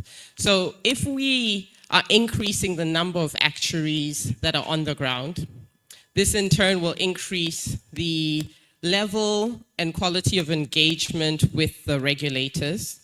And this also will increase the output of our collaboration, right? If we have working parties, etc. And in that engagement, we would be improving even the quality of the regulators, as well as the quality of the actuaries on the ground. So I think there's a mutually beneficial environment that needs to be created, first of all. It's not just a matter of us coming to train the regulators. You have to create this ecosystem that will continuously improve, right? So ADA is available, both myself and Mukami sitting over there, we're here, and we're open to getting suggestions in terms of how we might train regulators. So please do engage us. But we think working together, both ADA, both the local associations, because the environment is different in different places, and then the regulators, because if you look at these environments where they have lots of actuaries, it was actually driven by the regulators. I think working together, we can make a difference, and we should approach it from two sides. There's the demand side, in terms of having the right jobs, having employers understand what to do with actuaries, requiring that employers have a qualified actuary or the rightly qualified actuary doing the work. That's really important. I've seen some examples in the Middle East, quite recent, where they have started implementing some laws requiring that you have a qualified actuary in each company, but they're not doing it overnight. It takes a long time to develop somebody to qualification. So what they did was they told the industry, we're going to say that in 7 years you have to have a qualified actuary in your company, but what we will do now is we're going to require you to hire an analyst or 2 analysts, depends on the environment, and train them, provide them support, and within this time we expect that we should have enough qualified actuaries on the ground that we shall fulfill this law. It's regulator driven, and in a lot of these developed nations, a lot of these things were regulator driven. So that's on the demand side. So the supply side is where organizations like ADA come in, right? We're there to help, we're there to assist. And we have various programs in place to assist with that training, as I've said. So, and then also one thing to mention about ADA, like, we are made by Africans for Africans, right? So we're not just people with donor money. I'm not against people with donor money. we need money, so donate. But we're not just like, people who have donor money from abroad who've just come and said, here, we're going to train you, we're gone. We're here for the long term, right? So we're here and we understand that every environment is different. That's why we want to make sure the actuarial associations are strong. That's why we want to have the actuarial association in the room when we engage the regulators. And that's why we want to engage the regulators to make sure that our programs are sufficient. So we're here, we have our programs. They are open to regulators. I understand that there might be an independence issue and you might want to have a separate training. We're okay with that, we understand that. Please do engage us to make sure that we're giving you the right tools. And then also I mentioned funding, this will just be a plug. If you do have an education budget, we would love for it to come our way. Okay, thank you, Yvonne. Before going to Chakalani, can you tell us in how many African countries ADA is operating? So ADA operates all over Africa. We operate virtually, intentionally. At the moment, we are only operating in English and French. We do understand Portuguese is the next language we're looking at, but you know, you understand the resources on the ground and then who has the technical skills. At the moment, we don't have any Portuguese speakers. So if there are, you know, those people in the room that can help us, I'm looking at you as well. Please do engage us. But we operate in all African countries. We are virtual, intentionally virtual, so that we can reach the people that you know, where there's one actuary, not necessarily the people in South Africa where there are 2,000 actuaries, but they have access to our program. So just to give you an example, we just opened a non-life basic pricing and reserving course, and we had applications from 11 countries. We offered, I think, to about 9 people from 9 or 8 countries. It's only 15 people, by the way, just 15 people, but we had 60 applications. And so we're going through this course, we're mentoring people, but it's open to people all over Africa. Good. Yeah. For So sure we'll try to explore more. yes, things, and follow us on LinkedIn, get in touch, we're here. Thank you. Going to Takalani, what are the biggest challenge in collecting and utilizing data in the African insurance space? Saying that, and how can we improve analytical capabilities among both insurance and supervisory authorities? Yeah, thank you. The challenge with the data. Yeah, thank you for that. Data is a challenge for a number of countries. I don't think it's a African challenge. It's a global challenge. In many insurance companies, we have a number of systems that are housing the data.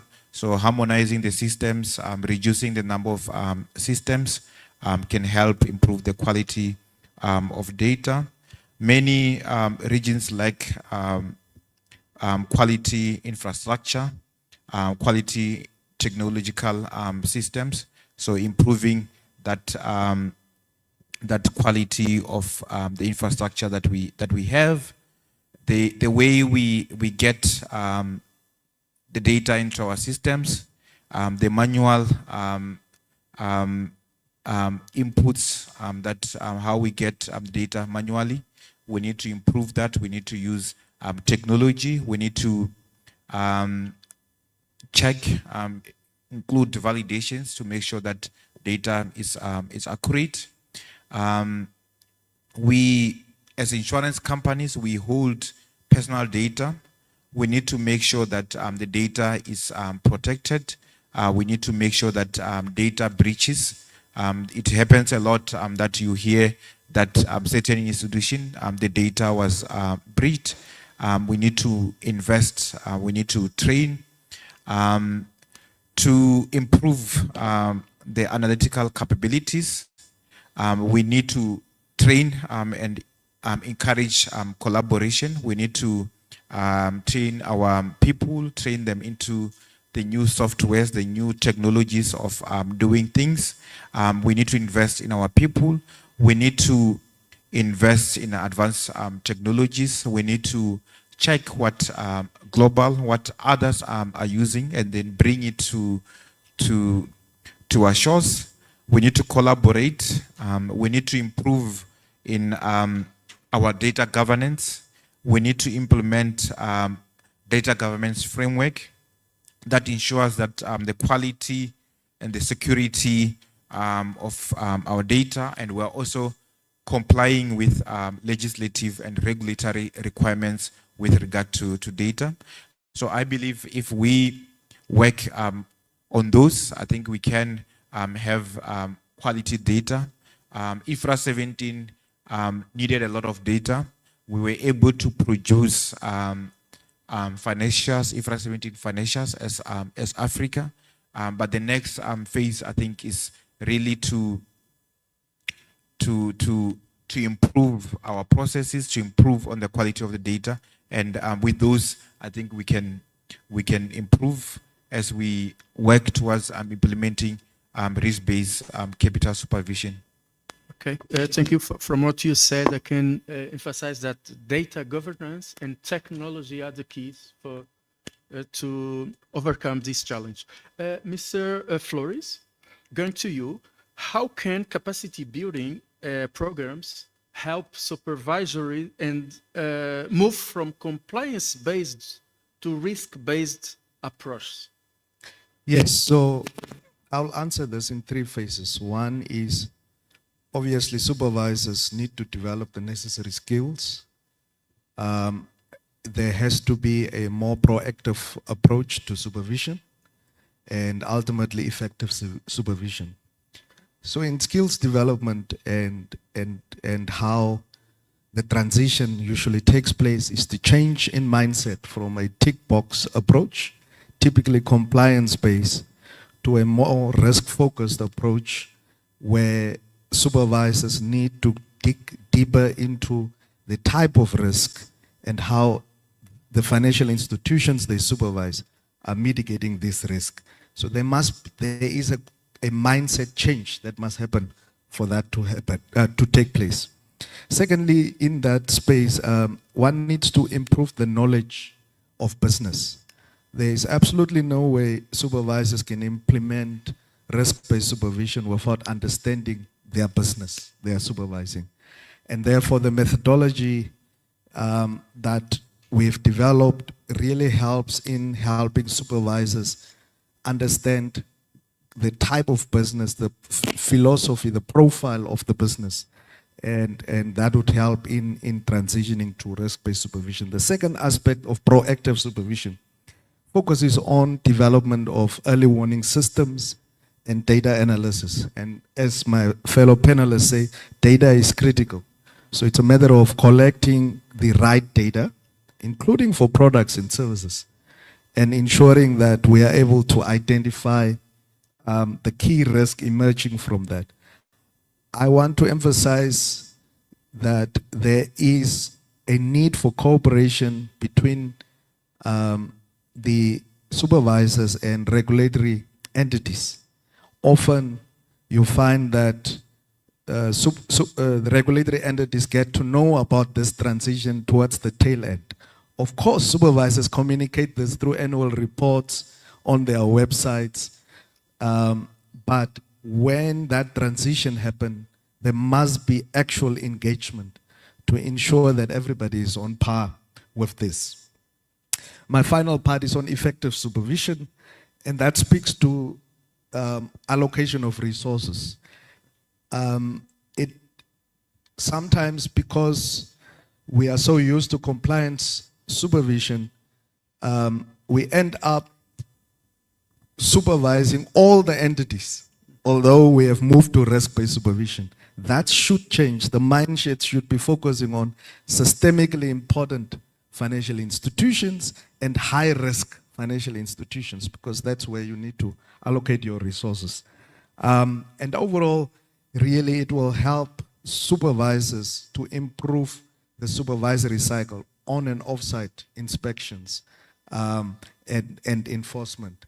And overall, that would help engagement with industry and ensure that supervisors have more targeted and focused approach in how they are engaging the regulated entities. Okay, thank you. Going to the last three questions.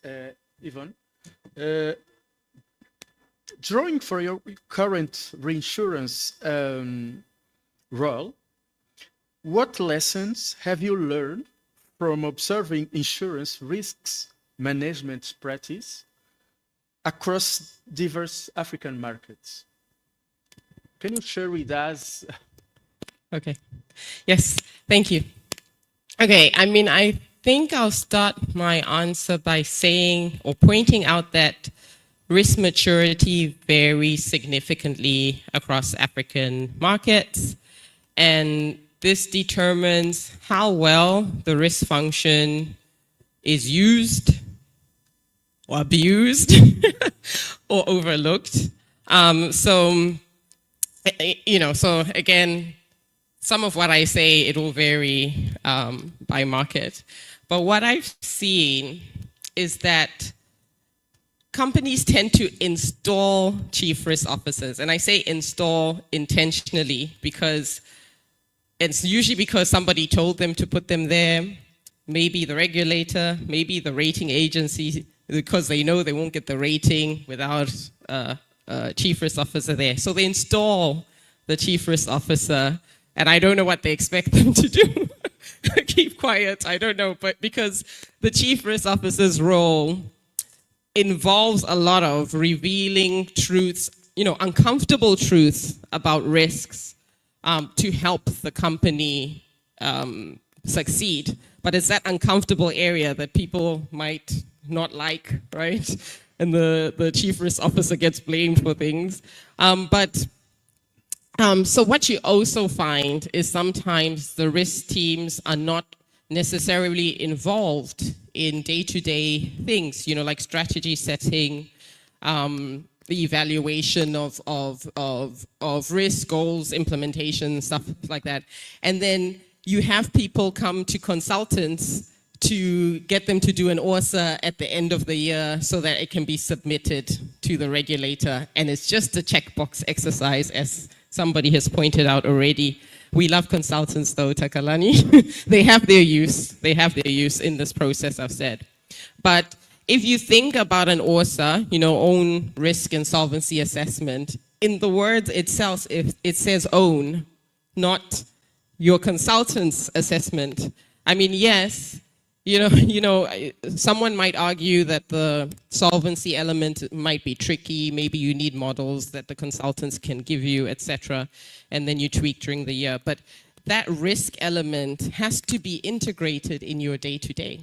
It has to be. It has to be there when you are setting your strategy. It has to be there so you can stress test whatever decisions that you're making, right? So for me, that is maybe what I see happening a lot. But then what I've also found that because of these dynamics, you find that people in the risk profession and the actuarial profession in general in Africa tend to have to be more entrepreneurial than their counterparts elsewhere. So we have to factor this into our training as well. And that, again, I'm talking about ADA a lot, but it's very relevant.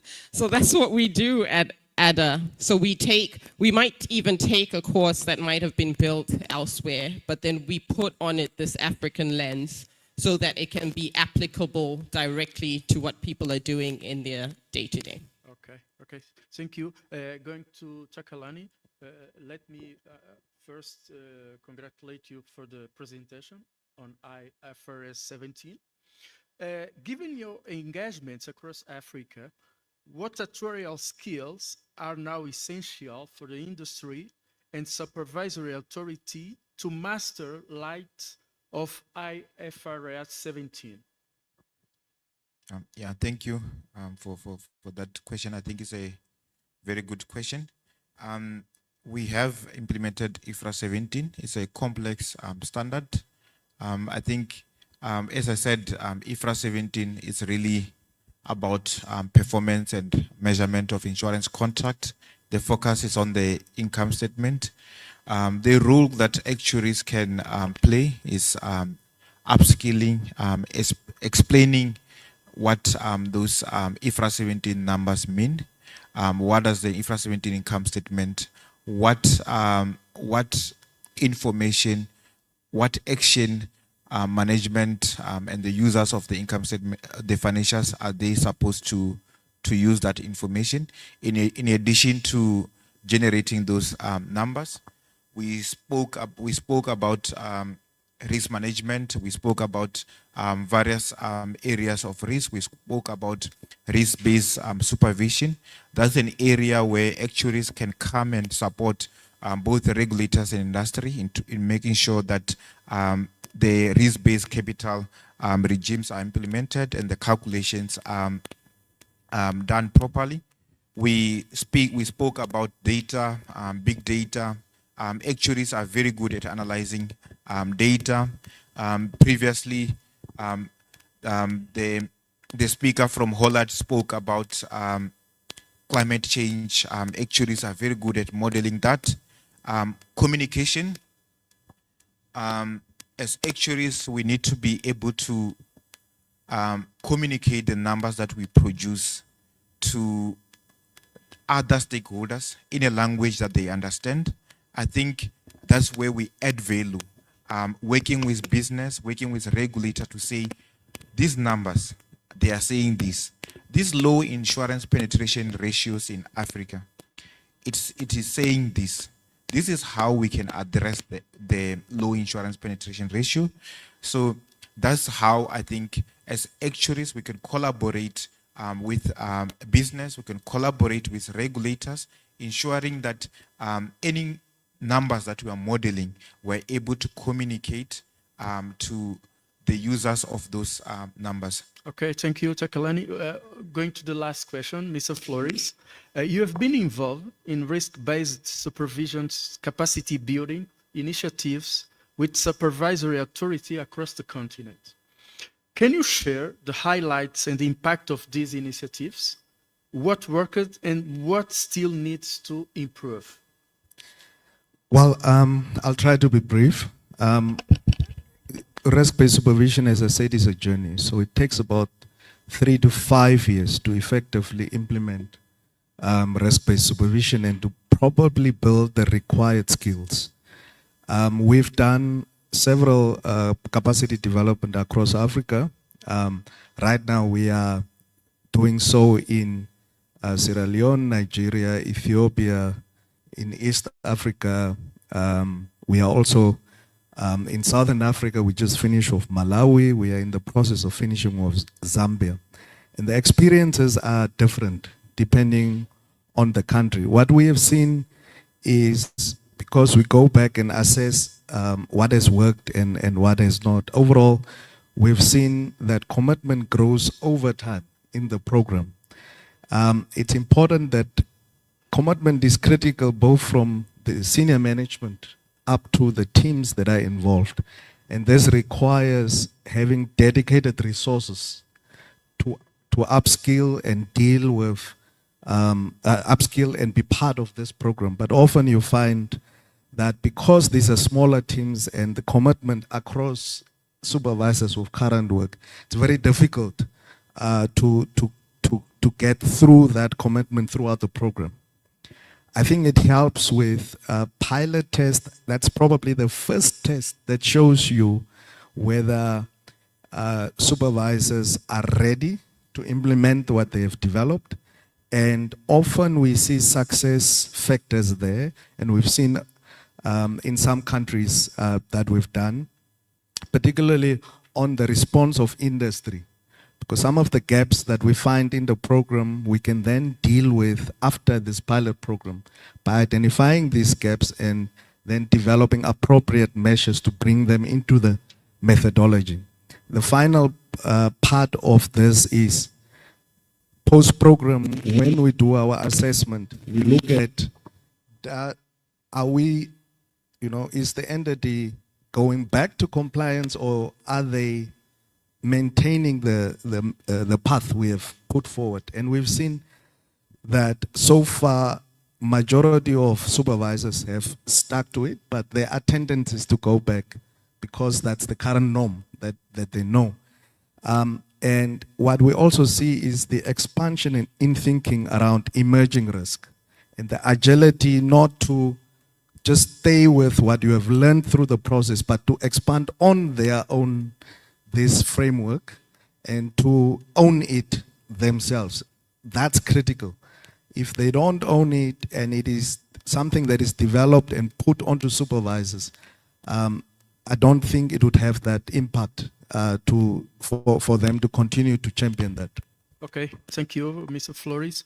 Shall we have question and answers from the audience? Do we have time for that? Okay, please. Now it's open, the question and answers for our dear panelists. Okay, Only two questions, please. Mr. Araújo. Hello. I'm not going to ask probably questions. I'm just going to give information about Angola and our efforts in educating actuaries. And I have a suggestion also for Yvonne. The data is here. We began in 2017 with our first post-graduation in actuarial sciences. We are working with the Portuguese university. Their master, the master that they have in Portugal is an international recognized master, but it's a three semesters master with a thesis. They are approved by the UK faculty, all those things. So here we could not do this, something like this. So we have a post-graduation since 2017. We are already now in the third edition. We formed already 28 actuaries in two first editions. Now we have more 21 students. And this is a 340 hours program. You know, it's not so complete as a certified actuary like you have in South Africa, but I think it's a good start. And one of the things that I always say to the students when they go to this post-graduation, they are just they are just learning the basis of actuarial sciences because it's a world of knowledge. You know, every day there are different things, and what they should try to have is mentors. So if in your academy you could have mentors to support them on practical work in Portuguese, it will be very helpful. So it was just and just to knowledge, I'm looking to this audience. There are several of our students that are here, and at least 3 or 4 in the supervisor. So, and the best students of our first course is in supervisor, and Mr. Enda is the responsible for 2 subjects, 2 of the disciplines. So he's the right guy to guide us in this process. Yeah, that's great. Thank you. So that is one of the reasons why ADA has the 4 different pillars, because we recognize that there are different ways to become an actuary. You know, the French system is just like what you just described as well. So that's why we have that educational development pillar, and then the professional, the mentorship. It all still applies. So we offer those things so the country can plug into what is relevant for it. So I agree with you, definitely can speak more, but we don't have any Portuguese mentors. We don't have, you know, so people around the room, please do put your hands to be able to volunteer, because we need, in order to offer Portuguese, we'd need experienced actuaries that speak Portuguese. We'd also need access to translators, and that also involves funding. So at the moment, we've been privileged, like Africa Re has helped us do the translations between English and French, so that's been useful for us. But to add Portuguese, we'll also need some assistance there, but we're definitely open to talking about it. Okay, do we have space for more questions? Yes, there's a question. Yeah, just one more question. Okay. Unfortunately, one more question. So are there any board level trainings on actuarial studies? Sorry, who is speaking? Oh. Okay. The questioner. Okay. Yes. Are there any board level trainings for actuarial studies? Not to teach the board about actuaries, or actuarial courses, but to help them understand the value creation that having more actuaries brings, and actually training them in the relevant fields. Because right now, the problem that some regulators have, at least in our case, Lesotho, it took a long time for the bank to actually hire actuaries. It seemed as if though they didn't understand their need in a regulator. And when they are there, the issue of training them appropriately is still another issue. So it would help if there are some courses maybe that are directed to the board to help them understand the value that having trained actuary brings to the regulator? I'll take that question. Thank you so much. It's our friend Lebohang from Lesotho, right? Yes. Thank you so much for that question. So that is actually something we have discussed in detail at ADA as well. So I mentioned our educational development pillar. It actually isn't just focusing on universities. I had to cut it short because we don't have time, but we have this element of educating the employers as well as to how to use the actuaries, because it is definitely a problem, because sometimes people will hire an actuary and then say, oh, actually, no, go and do research, and the person has skills to do something else that could help you. So we definitely have that. We haven't started offering we haven't offered any sessions yet, but we have been looking into it, and one of the key issues is funding. So again, open up to funding. If you have an education budget that you'll help us with, we do have a sustainable model to utilize that funding. That would be great, but that's our biggest barrier to offering that so far. But we have it on our list. We think it's very important. Maybe I can also just add, also as we provide the statutory actuarial work, a number of boards in a number of companies that we serve, they request training in various areas, Insurance 101, RBC, IFRA 17. So we provide, as part of the work that we do to our clients, we also do a number of training. Within South Africa, we at Deloitte and also in Ghana, even also Nigeria, we launch what we call Deloitte School of Actuarial Excellence, where we focus on new graduates who are coming into the financial service industry, and we take them through insurance and what insurance products, reserving, IFRA 17, risk-based capital regime. We have also been having a number of companies coming where we are upskilling their staff. And we, as I said, we have trained a number of boards on a number of insurance, actuarial related matters to assist them with their governance and fiduciary responsibilities. Okay, well, thank you for all of you, and for to my dear panelists. We don't have a space for more questions. Sorry. Thank you for all of you. Thank you.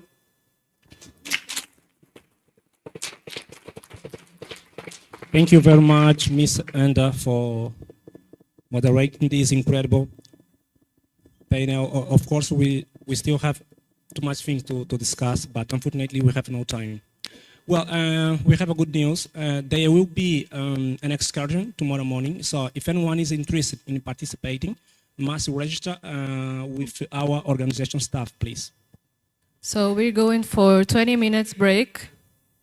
Outside, yeah. Yeah, outside, yeah, sorry, Yeah. outside, thank you. We're going for a 20 minutes break, and I kindly ask you to respect the time because it's Friday and we are in a rush.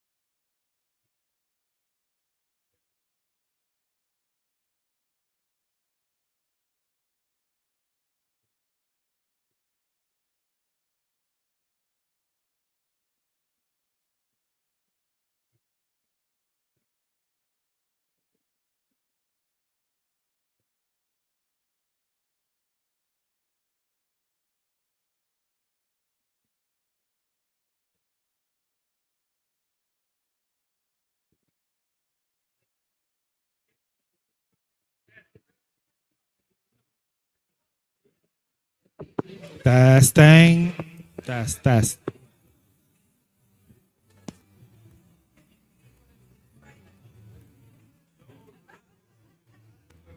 Hi. Hello.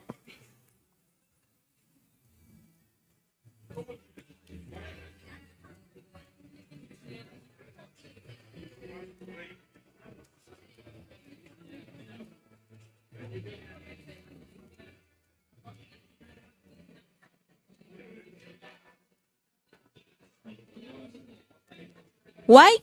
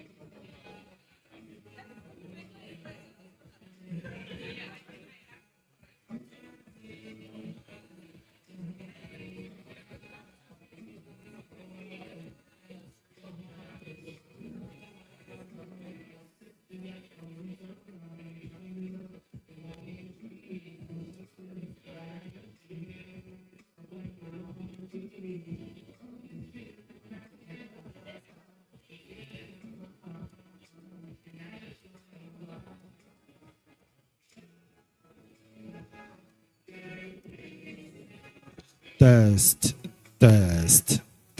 Hello. Boa tarde. Boa tarde. Boa tarde. Boa tarde. Boa tarde. Boa tarde.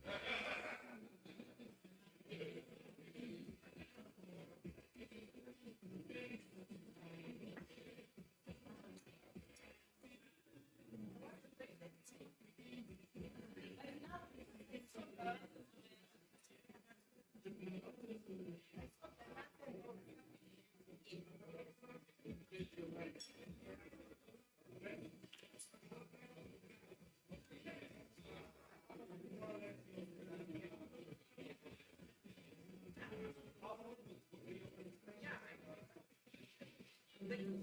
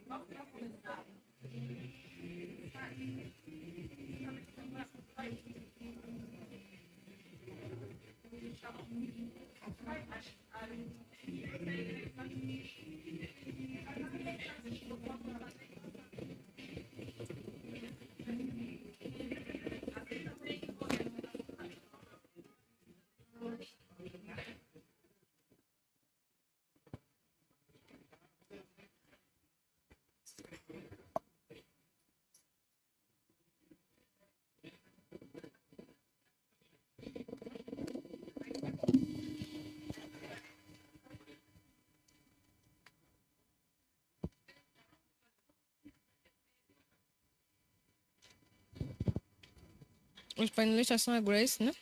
Grace, Alhaji Kadunabi Lubaita e o Guaizão Patrício Coassi. Espera, tá onde isso, meu Deus? Eu fiz screenshot. Eu mandei para ti. Deixa eu tomar para aberto.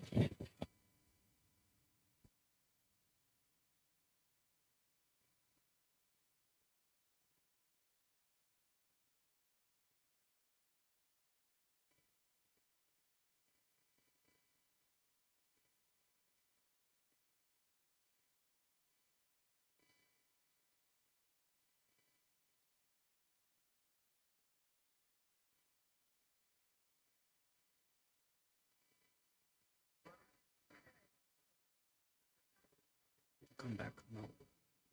As we move to our final technical section.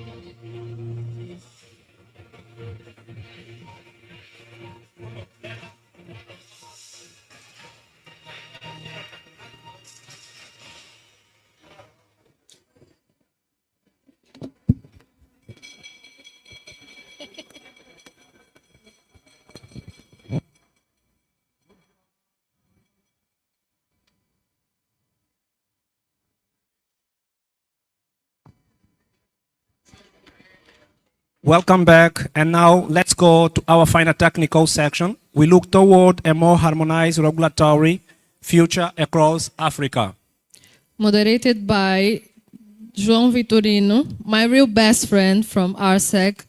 This session will explore the progress, challenges, and strategic importance of regional regulatory convergence. The panelists are Dr. Grace Muradzikwa, Alhaji Lubega, and Ngugesan Kwasi. A round of applause, please.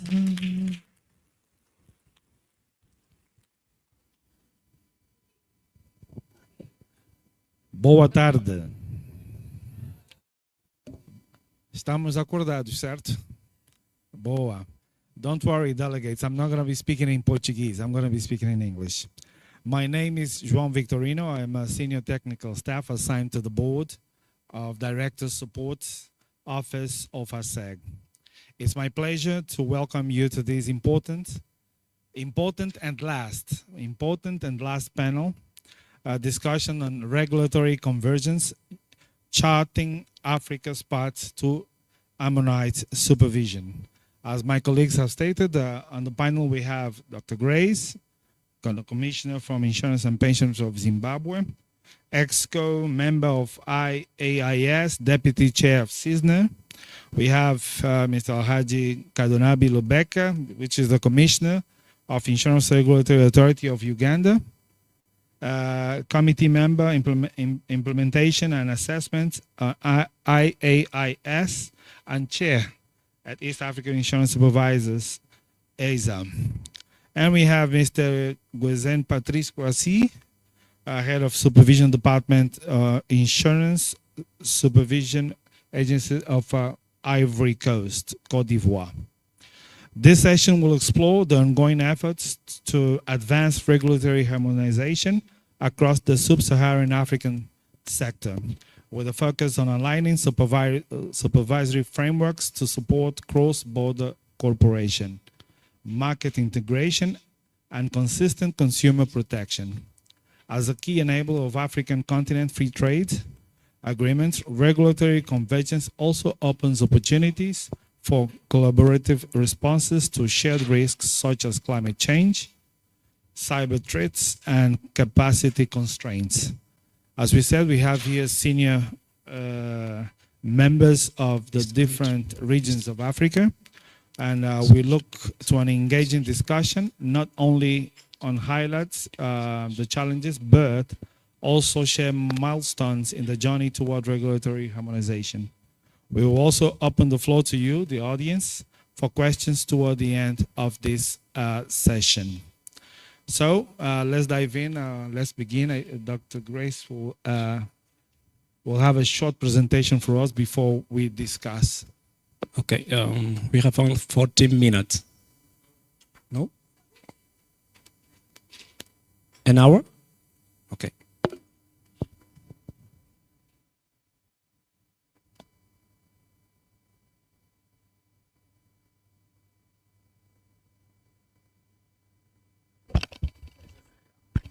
Good afternoon. Botard. I'm learning, Madam Philomena. So this afternoon, and I also speak very fast, but I'm going to try and speak slowly. I'm not standing before you as Commissioner for Zimbabwe. I'm standing before you as the Vice Chair for CISNA. So I have a few slides which I'm going to share in terms of the work that we're doing. And it was very interesting listening to some of you. It's very clear that you don't realize the work that we are actually doing as regulators. So we are not very far behind in terms of the work that we're supposed to do. I'm going to share a little bit about what CISNA is all about, our mandate and objectives, some of the ongoing projects that we're working on, and then going beyond our strategic plan, and just a few takeaways for all of you. So CISNA was established in 1998 in terms of Article 2 of Annex 10 of the Protocol on Finance and Investments.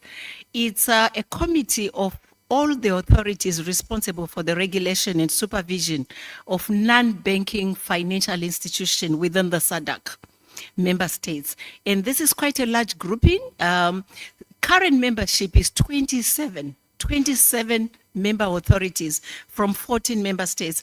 I think the reason why we speak of 27, we have got some jurisdictions where you've got regulator for insurance and pensions, you have a central bank, and you also have a different regulator for capital markets. So in those jurisdictions, you will have 3 representatives, on CISNA. We report to the SADC Committee of Ministers of Finance and Investments. So all the Ministers of Finance and Investments within the SADC. So in terms of a mandate, we exist for a number of functions, promote harmonization of regulatory and supervisory regimes. So we have been talking a lot about what are we doing as regional groups and what are we also doing to prepare for the African Continental Free Trade Agreement. So you realize that a lot of the work that we're doing, we're actually preparing also for the African Continental Free Trade Agreement. And I will soon take you through some of the things that we're doing as a regional grouping. We also exist to promote the development of financial products and services. We promote access to financial products and services by the majority of the population, in our jurisdictions. We encourage cross-border cooperation. A lot of us as regulators as well, we now have the responsibility to promote ease of doing business, from our different countries. So, this also resonates very well with some of the work we're doing. We exist to promote sound corporate governance, amongst the non-banking financial institutions. Okay, we also promote a relationship between international bodies and compliance with international standards. So as CISNA, we have signed MOUs with Iais, with IOPS, with IOSCO.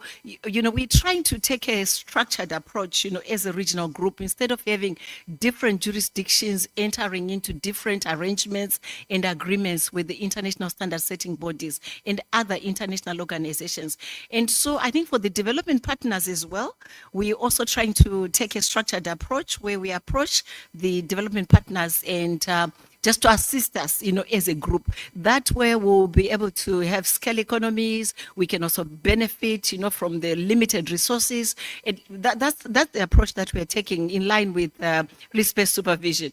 We also exist to enhance capacity building through training and education of regulatory authorities and staff, and to promote AML, CFT, CFP supervision of financial institutions in compliance with international standards. And lastly, we also are trying to promote consumer financial education and protection. So I'll now just take you very quickly to some of the projects. These are some of the ongoing projects. So very quickly, around harmonization of model laws. So we have actually completed a project to harmonize model laws. I hope the colleagues from Angola, Madam Philomena, and the board have taken you through this. So we have 3 model laws which were approved in 2019, and then we have 9 model laws which were actually approved in 2024 by our ministers of finance. So these are the minimum standards in terms of laws that we expect from all our jurisdictions. And so after our ministers of finance adopted these model laws, we are now monitoring implementation in all our different jurisdictions. And I can advise you that as we speak in Zimbabwe, we actually have an IPEC amendment bill, which is going through Parliament. And part of what we are trying to achieve through that amendment bill is also to harmonize with some of these model laws. You know, we're working on student visa recognition framework within the SADC. And let me just explain this very quickly. So right now, if you have a student, let's say coming from Angola, wants to go and study in South Africa, your medical aid is not recognized in South Africa, for instance, or you have to find, as part of your student permits, you have to get medical aid even though you're covered in your own country. So what we have done now is, if medical aid is regulated in your country, then South Africa will recognize your medical aid. So this is, I'm just trying to explain very as simply as possible what we are doing, but we're trying to promote ease of doing business and also trying to make it easy for you to do business, you know, within the SADC region. So part of this work that we're doing around the students' visa recognition framework is also to facilitate this ease of doing business and movement within the SADC. We've just approved a project to develop a certification model for non-banking financial institutions in SADC. So what this means is that if you have a qualification, so we want a qualification which is portable within SADC. So in line with our preparations for the African Continental Free Trade Agreement, if there is a training and education body in Angola, we want to make sure that that qualification is recognized within the SADC. So this is a project that we're currently working on. We had hoped to adopt this report last month, but there are still a few things that we want to work on, and then we'll be taking it to our SADC ministers of finance. But I'm just trying to demonstrate to you that we are actually moving very fast to make sure that we promote ease of doing business within the SADC. So we think that this is going to be a game changer for us, because in terms of portability of expertise within the SADC, we can get Angolan practitioners coming to work in Zimbabwe, and similarly, we can get practitioners coming from Zimbabwe, coming to work in Angola, and so on, without necessarily having to go through a rigorous fitness and probity assessment. In terms of regional guidelines, so those are some of the guidelines that we're working on. We are working on a risk-based AML CFT framework. We're working on an agricultural commodities derivatives exchange. This one, we've just completed the report, and our ministers of finance will be considering this at their meeting in May. Is it this month? Next month? Yeah, so our ministers are actually meeting in the next few months to consider this report on establishing a regional commodity exchange. And the approach that we've agreed within SADC is that we are going to ride on existing exchanges that are already in existence. We are also working on a framework for green finance and carbon trading. I did mention, I think when we had the presentation on green financing and carbon trading, so this is something that we're also working on, and we are almost towards the end of this. We're working on a framework for cooperatives. Here we're looking at microfinance, in some of the cooperatives, so that we also develop a framework for the SADC. And then we are also working on the regional certification I've spoken to. Lastly, we're also working on a guidance on fintech development training program for regulators in the development of regulatory sandboxes. In the report that we received, you'll notice that FSD Africa is currently capacitating quite a number of regulators within SADC to develop a regulatory sandbox. And then lastly, we also looking at capacitation in general. So we are helping our members also with the self-assessments, with the Iais core principles. We're also helping our members with the self-assessments around the IOPS core principles, the IOSCO Theme 1 assessments. And then very interesting also, what we are doing is we have a capacitation program for board members of regulatory bodies. So every year we bring board members of regulatory bodies to Mauritius for training on what they should be looking at, what should be on the regulator's dashboard. We felt that this was a gap as far as our own boards of directors, and we found that this is really useful in terms of capacitation. We have a lot of other projects, but I thought in the interest of time, these are the ones which are in the oven, which are cooking right now. There are some, which are on our plan. I think Eric shared the wrong slide for me, but I also wanted you to know that we actually have a strategic plan. As CISNA, we have a strategic plan which is running into 2027, and it's anchored on 3 pillars. And those 3 pillars, we're speaking to capacitation, we are speaking to market development, and we are speaking to harmonization. So even as a regional body, we are very organized. We have a strategic plan. And we are clear about where we want to go. So, Shao, this is my conclusion. You'll be happy I said 5 minutes. So, CISNA, as a group, we've made substantial strides in harmonizing our regulatory frameworks. We're building regulatory capacity, and we're developing insurance and pensions markets within the SADC region. And we have key initiatives such as the adoption of the model laws, the standardization of model laws, the capacity building projects, and the market development projects that are being successfully implemented. And then lastly, we have a continued focus on harmonization, capacity building, fintech development, and general market development to drive financial inclusion and insurance penetration. So a lot of work being done, but still a lot that needs to be done. But I just want to appreciate the regulators within the SADC region, in that everyone has really come on board and is very active in supporting the work of CISNA and moving the SADC region forward. Thank you very much.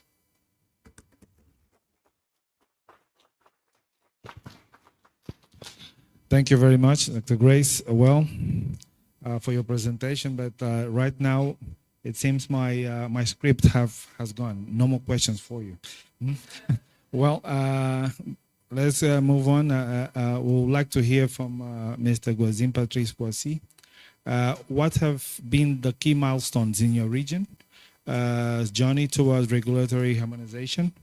And how has the harmonization process been influenced by your regional economic communities, ECOWAS, and regional supervisory bodies, WISA? Mr. Patrice?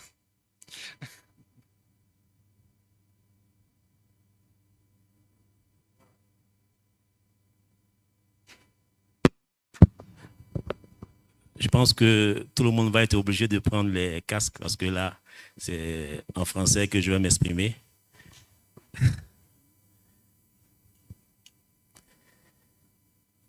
Et donc, il s'agit d'évoquer les étapes qui ont marqué l'harmonisation au niveau de la législation de nos pays. Je ne parlerai pas de la CEDEAO parce que au niveau de l'Afrique de l'Ouest, les pays francophones se sont mis ensemble, les pays qui ont été colonisés par la France ont été mis ensemble pour pouvoir avoir une législation commune dans le secteur des assurances. Donc, il n'y a pas encore de cadre d'harmonisation entre ces pays et puis les pays anglophones. Donc, les pays des anciennes colonies françaises d'Afrique de l'Ouest et celles de l'Afrique centrale se sont mis ensemble depuis 1962. Donc, en 1962, il y a eu la création d'un cadre d'harmonisation des réglementations que l'on appelait la SICA. Et ce cadre-là avait pour but de coordonner toutes les activités de contrôle du secteur des assurances et de coordonner également les formations des cadres en matière d'assurance et puis d'aboutir à l'harmonisation des réglementations nationales. Bon, quelques années après, ça a été de constater qu'il y a eu certes des acquis avec la SICA, dont notamment la création d'une école de formation de tous les cadres des assurances de ces pays. Il y a eu la création d'une compagnie de réassurance appartenant à tous ces pays qu'on appelait la SICARE. Mais il y a eu beaucoup de difficultés qui ont demeuré.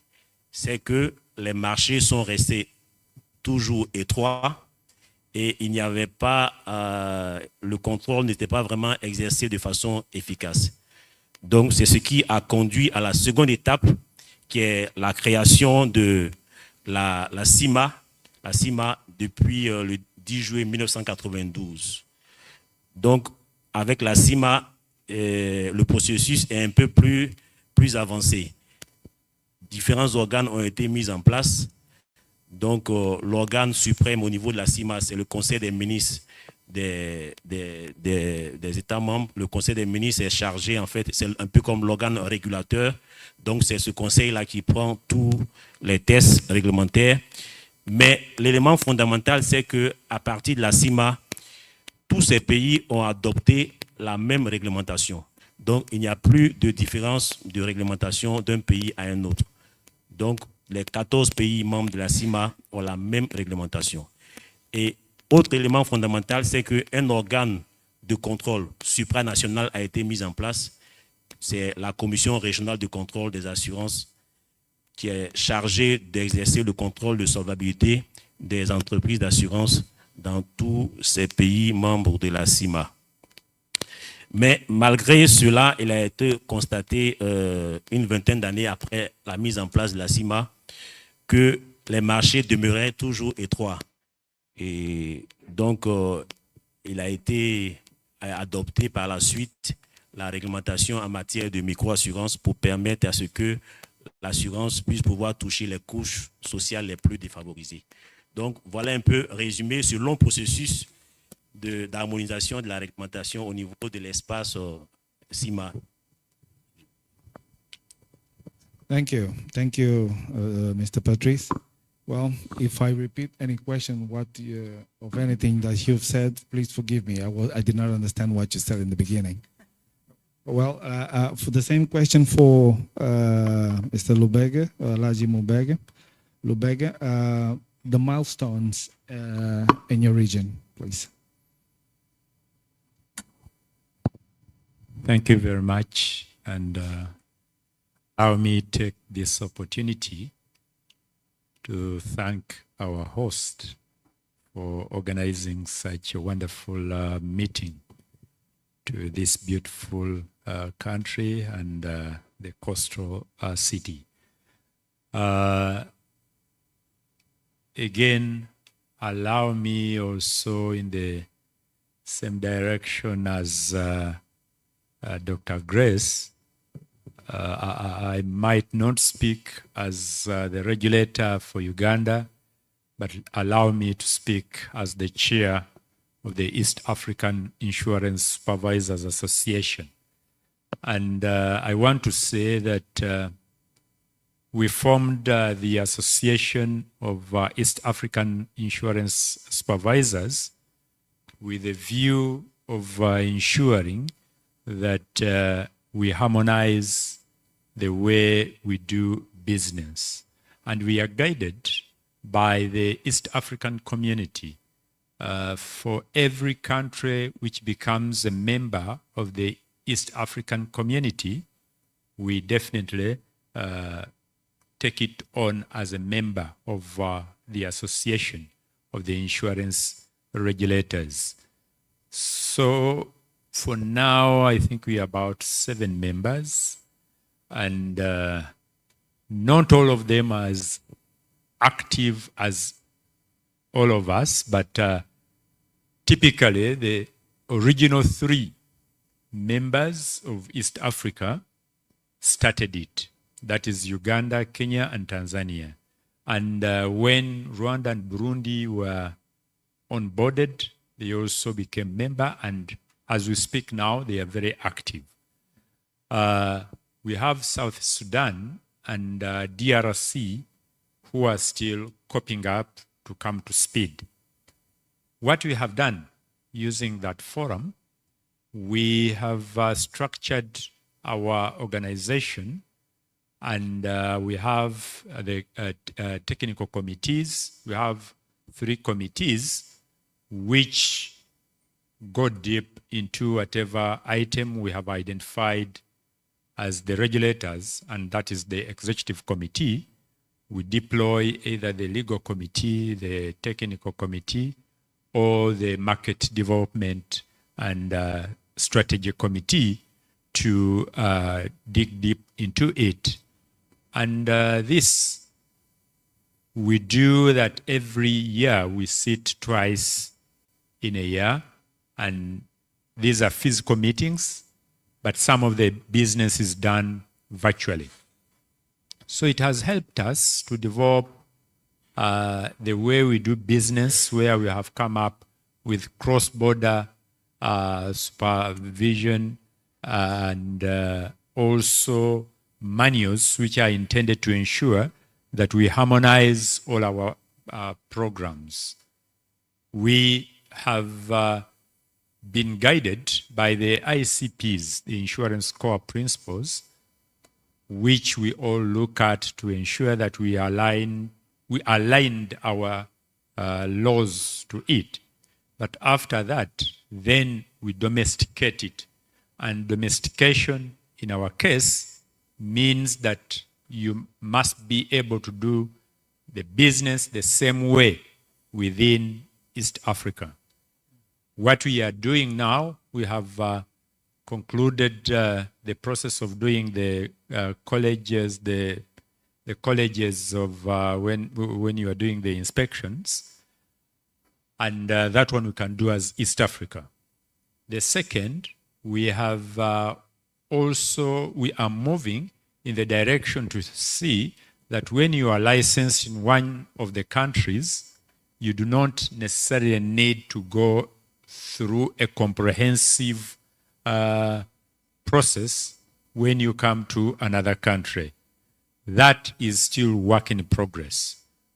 And we are tackling that by coming up with an East African insurance model law.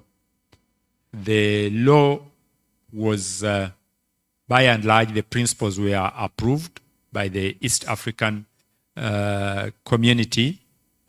And now we are developing the regulations. We are looking at about 14 regulations which have to be in place.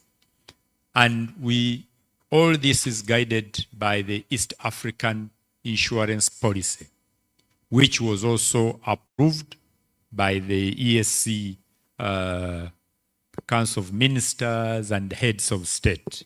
It was adopted.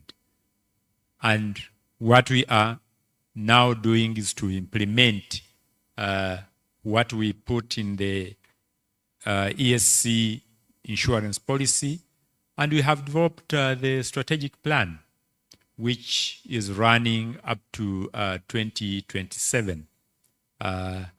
It is guiding what we have to do, and the work is moving on pretty well. Thank you. Thank you. Mr. Rebecca, if I understood correctly, you began with 3 countries as members of and now you was 7. Are there any upcoming policy changes, initiatives aimed at aligning the regulations with the regional or international frameworks within your region? Yes, they are upcoming. As I said, we have an East African insurance model law. And its intention is to ensure that the way we do business in East Africa is all aligned to be the same. One of the fundamental issues which are in that law is to recognize the country when we talk of retaining premiums within the country, the geographical limits or limitations is going to be looked at as East Africa. Don't look at it as Uganda, don't look at it as Tanzania, don't look at it as, when we talk of within the geographical limitations, it has to be within East Africa. And I said we are developing 14 regulations, which we are almost completing. And these regulations are going to, after us, they will go to the Council of Ministers. We have also developed an East African guarantee or bond to allow the movement of goods before they pay the tax. Before we used to have the COMESA customs bond. Now we have developed the ESC bond, customs bond. And all this is talking to the common market, which we have at East Africa. Thank you. Thank you. Mr. Patrice, what about in your region? Upcoming policy changes or initiatives aimed at aligning national regulators within the regional and international frameworks?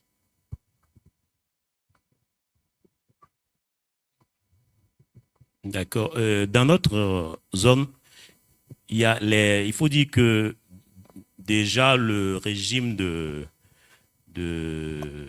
solvabilité a été légèrement modifié. Parce qu'il faut dire que nous, les francophones, en général, on ne bouge pas trop vite. Hein. Donc, la mise en œuvre des changements prend un peu plus de temps. Donc, la CIMA a adopté un nouveau régime de solvabilité qui prend en compte beaucoup plus l'exigence de fonds propres. Parce que dans l'ancien régime de solvabilité, cela n'était pas vraiment une exigence majeure. Le contrôle de la lutte contre le blanchiment des capitaux, le financement du terrorisme, également est un contrôle basé sur les risques. Bon, à part cela, bon, je pense que c'est ça, on peut dire que ce sont les changements majeurs qui sont déjà plus ou moins appliqués. Thank you. Dr. Reis, we have seen the initiatives aimed at aligning national and regulations, but can you share examples where regulatory differences have created barriers, inefficiencies to regional cooperation?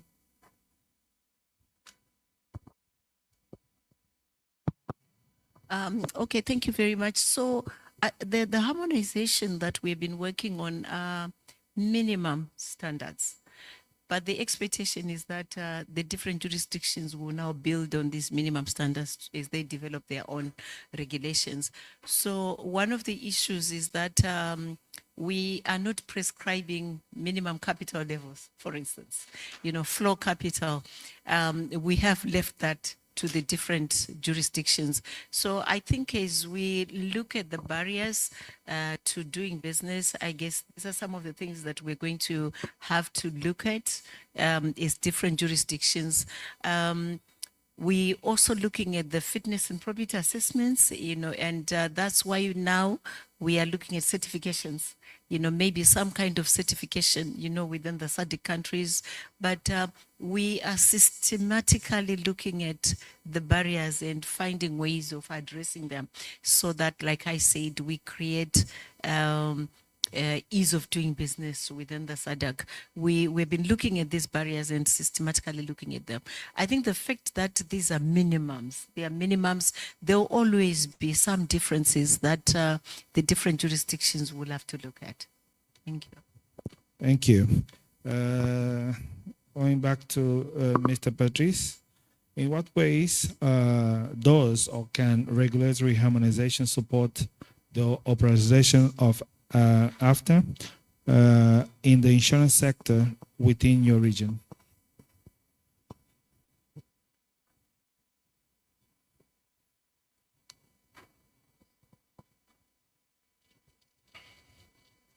Merci. Le défi majeur de la zone, c'est l'ouverture vraiment des marchés. C'est vrai que nous avons une législation commune, mais les marchés ne sont pas réellement ouverts. De sorte que aujourd'hui, une société qui obtient un agrément pour s'installer dans un pays de la zone CIMA, s'il veut exercer dans un autre pays, il lui faut un nouvel agrément. Donc, il n'y a pas encore l'idée d'agrément unique. Il y a aussi la coassurance communautaire qui a été adoptée depuis plusieurs années, mais en réalité, il y a des difficultés à mettre cela en œuvre. Donc, c'est les défis majeurs en matière d'ouverture du marché que nous avons. Well, I'm sure the delegates understood better than I, but thank you for your contribution. Going back to Alaji Lubeke, are there any ongoing dialogues between AFTA authorities and insurance regulators in your region to align efforts? If yes, what has these conversations focused on? Okay, are there ongoing dialogues between AFTA authorities and the insurance regulators in your region to align efforts? If yes, what has these conversations focused on? Is between various regulators and authorities. Exactly. And if yes, if yes, what has these conversations focused on? What has been the focus of the conversations? Okay, the discussion has been to ensure that we achieve the harmonized way of doing business.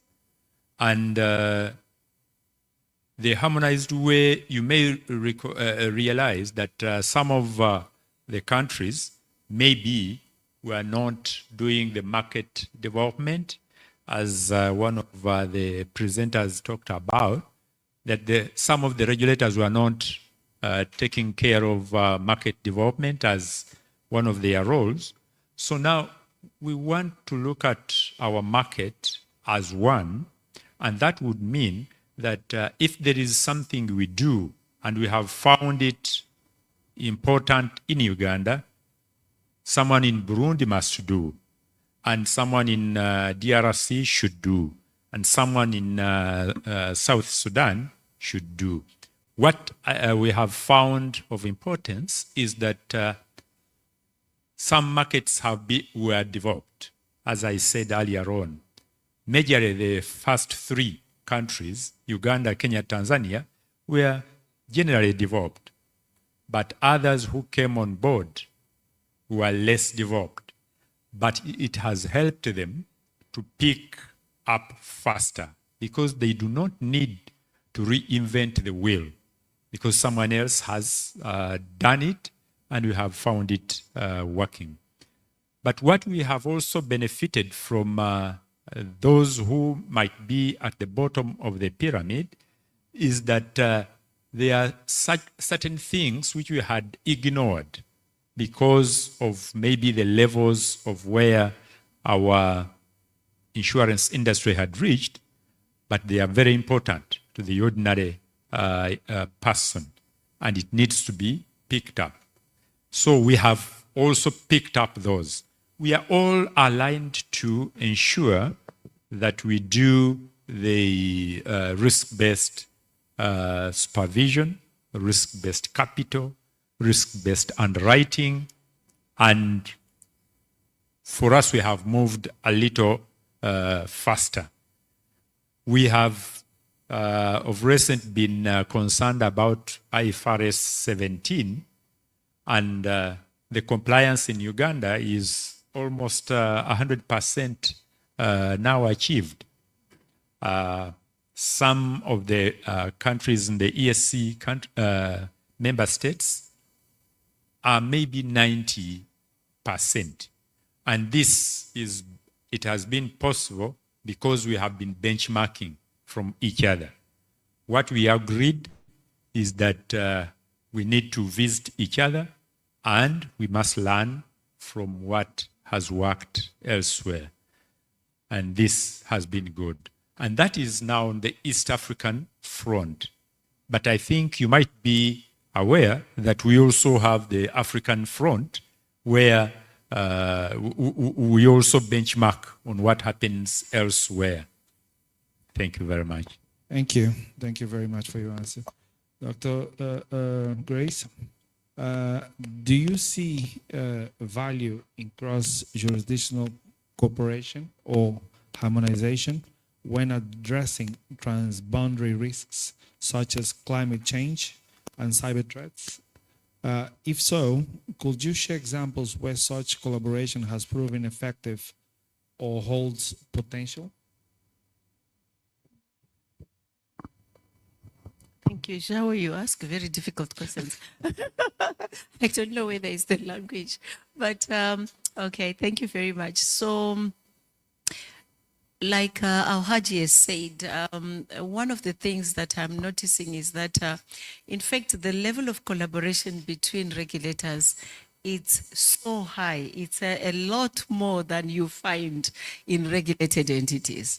So we learn from each other very fast, and the onboarding processes for a lot of things that we do is a lot lighter, I think, because of the shared experiences.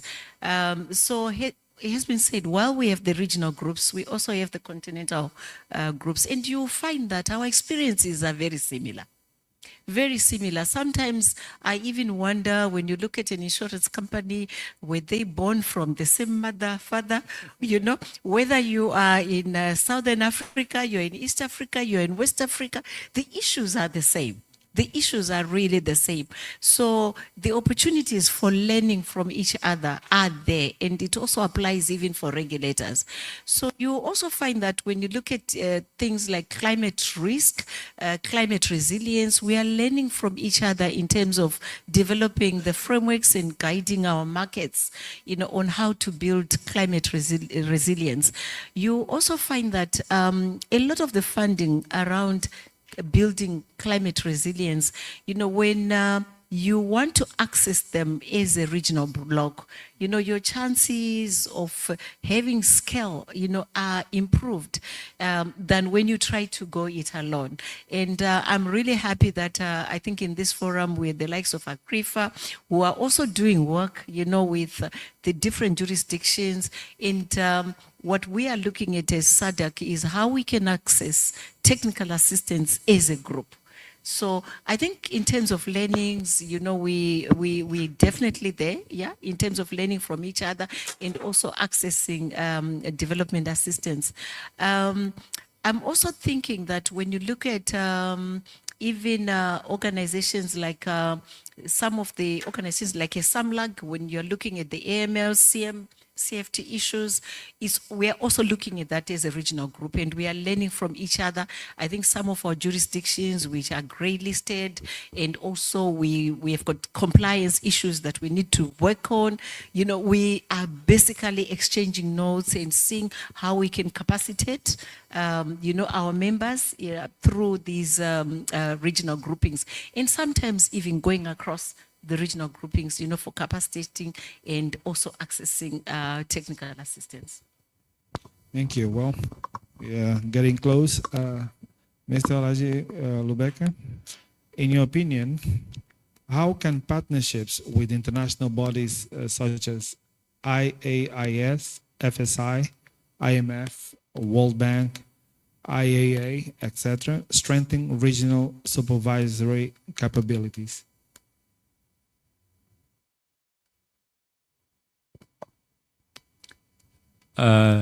I think partnership is very important if we are to do things differently, because if you want to do business as usual, you'll never move from where you are.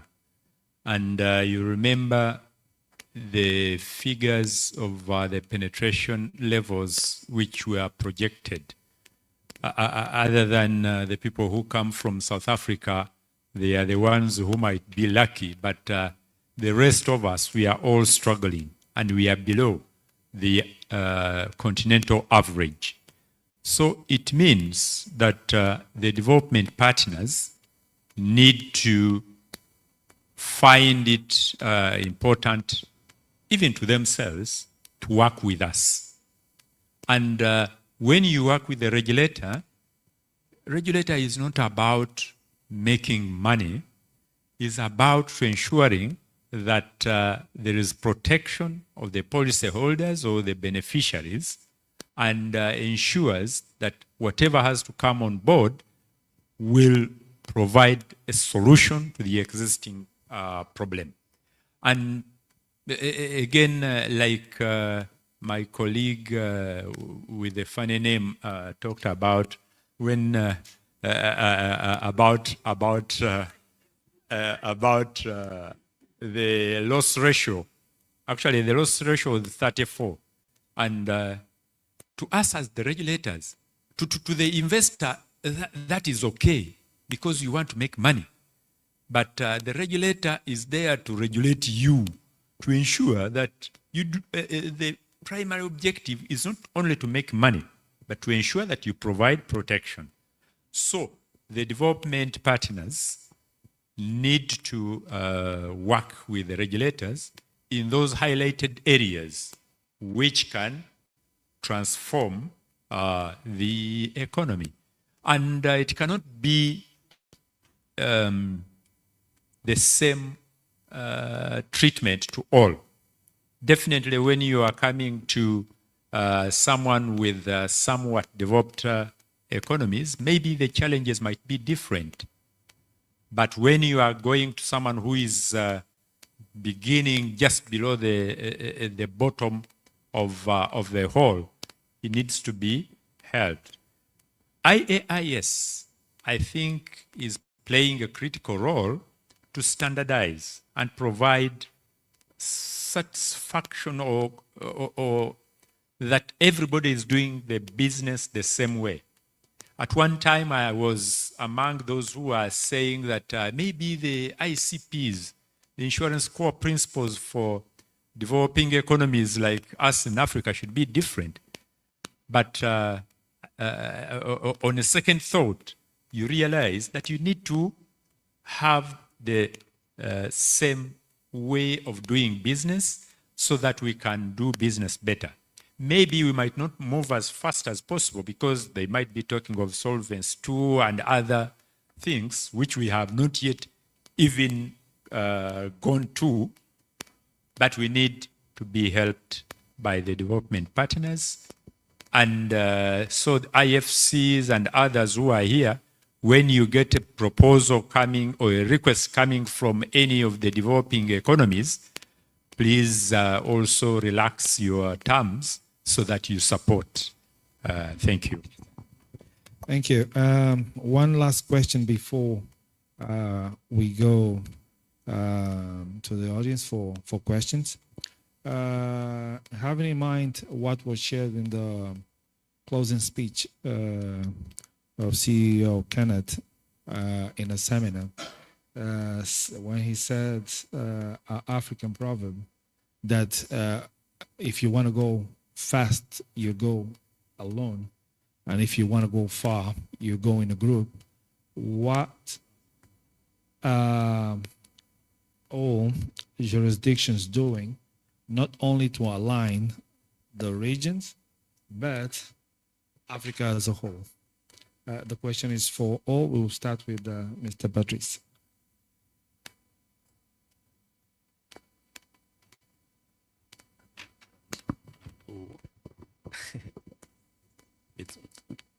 La traduction n'est pas trop exacte, hein? Donc je ne sais pas si j'ai bien perçu la question, mais est-ce que vous pouvez répondre? Oui. Okay. The question is because of the proverb that was shared by CEO Kenneth on closing of the on the seminar that states that if you want to go fast, you move alone, but if you want to go far, you go in a group. And what are the different regions doing to, and what do you want to share that you are doing to make this a reality as regions and as Africa as a whole?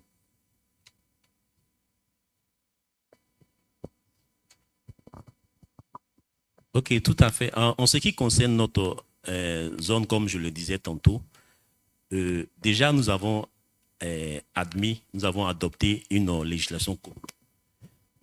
Maintenant, le défi, c'est que les marchés puissent pouvoir évoluer ensemble. Mais il faut reconnaître quand même qu'il y a beaucoup de disparités entre les pays. Cela est vraiment réel.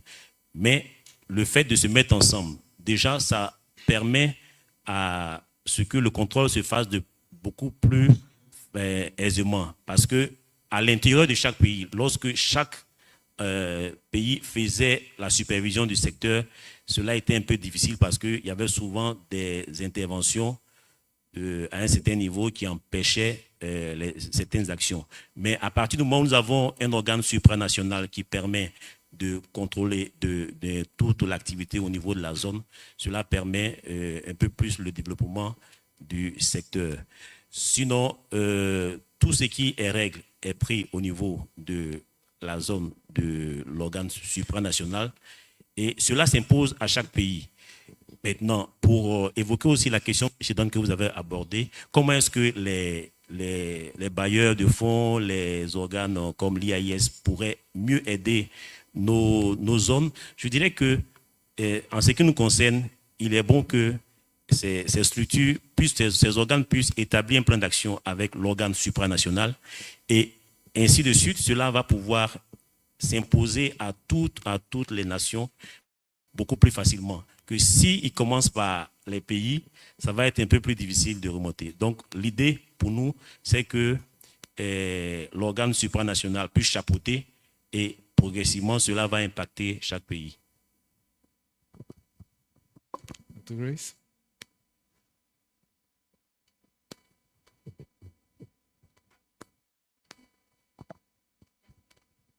The same? Okay. Thank you very much. I am an advocate of going fast, but at the same time, going with a group. So, what I would think would work best is that we first improve on what we are doing as our regional groups.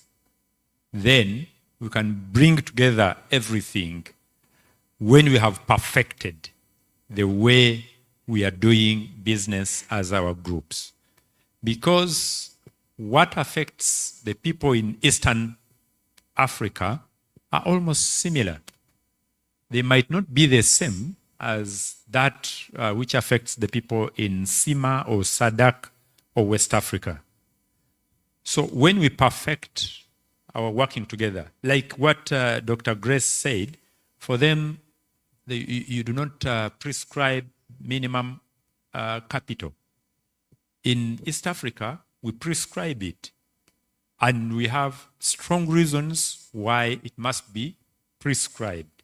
So I think we need to ensure that as our groups, we perfect the way we do business or the way we work with each other. Then after that, then we can bring together all other teams at the continental level. Thank you. Okay, so thank you. I just want to add that I think as regulators, we have very limited resources. I have yet to come across, maybe except for Uganda, I have yet to come across a regulator who has a lot of resources. So because we have limited resources, I think it's important that we take a value-based resource allocation where we are saying for these resources, how do we best utilize them? So I think for me, that's why it's really beneficial for us as regulators to work as a group. Some of the benefits that I'm finding as we work as a group is that not only about resource allocation, but we are looking at sharing experiences. So if there are some of us, we've done certain things, there is no need for you to invent the wheel.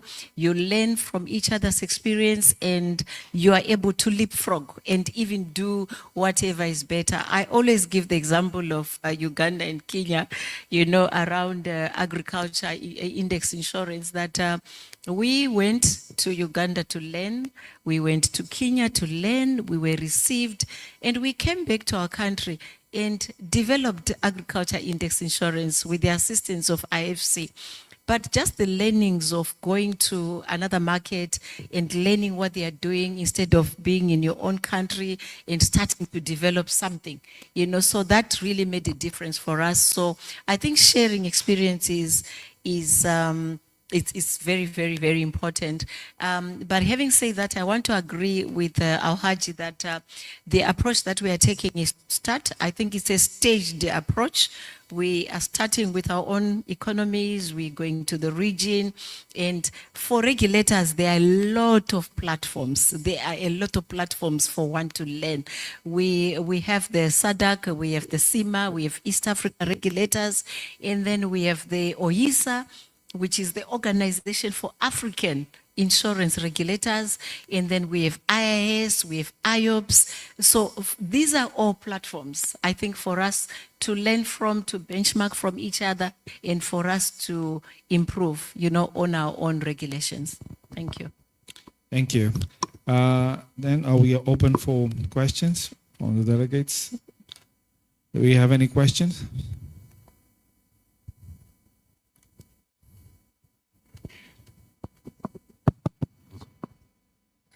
Good afternoon. I'm Mudenda from Zambia. This one is particularly concerning credit rating agencies. Are the blocks doing anything to respond to credit rating agencies, especially that they affect our sovereign ratings in view of reinsurance? What are the blocks and what is after doing about it? Are they planning to have one single credit rating agencies which will rate African insurance companies and reinsurance companies within the African context? Thank you. Who wants to answer that? Yeah. Okay, so for us, I think it really depends where you want to do business. Some of these credit rating agencies, they are only giving the local claims paying ability rating. And then, of course, if you want to do business on the continent or you want to do business across the continent, the issue is you have to have a rating which is acceptable in that particular jurisdiction. So I think there comes the complication really with regulators prescribing a credit rating agency. But I can tell you what we are doing in Zimbabwe. We had credit rating agencies coming into Zimbabwe and very expensive. But you ask yourself, what purpose? What are they saving? Because we also do our own soundness assessments, which we use for regulatory purposes. And we have just admitted a local credit rating agency, a Zimbabwean credit rating agency. And we are very happy about it because we came together as financial sector regulators. So this is Central Bank, IPEC, capital markets, and we reviewed this local credit rating agency. And we also discussed with them even the pricing, you know, of the rating. And we've admitted to do the local credit rating together with the likes of your GCR and so on. But we are good because it's going to provide competition for your GCRs. But if a Zimbabwean company wants to go and do business in Uganda, so that's a totally different ballgame. And I think this is where your question really comes in. And perhaps it's something that we can put on the table, you know, within the SADC, which ones are the acceptable credit rating agencies for you to be doing business within SADC. And then when you go across into the other regions, you know, and so on. I'll let Haji also add to that. What we have done as the East African insurance supervisors, we are in discussion with one of the credit rating agent to see that we recognize that one for the companies which work within our area. And we are looking at ensuring that we minimize the cost which is involved in it, but we also standardize on what is required to do this rating. But it is important really to know that your companies are underwriting risks from your countries. So with or without a rating, if the regulator gives you a license, you are permitted to underwrite the business. It should be the reinsurers who should be concerned with the ratings because they want to get business from many other countries. But you also know the limitation that the rating cannot be beyond the rating of the country. And in many of our countries, you know our problems. So that's where we are. Thank you. Thank you. Any other question? Can you please stand? Good afternoon, regulators. My name is Mukami Njeru, member of the IFOA Council, also co-founder of ADA. So I'm just looking at the stage and I'm seeing the wealth of experience that's there across most of the regions on the continent.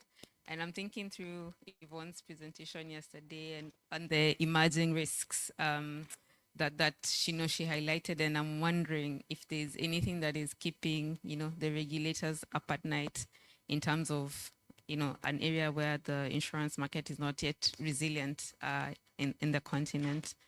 So any emerging risks that you feel like the industry is not yet well prepared for and needs to be better equipped for across your regions. Thank you. You want to answer that? Do you want me to repeat it? Okay, apologies, Grace. Right, so my question is relating to emerging risks.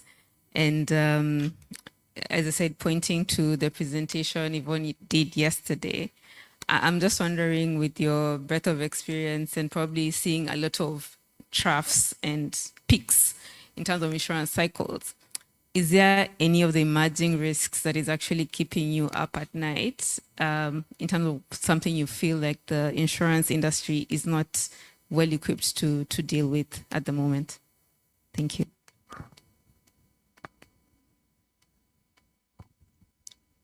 if I am to answer, I would say cyber risks and majorly the digital or the technological transformation. I think we are not yet doing what we ought to do, and the risks involved in that immense, and I think we need to attach more importance. And what is keeping me awake is to ensure that we develop fundamentally the micro-insurance space so that we serve the ordinary people. And if we can serve the ordinary people, then it means even the bigger or the other types of products can be bought, because these people would have appreciated. The last one, what is keeping me awake, is to see that the claims ratios are not yet where it should be. The underwriters are not yet paying the claims as they ought to do. They want to underwrite at the time of claims settlement. So that is what is keeping me awake. We used to have a problem of the liquidity risks when people were not paying for the covers, but for us, we have cash and carry. If anybody does not do that, that is another problem, and we sort it elsewhere. Thank you. Yeah, I just want to add a risk that is really keeping me awake, and that's the third-party risk. Yeah, in Zimbabwe. We have noticed that the industry is relying very much on third parties who they have very little control over, almost to the extent that we realize that the whole industry, especially when it comes to third-party what do you call them, these motor policies, that the whole industry is hooked onto one system. And when that system is down, they can't issue any policies. And the industry is not thinking about de-risking and coming up with other third-party providers to provide. And I guess it's also linked to cyber, but I think that's also a risk that very often we don't have on our dashboard. And then I think coming from Zimbabwe as I do, macroeconomic stability is a real big issue, especially for the life sector. And you were asking, why is our life industry generally in Africa not as developed? But long-term business requires macroeconomic stability. You can't do life business without macroeconomic stability. And you find that in a lot of our markets, as opposed to South Africa. Why?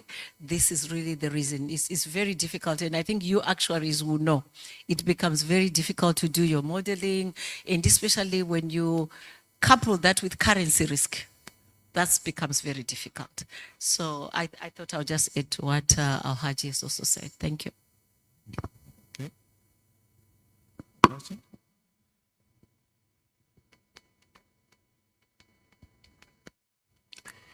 Thank you.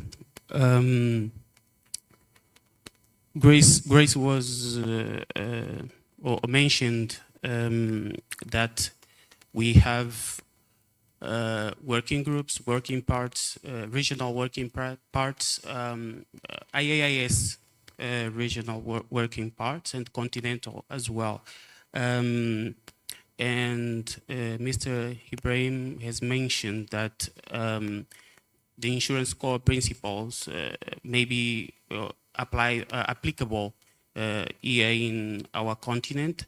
But at the same time, we cannot apply all the insurance core principles. So my question is whether by being part of the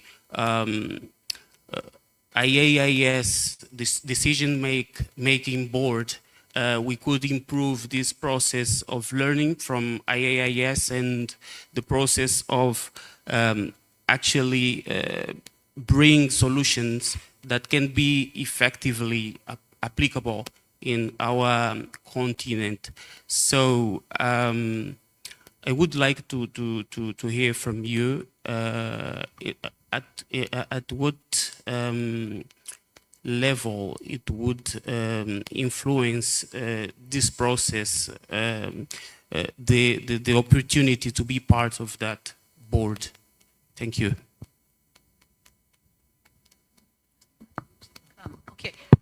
Okay, so very good question. You're obviously not a regulator, right? Okay. Okay, because one of the projects we have at CISNA right now, coming from our meeting 2 months ago, we currently undertaking an exercise to see who is sitting on what Iais forums. And I think we had a session with Iais on Wednesday where they were taking us through all the forums in the working groups at Iais. But at our last meeting, we had already agreed that as SADC, we want to make sure that we have representation on all these working groups. So here's the thing for us. Sometimes as Africans, we are not on the table when these standards are being set. And as a result, there is no African voice. We don't have voice and we are not contributing to the standard setting body. So the process of coming up with standards at Iais or at IOPS is actually a very lengthy process. You start with research, you have inputs from jurisdictions, you have issue papers, you have application papers, and you are supposed to comment on these, but sometimes we don't. And as a result, the other jurisdictions move ahead of us. So we have acknowledged this, and so we want to make sure that we have representation on all these working groups. So it's an exercise that we're actually currently doing, and we will do that. It was very surprising for me, and I don't know if this has changed, to realize that we had one African on the IFRIS standard setting body. And I was asking myself, when IFRIS 17 was being developed, was this person on the table? And did this person represent Africa? Because when the IFRIS 17 standard was rolled out, every African country is saying, oh, we don't need it, it's expensive, it is not necessary. But why did we allow it? Why did we not have voice when the standard was being developed? So I think it's a very good question, and it's something that we've started asking ourselves as regulators, and we want to make sure that you young people, regulators of course, not you, we want to make sure that the young regulators, the sharp regulators, we plant them on all these working groups. And we don't only plant them to go and sleep, we want them to come and report back to us what is going on and to make sure that we have a voice. Thank you. Maybe what I can say is that we need to make noise. By the time I started being a regulator, we had one representative for Sub-Saharan Africa until we went to a meeting and we told them that as Africa will move out of here if our voices cannot be heard. At least now we have the two. We have Kenneth and Grace. They are there. But we want, maybe when they also go, they also need to make some more noise. They need to make more noise. And arrangements like this one, to me, is very good. Because if we can come up with some resolutions and our representatives take them, they might be hard ones, but this is what we are saying. And if you want to move with us, at least accommodate us. You might not take everything, but at least accommodate us. So I think that is the only way we can go on achieving what we want to achieve. But at the same time, we shouldn't also be complacent. We should also be willing to change. People don't want to move from the status quo. We should also be willing to move, but our voices should be heard. I thank you. Thank you very much. Hello? Thank you very much for your contributions. I think it was a fantastic opportunity being part of this panel with Dr. Grace, the Patrice, and Elijah Lebega. And I'm sure that we are all going to be working harder so that African voice is heard. We need that. Thank you very much.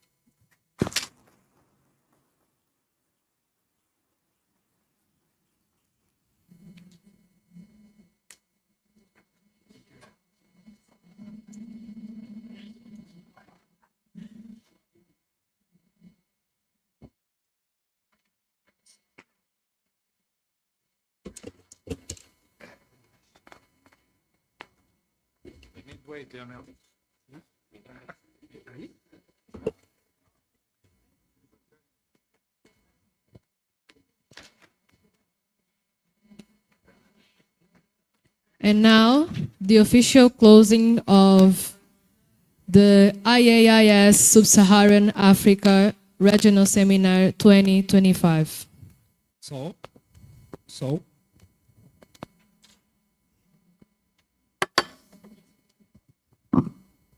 to close this incredible seminar, I have the pleasure to invite Mr. Kennedy Matomola, Executive Committee members of IAIS and the CEO of NAMFISA. Please, a round of applause.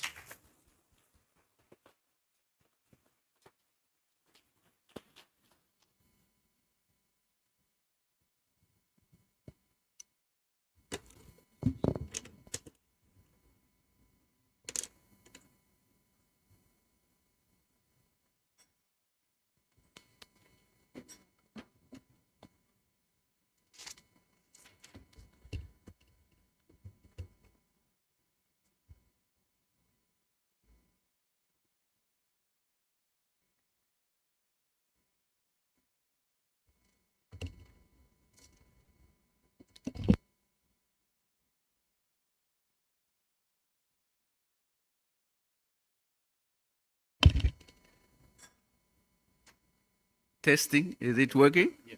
Oh, good. Yeah, good afternoon, colleagues.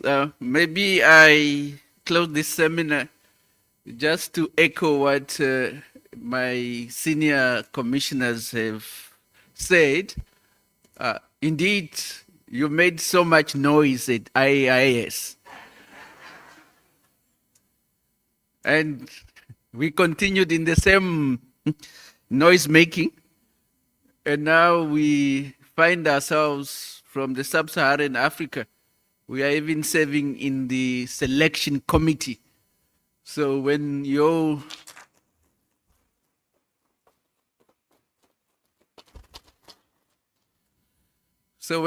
put up names now, you'll find your representative is there to convince other colleagues there.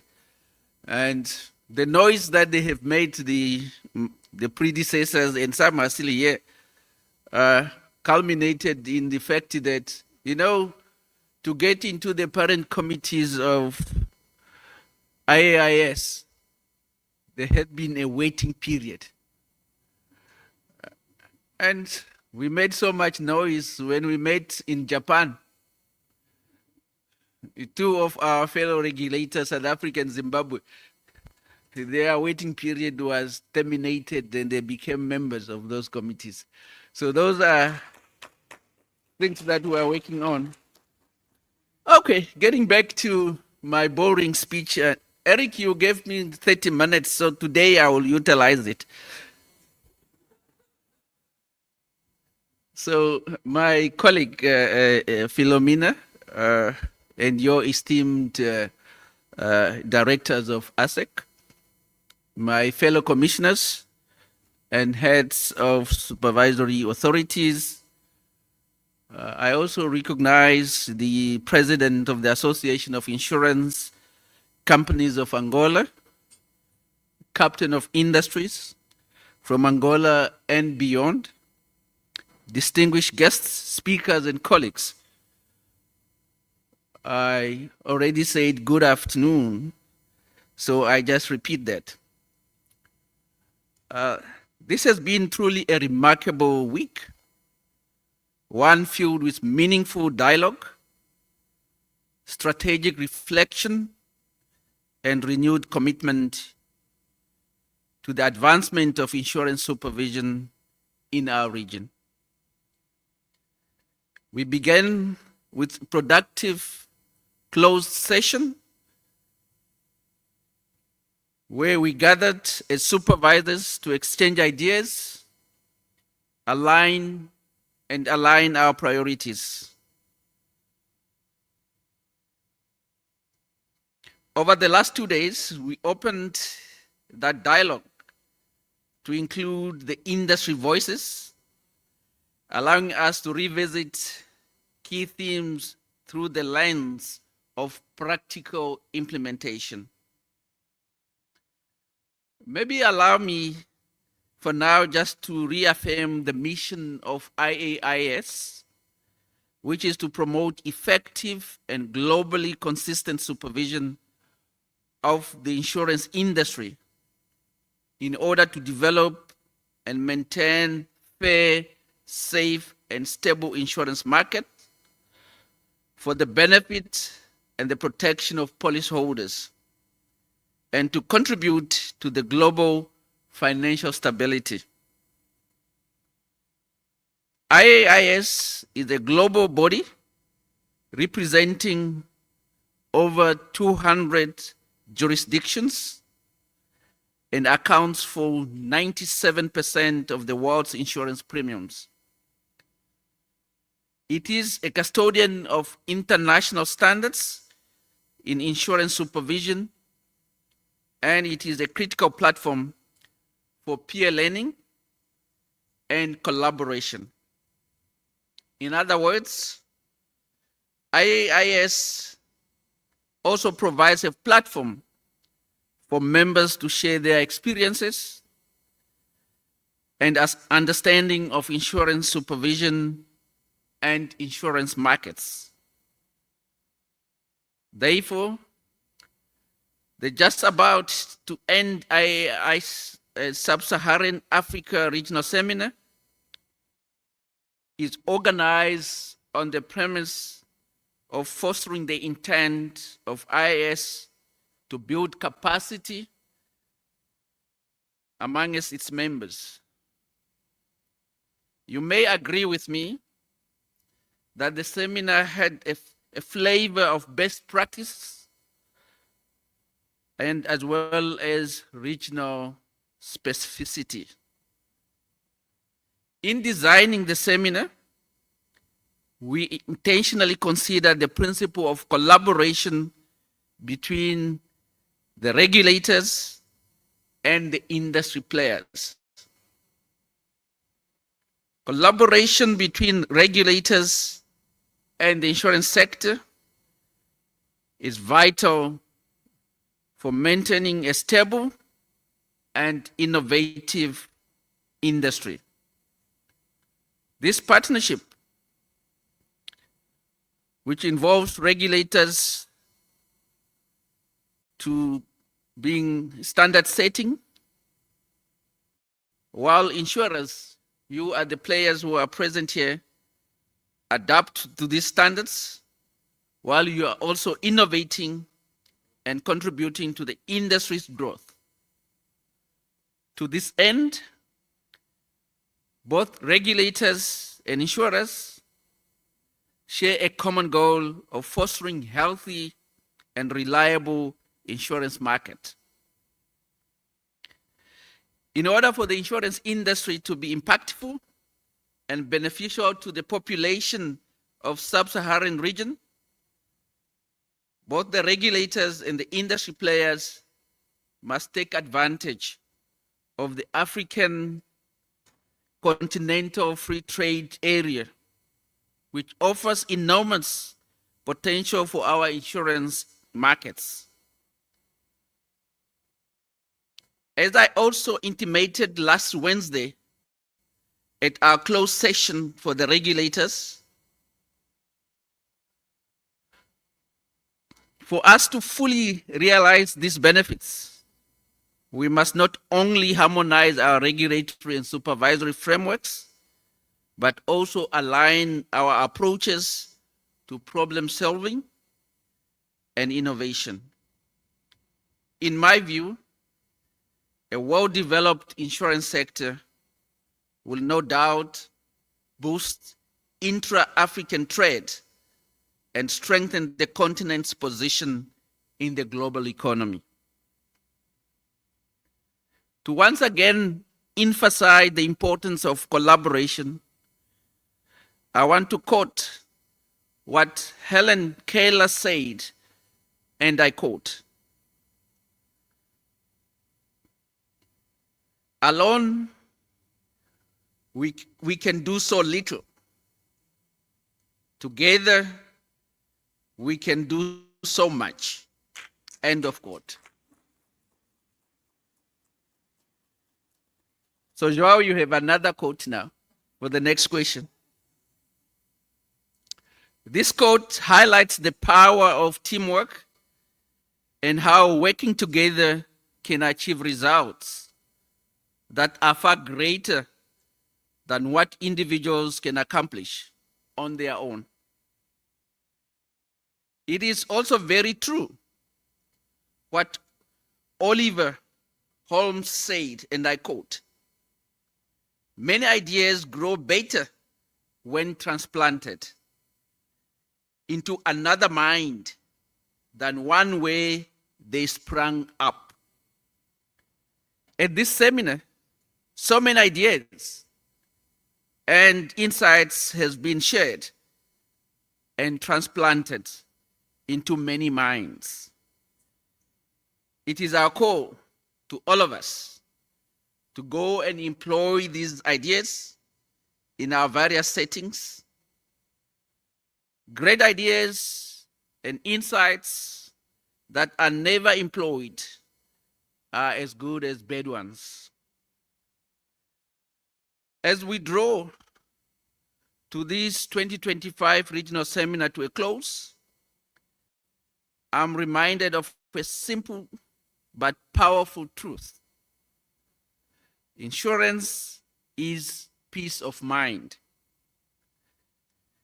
When a customer buys a policy, whether life or non-life or health,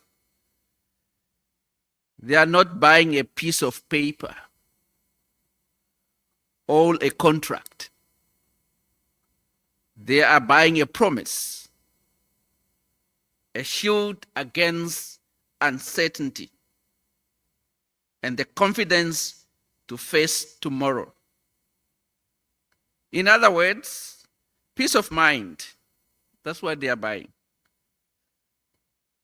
This is a real essence of insurance, and it is the reason our work matters. Over the past 5 days, we have shared lessons, insights, highlighted challenges, and envisioned progress. As such, I would like to reflect on 7 key takeaways that, according to me, captured the spirit of this seminar. The first one is insurance penetration across our continent remains stubbornly low. It is time to double our efforts around inclusive insurance. We must bring more of our people, especially those in informal, under and unserved communities, into the fold. Financial protection should not be a luxury.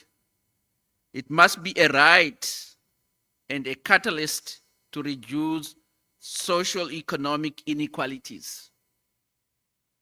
Secondly, the climate protection gap is significant in our region, and I find this deeply concerning. I'm equally concerned about the signs of retreating climate risk-related reinsurance coverage and the impact it will have on the primary insurance coverage across the continent. Climate change is not only a risk to the insurance industry, but also a threat to the livelihoods, to food security, and the social economic resilience of our nations. We must work together to build climate smart regulatory frameworks and climate responsive products. Thirdly,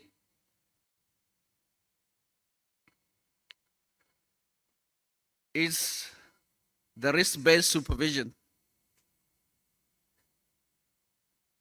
With this risk-based supervision, according to my takeaway,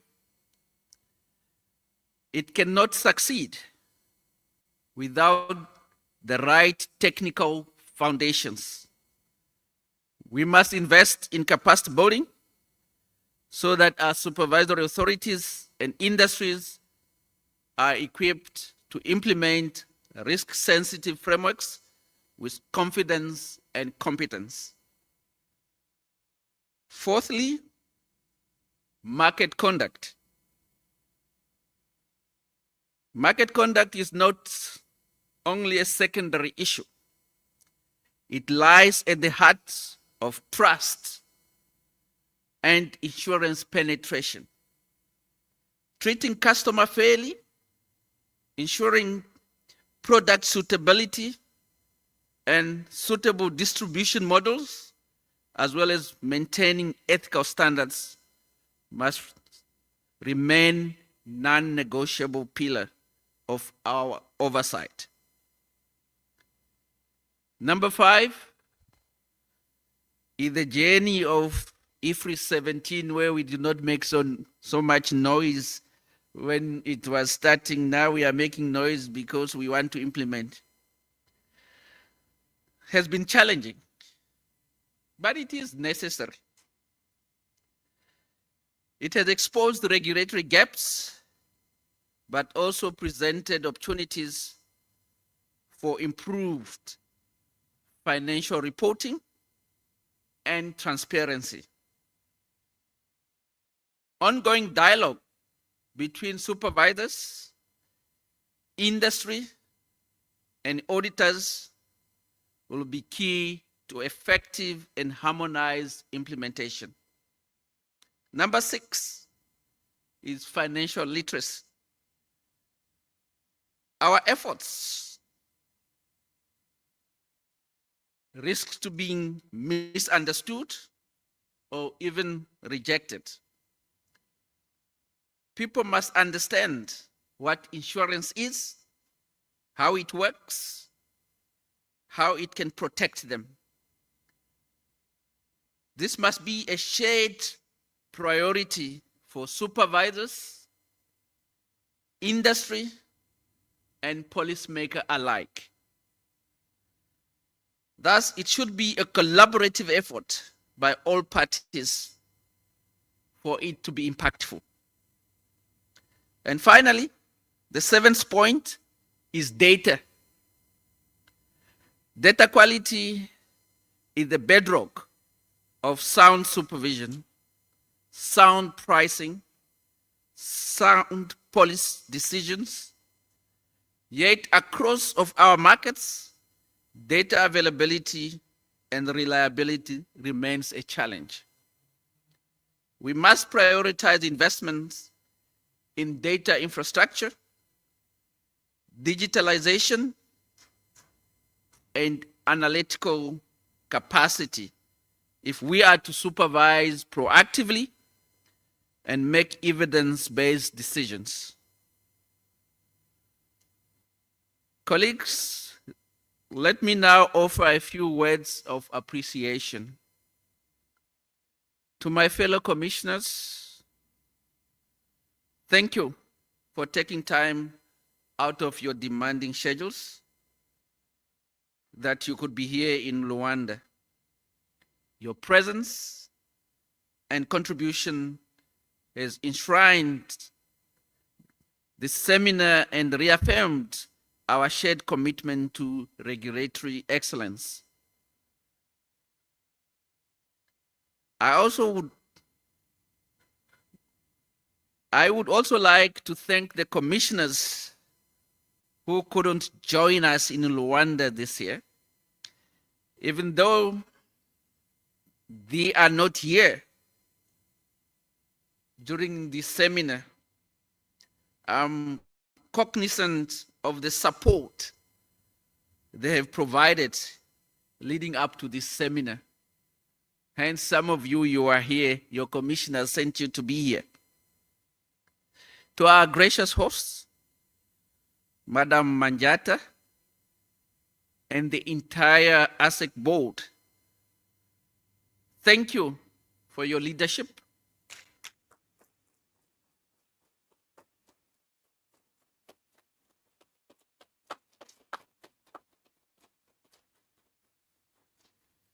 And your warm hospitality. I have felt truly at home in Luanda. I would also like to sincerely thank, here in English I must read it, Jesus,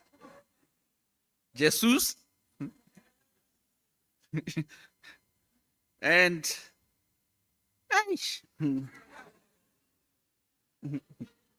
Goncalves for their continued support. This would not have been so successful without dedication and support of ASEC staff. To Madam Manjata and team, thank you very much. You have been a wonderful host. To the Angolan insurance industry, it has been a pleasure meeting and engaging with many of you.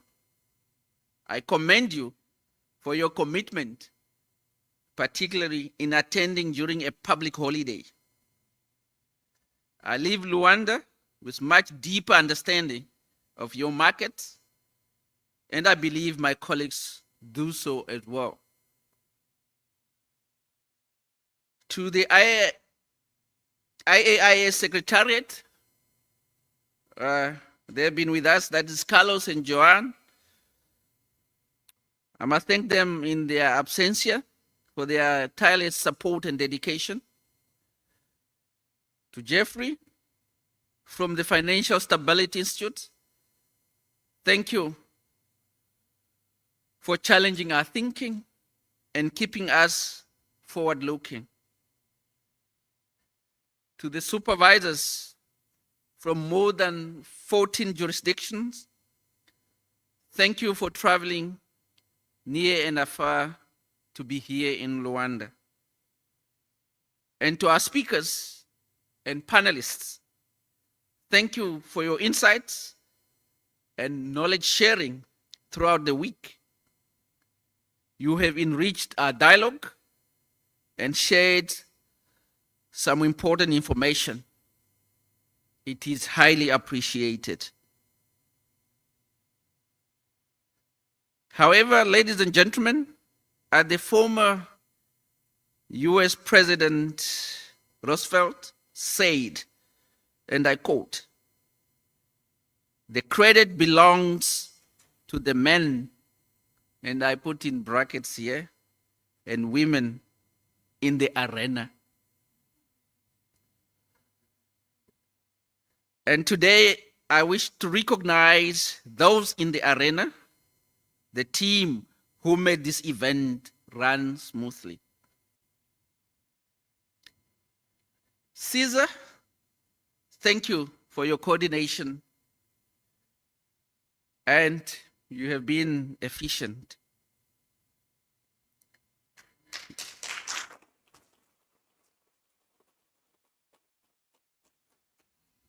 Dr. Joao, you have been outstanding. Your commitment, your problem solving, and your positivity has been instrumental to this seminar success.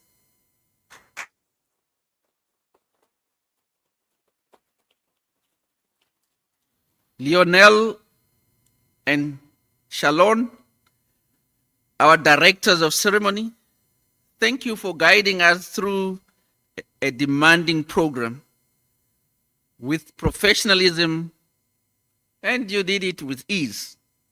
I enjoyed listening to you despite the fact that English is not your first language.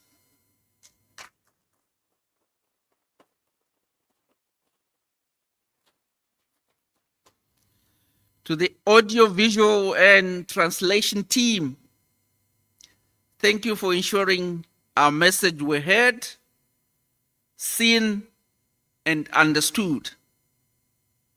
Despite occasional technical challenges, and to me this was expected in the face of technology.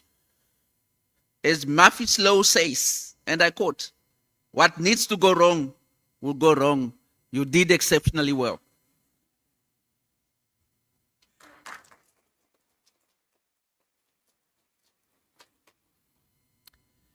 To ASEC staff, support staff, from registration to the help desk, your presence allowed us to focus on the work that was at hand. So thank you. And last but not least, to ASEC drivers, thank you for your patience, professionalism, and for keeping us safe in Rwanda. Maybe I single out to say special thanks to Alvaro and the rest of the transport team.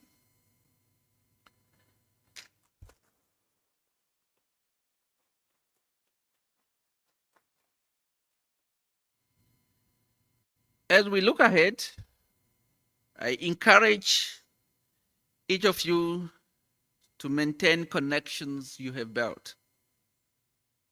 Let us continue to exchange ideas, support each other, champion the goal of insurance inclusion for all.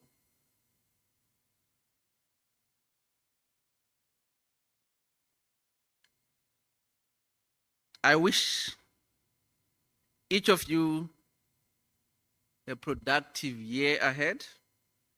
I look forward to seeing you at the 2026 Iais Sub-Saharan Africa Regional Seminar. I would like to extend a special invitation to the Angolan insurance industry and beyond to remain part of this community and join us next year. The details of that seminar will be shared soon. And I have received some feedback from so many of you of what to include in the next seminar. So be rest assured, your feedback will be entertained. Please, if there's anything that you still need to give to us, Grace is here, I'm here, Eric is here. Although he's bigger than me and Grace, he can run faster than us. Eric, thank you so much. You know,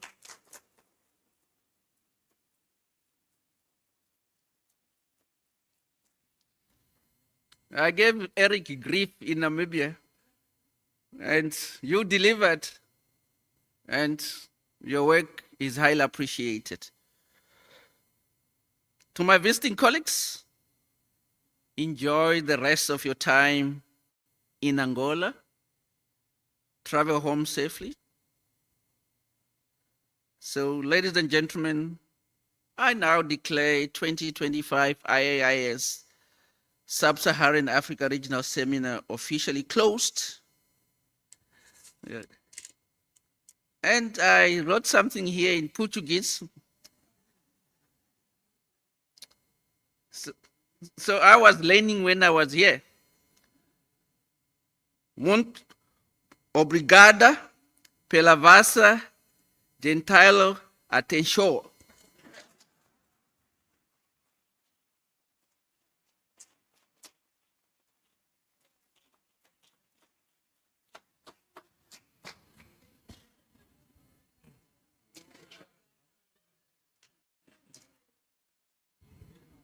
Thank you, Mr. Kenneth. Thank you to all participants.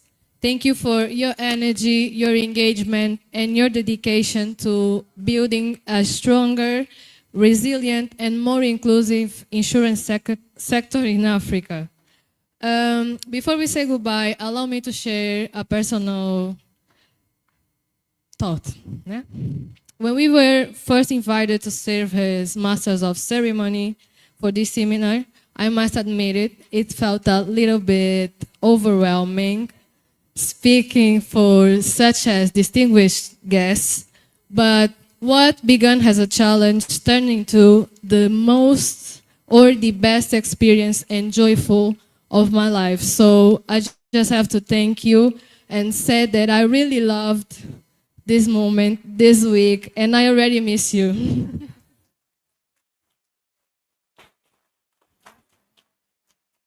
Well, I have nothing more to say because Ms. Kennedy Matamola has already stolen the words from my mouth. Actually, I just, with all due respect, we just want to ask you all to stand up, please.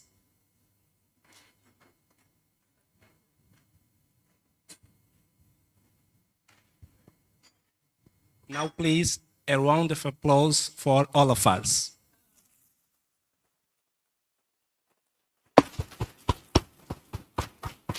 Thank you very much, and take the most. Thank you.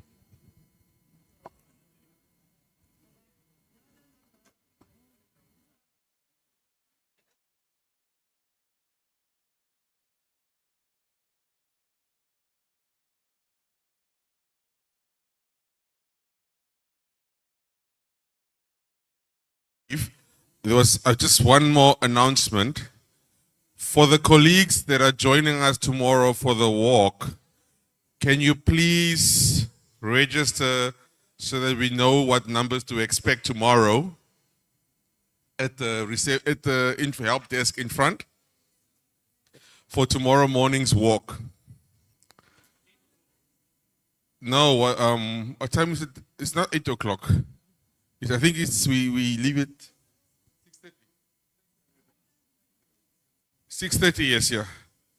The buses will depart at Epic Sana and the colleagues that are staying elsewhere. But please register so we know what numbers to expect. And for the colleagues who still have to finalize the registration and the fee payment, etc., that is also at the information desk. So please don't forget before you leave. Thank you.